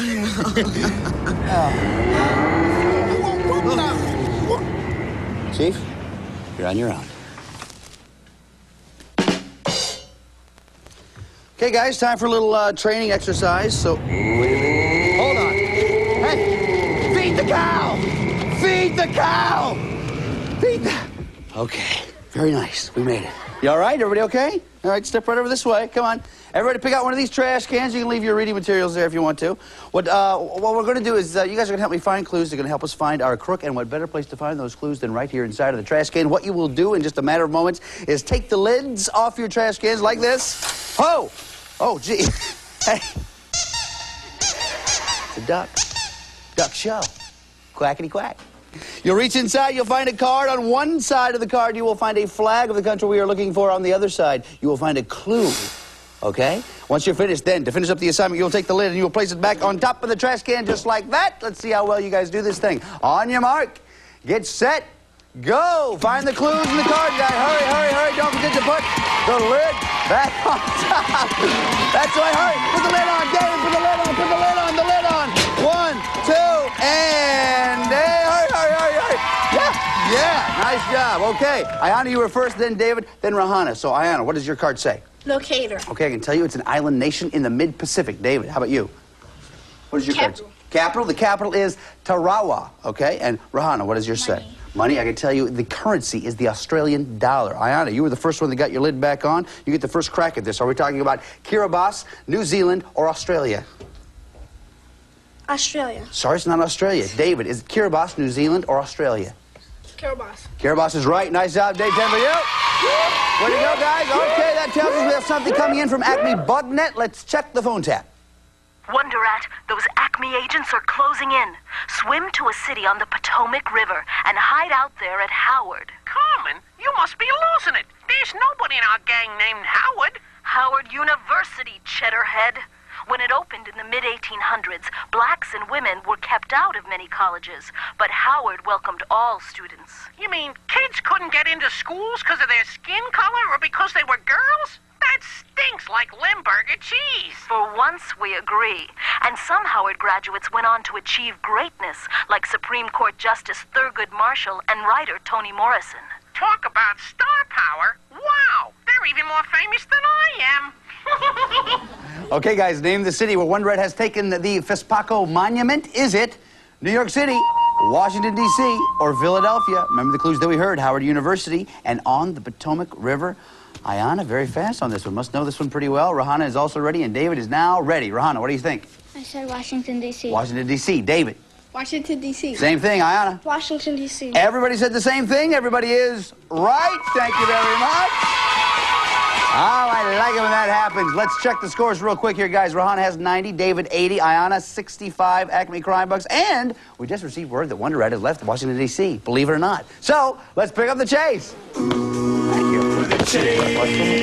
Thank you so much. Hey, you're nuts. Come on, go. Gotta get the chase. I'll be right with you. You okay? Sean's okay. Okay, guys, all these are worth 5 Acme Crime Bucks, so hands on your buzzers, watch the monitor, listen carefully. Here we go. Wonder Rat wandered to Africa's highest mountain. Name it. Kilimanjaro. Is right. Then he finagled the film fest into the capital city of Lusaka. Name the country. Rahana. Zambia. Is right. Next, he wangled west across the border. What country is he in now? Rahana. Angola. Is right. Then that rat packed off to the capital of the Congo. Name the city. Ayanna. Cairo. Sorry, it's Brazzaville. Wonder Rat weasel due west to the nearest ocean. Name it. David. Pacific. Sorry, it's the Atlantic. That means at the end of that round, Rahana has 100, David 85, Ayanna 65 Acme Crime Bucks. Big round of applause, ladies and gentlemen. You may already know this, but all of our answers have been verified by National Geographic World. Just to make sure you knew. Also, you guys may know this. This is the final clue of this round, which means you have to decide how much you want to risk. You can risk 0, 10, 20, 30, 40, or 50 Acme Crime Bucks. Take a look right over here, if you will, please, because here is a portion of the world where we think Wonder Rat is headed. Take a look at the map and think about it.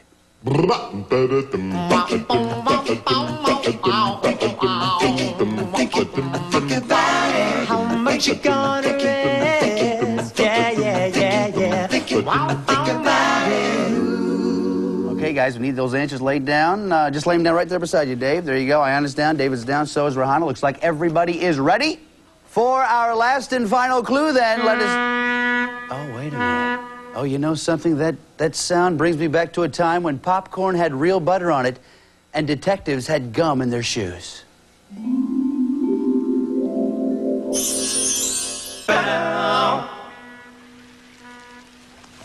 What have you got for me? The blue rabbit barks twice. Come on, just give me a hand, will you? With the code, Greg, you'll find Wonder Rat in a desert located in China and the Mongolian People's Republic. Probably hiding out behind a sand dune. Doubtful. This desert doesn't have much sand or dunes. It's flat and gravelly. And Greg, the eggs are not for breakfast. I tell you, this code gets more and more confusing. It's not code, Greg. This desert became world famous when dinosaur eggs were found there in the 1920s and 30s. Until then, no one was even sure that dinosaurs laid eggs. Thanks a lot. And one more thing, Greg. Yeah. The walls have ears. Yeah, so you're telling me that someone is listening to our conversation, huh? No, you're telling me that the walls have ears. Hey, listen, one more thing.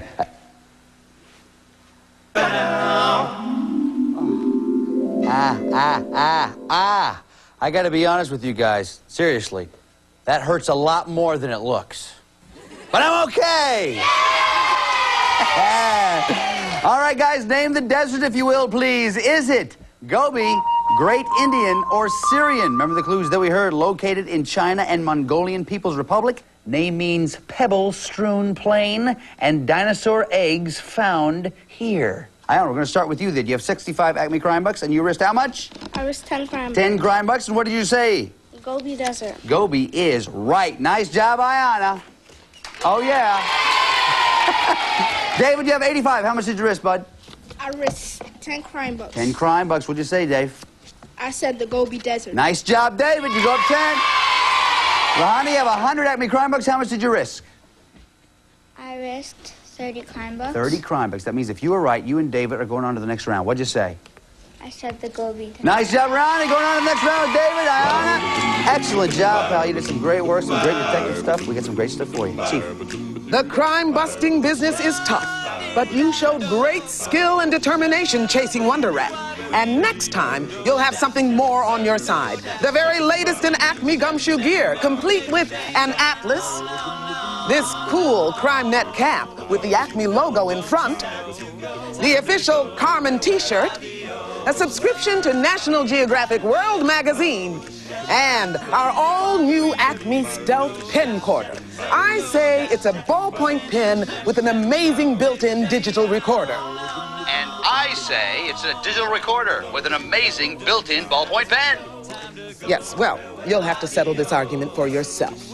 Congratulations! Thanks a lot, Chief. Okay, guys, Wonder Rat is in Inner Mongolia. That means we're going to have to get there fast. And in order to do that, we're going to do a little thing we call modeming. Now, Greg, a lot of people... Yeah. Are you and the gumshoes ready to modem? We're ready, Chief. Let's do it.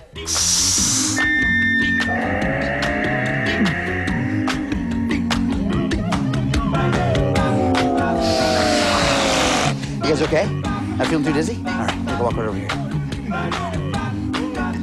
Okay, Gumshoes, you're right here. I'm going to be right up here. Chief is going to be right up here in just a couple of moments with some very important information, so listen very carefully, everybody. Chief, what do you have for us? Okay, there are 15 places here in Inner Mongolia where you might find Wonder Rat, the Warrant, or the Film Festival. Let's look at a few of them in the Gobi Desert. Not the desert you expected to find? Rocky soil and dry grasslands make up most of the Gobi, not sand dunes like you usually think of in deserts. Next, you'll probably run into many herders like this woman, milking a yak.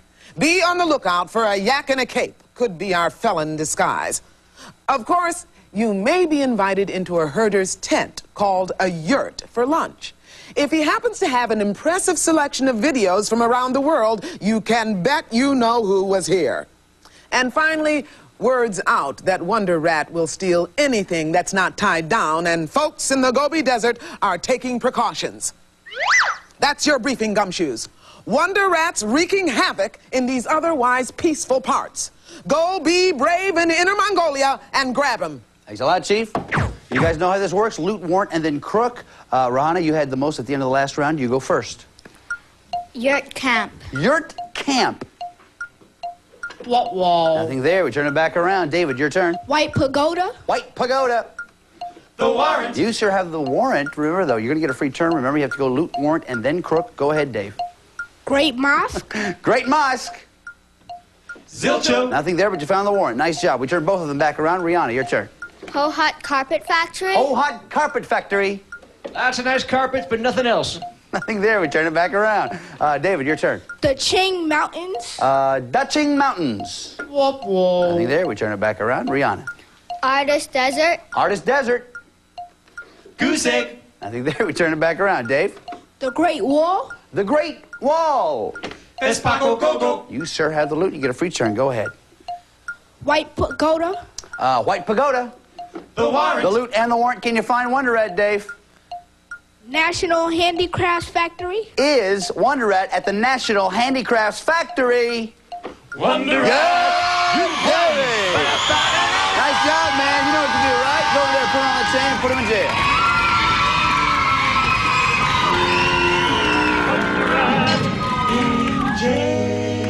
Dave, excellent job, man. Sarah's there talking to you in just a little bit. First off, excellent job to you, too. You almost went all the way with this thing. We got some great stuff for you. Chief.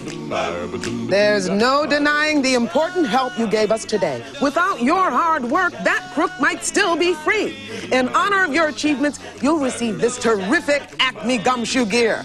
Plus, 2 of these amazing Acme secret senders. Then you and a friend can secretly communicate through the air. Just type in your message, press this button, and zap! It appears on the other secret sender. It's also a pocket organizer and a control for your TV and VCR. From all of us at Acme, congratulations! Thanks a lot, Chief. All right, man. You know what you got to do, right? We got to write down where you want to go if you catch Carmen Sandiego and get that trip. For that, you need this. The portfolio. Inside a piece of... I got to try that one more time. For that, you need this. What's that? Ho-host. Yes, I'm the ho-host. Inside is a piece of paper and a pen. You know what to do with this, right? Gentlemen, start the music.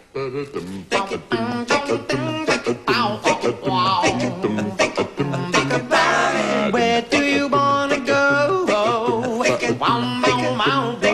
Let's show you, sir. We put it back up there. We get this call. Hold on right there. Very nice. I wonder who it is, too, Dave. Stay right over here, Dave. Hello?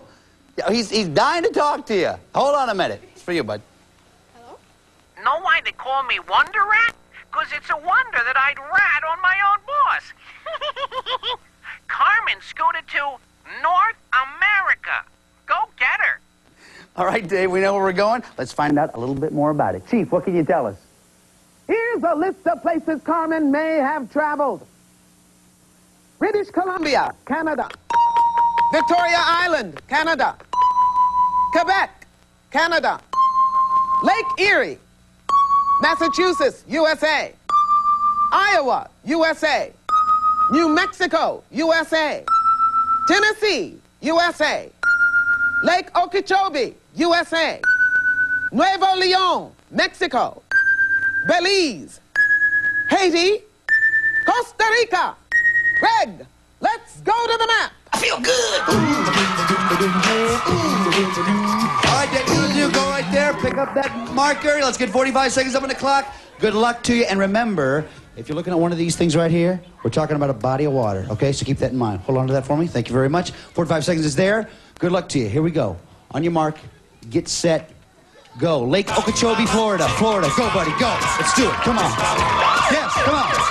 Boston, Massachusetts. Massachusetts. Massachusetts. Let's go, buddy. Come on. Yeah. Nashville, Tennessee. Nashville, Tennessee. Tennessee.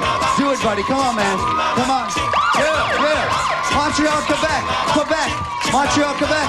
Do it, buddy. Do it. Come on, man. Yeah. Albuquerque, New Mexico. New Mexico. New Mexico. Go, buddy. Come on. Yeah. Lake Erie. Lake Erie. Erie. Lake Erie. Do it, man. Come on. Yeah. Des Moines, Iowa. Iowa. Pick it up. Pick it up. Des Moines, Iowa. Iowa. Yeah. Vancouver, British Columbia. British Columbia. Oh. 7 in 45 seconds. It doesn't get any closer than that. Big round of applause, ladies and gentlemen. Hey, man, you got every one of them. You know this map. You really killed it. You just missed it by that much. You did a great job. We got some great stuff for you. Chief. Tough break. I just hate it when Carmen escapes. But no one could have done more than you did to catch her. And here's the perfect gift for the gumshoe on the go, this Acme Pocket Color Television. Now, when crime busting takes you into the field, you can still tune in your favorite shows. You made it. You're a sleuth. Congratulations. Oh, yeah. Put it there, Dave. Yeah. Let's hear it, guys. That TV's cool anyway. Listen, man, you did some great stuff for us today. There's one more thing I want you to do. You know what it is?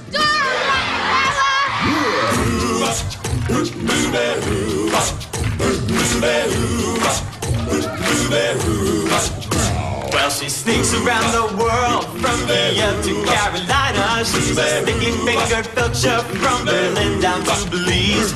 She'll take you for a ride on a slow boat to China. Tell me, where in the world is Carmen, Sandiego. Steal their soul in South Korea. Making running comes right up from the Red Sea to Greenland. They'll be singing the blues. Well, they never Arkansas her steal. We come from the jungle. Tell me, Carmen, Sandiego. That's my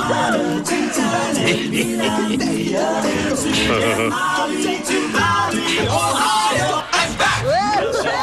Pakistan and Pakistan and Scandinavia. They just stick 'em up down under and go ping pocket burn. She was the misdemeanor when she stole the news from Lima. Tell me, where in the world is Carmen, Sandiego. Oh, tell me, where in the world is Carmen, Sandiego? Tell me. This is Lindsay Pinto. Where in the world is Carmen, Sandiego? And remember, 5 are the senses you need, 4 putting crooks on the run, 3 chances to fight against greed. To be sure, justice has won. Go get 'em, gumshoes.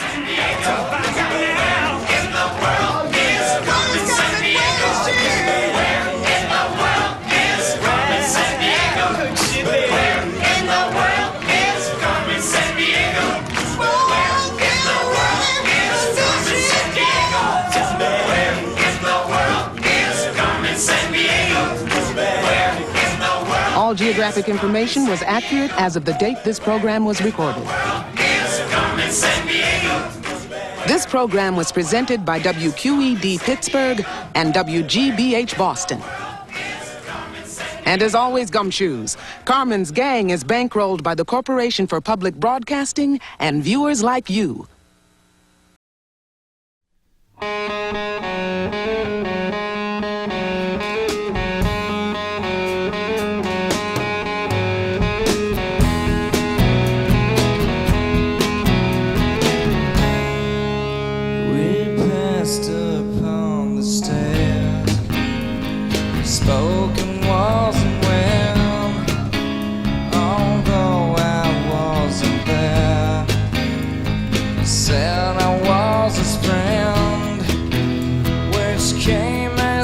Surprise, I spoke into his eyes. I thought you died alone a long, long time ago. Oh no, not me. We never lost control. The face to face of the man who sold the world.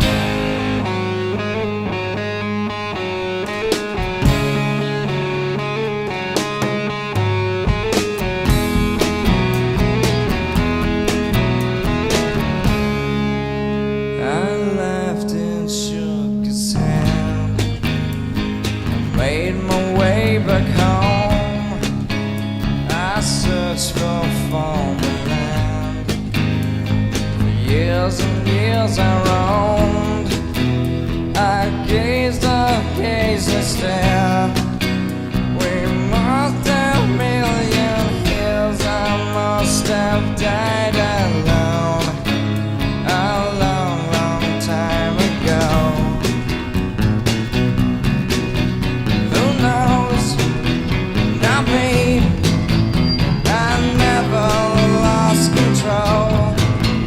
Your face to face with the man who sold the world.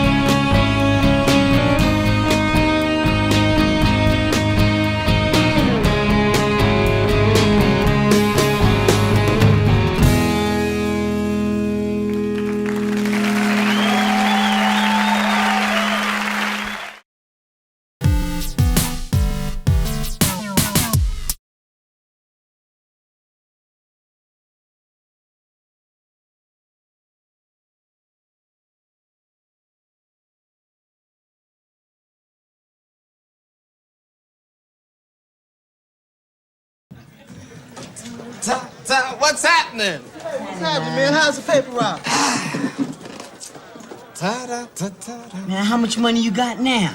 Between here and what I got at home, I got a grand total of $174.75. Wow, $175. If I had $175, you know what I'd get? Mugged. By me. No, I'm not spending a penny of this money. $25 more and my screenwriter's course is paid for. What do you all want? I think I'll have a scoop of chocolate ice cream. I'll have a scoop, too. Okay, here's a scoop. You're fat. Go ahead and laugh. But I think you all should know this is just baby fat. Baby fat? How come you haven't lost it yet? Because he hadn't had a baby yet.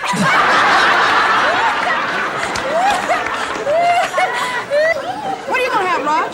Nothing. Nothing? I heard you got more money than Muhammad Ali. I'm saving what I got, and I need $25 more. And where you gonna get 25 more? I don't know yet. How soon do you need this money? In a week. That's when the application is due. I can talk to my brothers. They make a lot of money between convictions.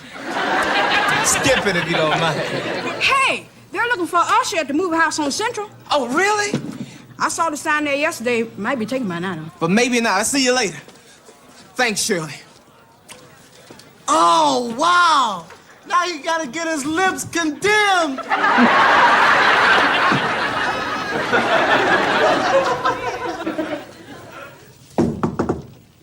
It's open.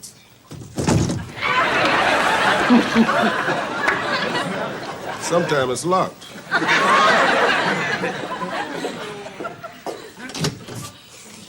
Roger Thomas, how are you? Fine, thank you. What do you want, kid? I'm here in pertinence to the offer of employment for the hirage of an usher. Yeah? Got any experience? More than you would imagine. Immediate seating behind the desk. Where'd you work? Radio City Music Hall. You don't say. That's in New York City. Yeah, I know where it is. One of the largest theaters in the world. I was lieutenant usher in charge of all the balconies. Oh, you must have a lot of marvelous stories. As a matter of fact, I do. You know, there are over 3,000 seats in Radio City Music Hall, and every seat has its own story.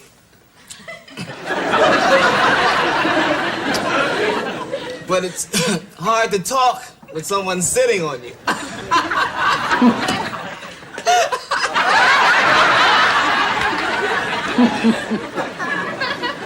I'll give you $25 a week. Take it or leave it. $25 a week? That's ridiculous. In this day and age? You've got to be kidding. Ha! I'll take it. 190, 200. Hollywood. What are you doing standing there? I can stand wherever I want.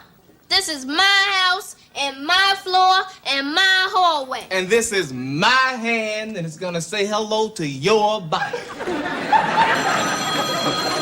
I get it.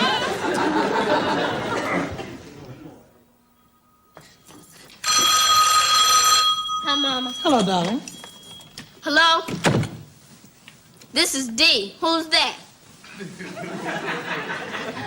Yeah? Well, your mama. D, who was you talking to like that? Probably one of Roger's fresh friends. I said, hello, very nicely. Hello, just like that. I was standing right here when you said it, and I know how you said it. Hello, just like that. I said, hello. Never mind what you said. What did they say? And he said, who's that? And I said, this is D. Who's that? And he said, your papa. So I said, yeah, well, your mama. He said your papa? Is that all he said? That's all. See, I was upstairs watching Roger hide his writing school money behind the picture. Then the phone rang, and I said, hello, very nicely. Hello. I'll get it.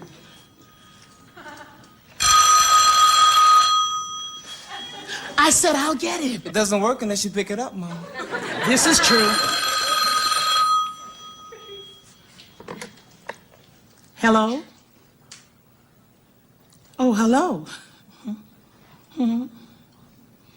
Well, you know the address. Mm-hmm. Who was it? That was your daddy. Did I ever see him, Mama? Not so you'd remember him. He left home about a month after you were born. You see how rotten you are, D? You scared off your own father at the age of 4 weeks. No, I didn't. Tell him I didn't, Mama. Oh, of course you didn't, honey. Well, what does he want now anyway? Well, he says he wants to come by tomorrow and see his children. And you know, I believe this is true. But you can bet your life he's up to something else. Why? Why? Because that's your daddy. He can charm the cherries off the trees and have them burning in a flaming jubilee before they hit the ground.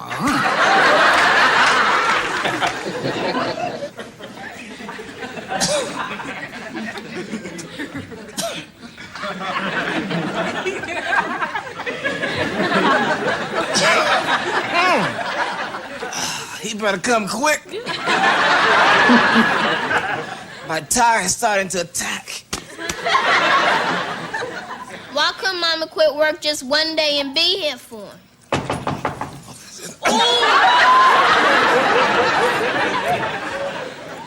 Gee, I wish he wasn't coming. Well, then just be yourself and he'll leave immediately.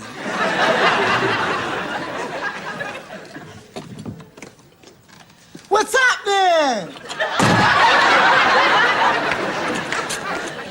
What you do that for? We thought you were our father. Dwayne's too young to be your father. That's funny. Of course. I mean the way your body shakes when you laugh.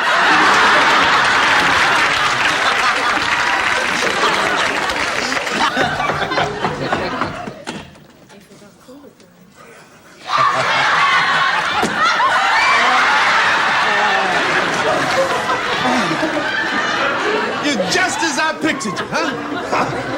The spitting image of your mama.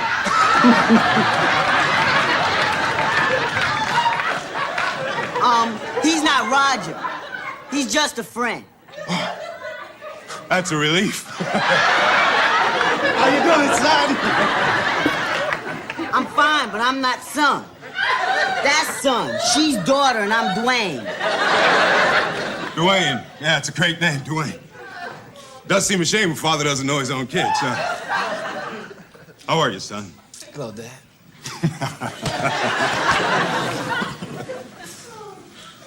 D. Come on, D. Go to Dad.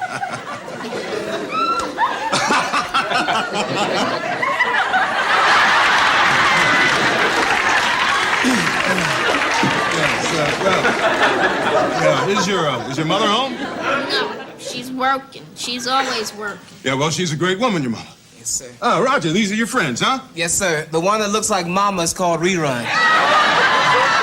Rerun. Need to lose a little weight there. Now, just wait. No, just kidding you. Now, we'll fix him up, won't we, son? We will? Sure, we will.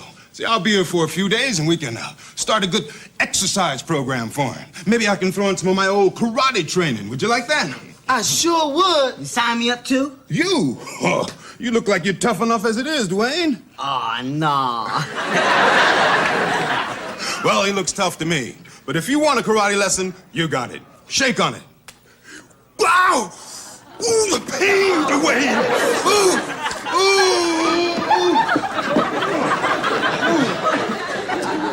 See there? I told you was tough. Oh, hello, darling. Don't get up.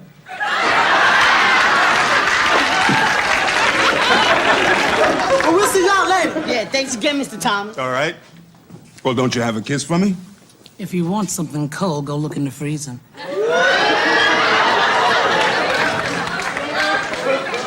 Now, you kids go wash up. I'll have dinner ready in a little while. We're having turkey. Hey. Does that include me? You're the turkey.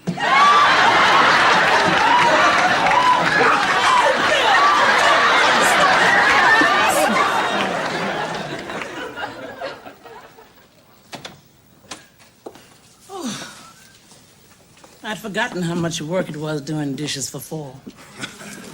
Yeah, well, you sure didn't forget how to cook. Uh-oh. What does uh-oh mean? Uh-oh means living in Southern California, I don't have the proper clothing for the snow job I'm about to get. And as long as I'm giving language lessons, ta-ta, that means there's a pillow in the closet. Night-night.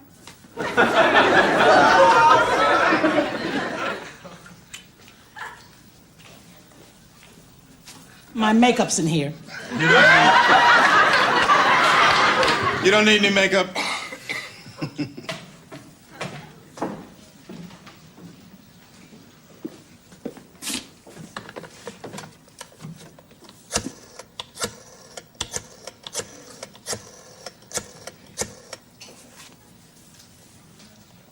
Hey, Charlie, Spill.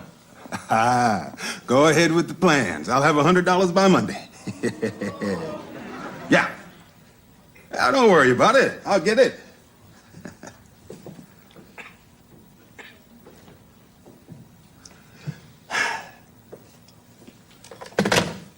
Just checking the weather. Is it still there?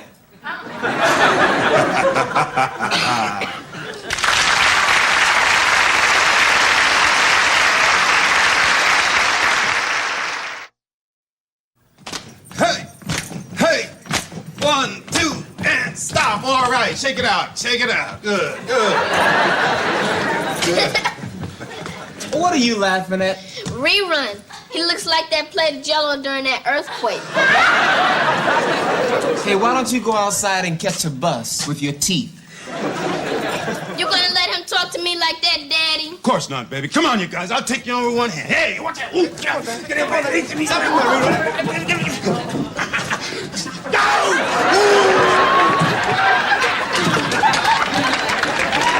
Oh, you're gonna get it? When Mama sees that, you're gonna get it.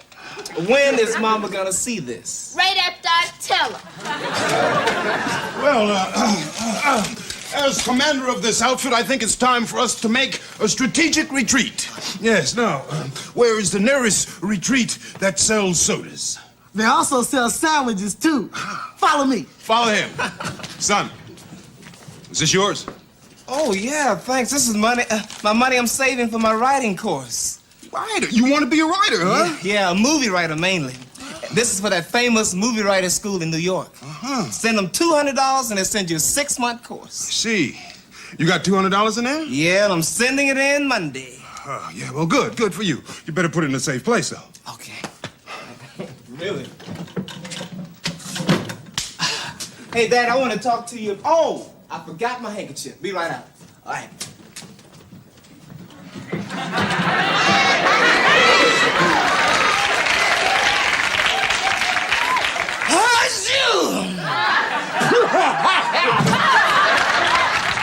One tuna, one chicken salad. Who gets the tuna? Me. What's the matter? I can't tell which is which. That's a tuna.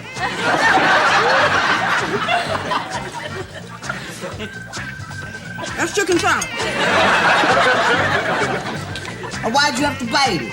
If you knew that was tuna, then this has to be chicken salad. It does? You're right. You guys go ahead. I'll be right back. Okay, Daddy. Raj, your dad is the greatest. Yeah, I guess he is okay. Listen, I gotta go to the bathroom. I'll be right back. Hey, wait up. Rerun left this food here? No, he's coming back. Well, I just neatened it up for him.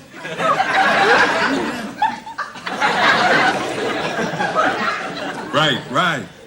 I'll have 100, maybe 200 in a couple of days. Where'd I get it from? From my wife. Yeah. No, she's still crazy about me. Now listen, Charlie, once you have the magic, you never lose it, huh? No. Now, I'm gonna put the touch on it for it tonight. Did you hear that?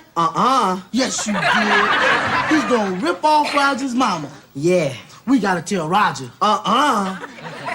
What's the matter with you, Dwayne? He has to know so he can look after his mama. He's not gonna want to hear that his father's out to cheat his mother.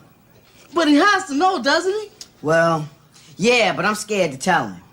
All right, then, come on, I'll tell him.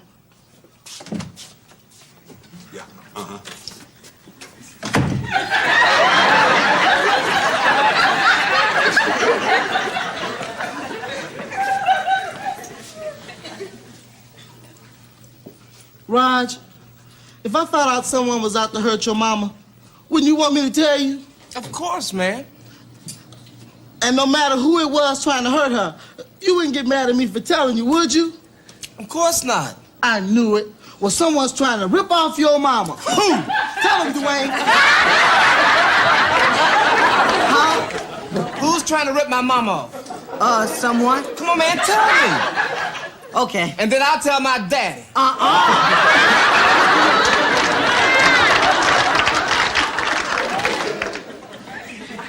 Well, Bill, time seemed to have finally done you some good. You've been just wonderful to the children. Well, they're great kids.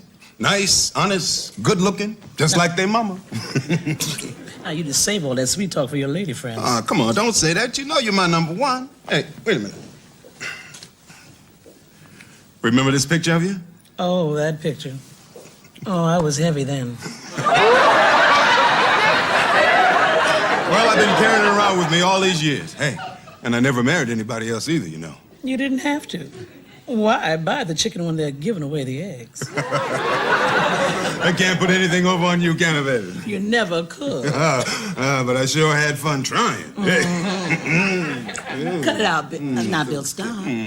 Stop it, Bill. Bill, stop. Hi, Mama. Oh, yes, darling. Hi, Dad. How you doing, son? Where'd you guys disappear to? Oh, we had to take off all of a sudden. Oh, you sure did. You want to eat something now, darling? No, I'll grab a hot dog at the game. Okay. Hey, Mabel, remember that little bar we used to go to? Well, let's go there tonight before I leave. We can have a few drinks and get a little tipsy. Then we can, talk. About what? This and that. Hey, Dad, I gotta talk to you. Right now? Yeah, and it's really important. And it's private, Mama, man to man. Could you step outside? Oh, no, wait a minute. You men stay right here. I'll go check on dinner. Okay. Talk to your daddy, honey. Okay, man. You got a problem, son? No, but I heard you do. What?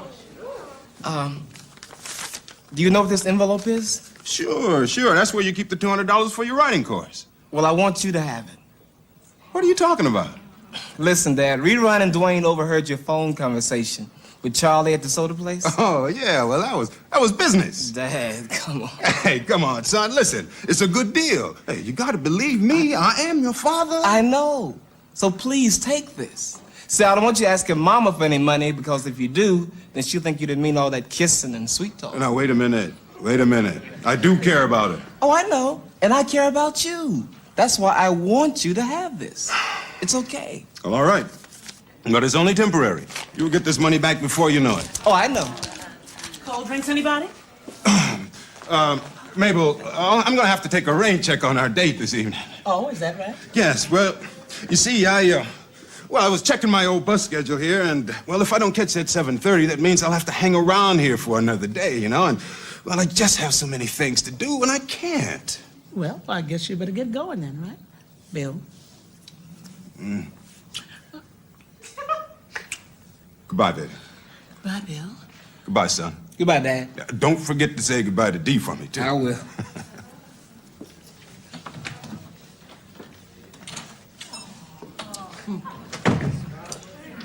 You know something, Roger? I think your daddy is finally improving with age. I really thought he was going to put the bite on me for some cash, but he didn't. No, Mama, Daddy is going to be just fine. I think so, too. Yeah.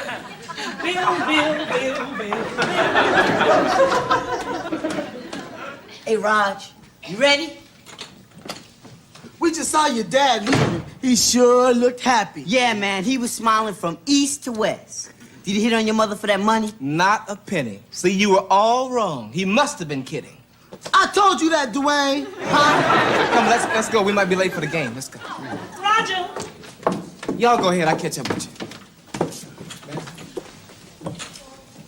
What is this $200 doing lying all over your bed?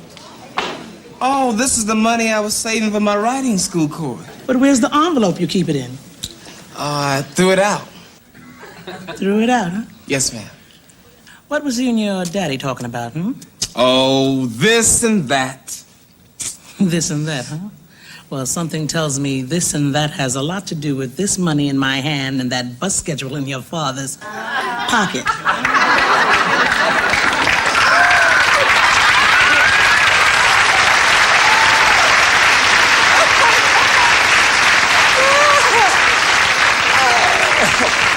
Mama! Yes, baby. I can't breathe.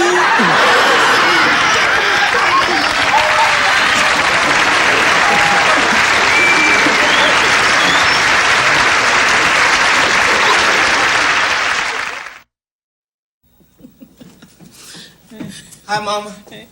Hello, darling. Oh, Roger, you got a letter from your dad? I did? Well, don't sound so surprised. He can write, you know. I got one, too. Still filled with the same lines. But he sure says something nice about your kids, though.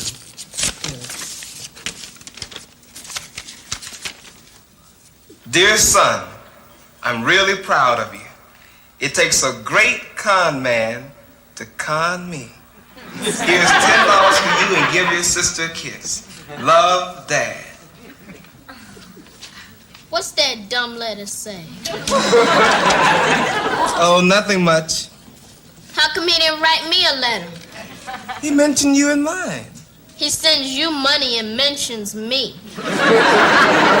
It just so happens the mention says give your sister half the money. Oh, boy! Wow! Thank you, Daddy. Now I'm gonna hide this in my secret place. Here's $10 for you and give your sister a kiss. Love, Dad. Well, it's worth at least $5 not to kiss her.